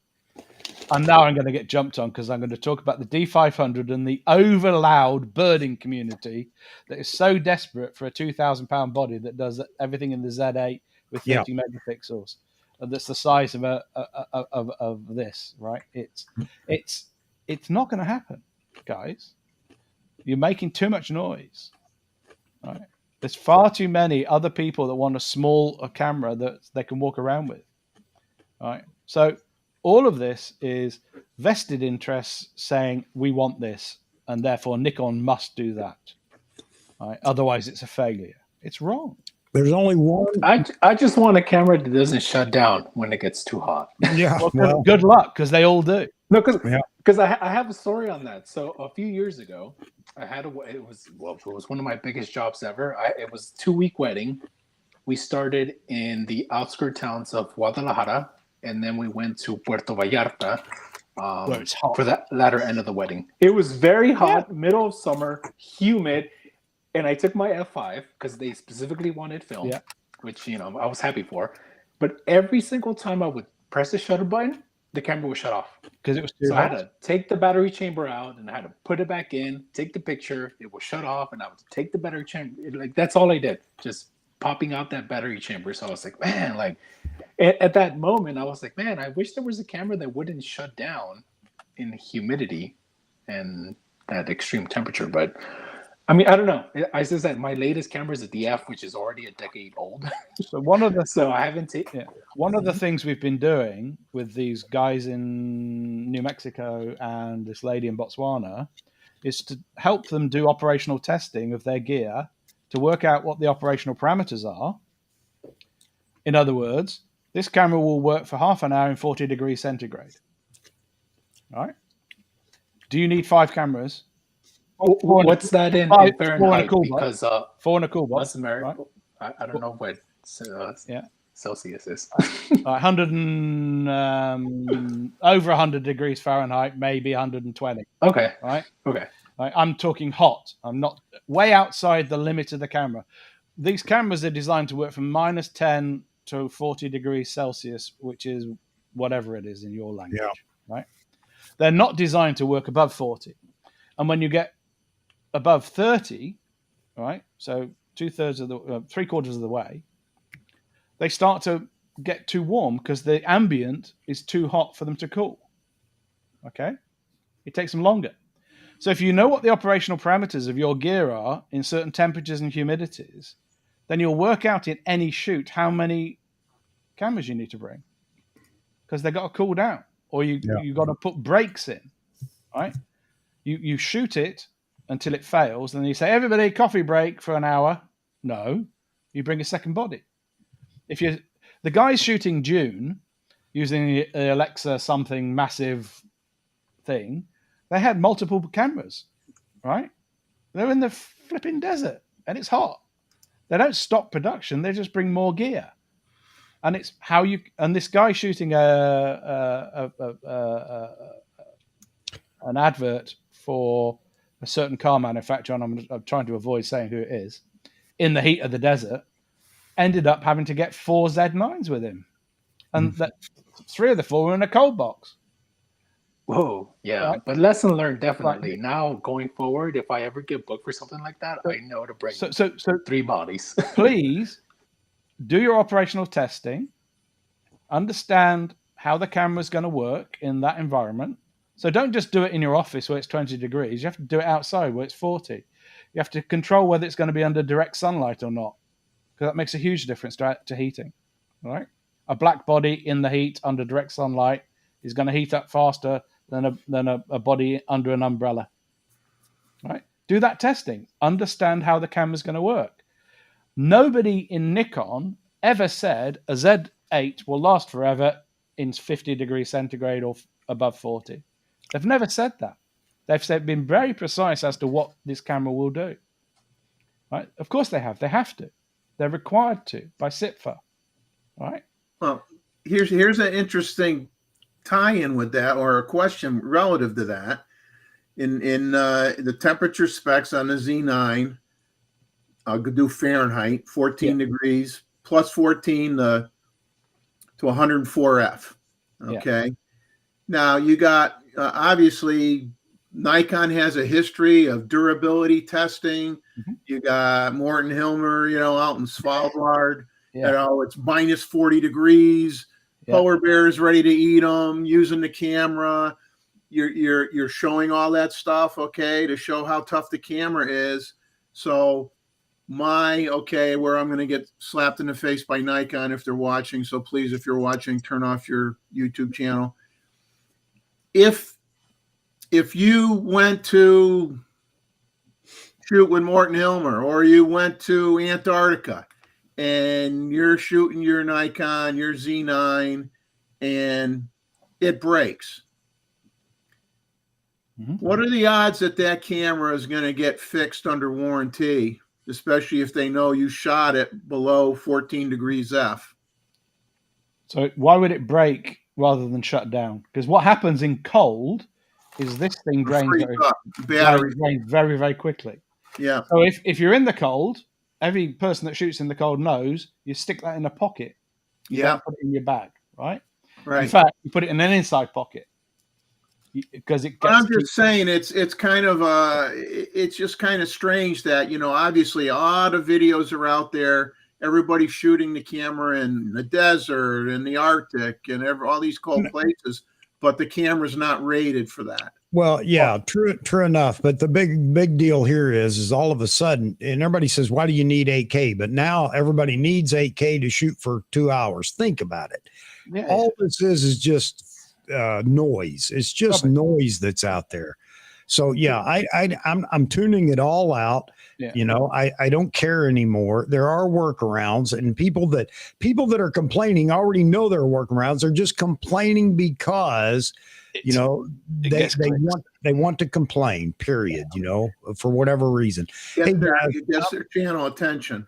Hey guys, I'm going to have to get out of here. You know, it's a 3-hour stream day, but I can very rarely get away with just 3 hours. We're already over 4, and I got things that I've got to do. But look, I'm really happy today. A lot of great conversation going on, not just here on the panel, but within the chat. And I think it's just another good day, and I hope everybody enjoyed it as much as I did. Let me get out of the way for a second and let David and Jeffrey and Andy say goodbye to you guys. Rakesh, don't go. I have to, Rakesh. I have to. Go ahead, David. Yeah, no, thank you again for having me and for letting me share my 2 cents on my personal experiences. So Yeah, thank you, absolutely. everyone. Man. Thank you. You're more than welcome. Thank you for sharing. Thank you. Andy. Well, and me too. I was only going to be on here for a short while, but I got warm under the collar. That is the thing about a live stream. You just can't break away. But go ahead. And very excited by your guests, particularly David, the drunk wedding photographer, who's found a channel to market, understood his clients, understood his market, and is building a business. This is really exciting. Absolutely. And I really wish you the best. Yeah, thank you. Thank you. Thank you. And at some point, you know, when you've made your billions or whatever, one day, knock on wood. It's not if you're good, it's if people buy you and you Yeah. can make a profit. That's all that counts at this point, right? You can be as good or bad as you like, but if they keep buying you and you can make a profit, that's good. And of course, you've got to be good to do that. So it's been great. And I'll happily bore you guys to death with engineering crap I know nothing about. Andy, we enjoy you being in here, man. I'm surprised. It started off on an uneasy foot as a petulant child, but by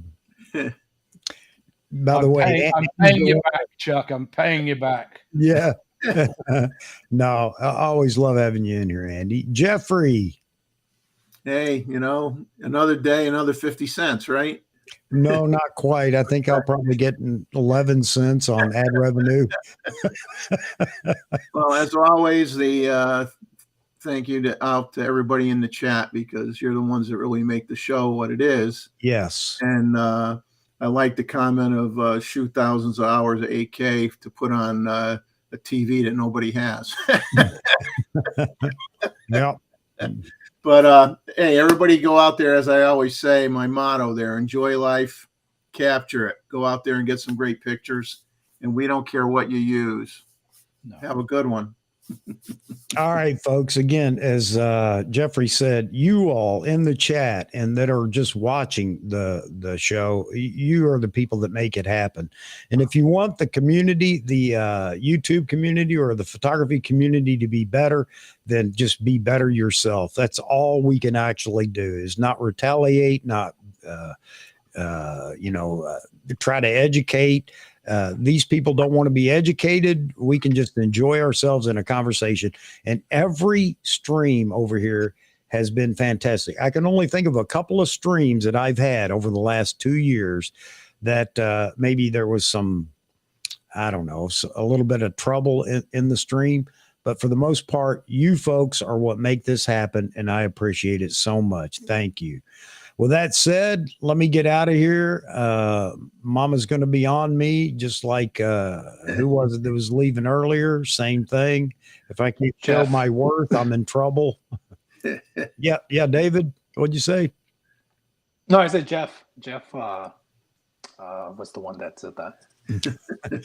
Nancy, thank you. And Anita Stewart, who may be out there herself because we've had David in here. You know, And Nancy, I want her to jump on. Yeah, I think she has a lot of good takes. Nancy, please, I do hop too. on Saturday stream. Yeah, I do too. I'd love to have Nancy join us.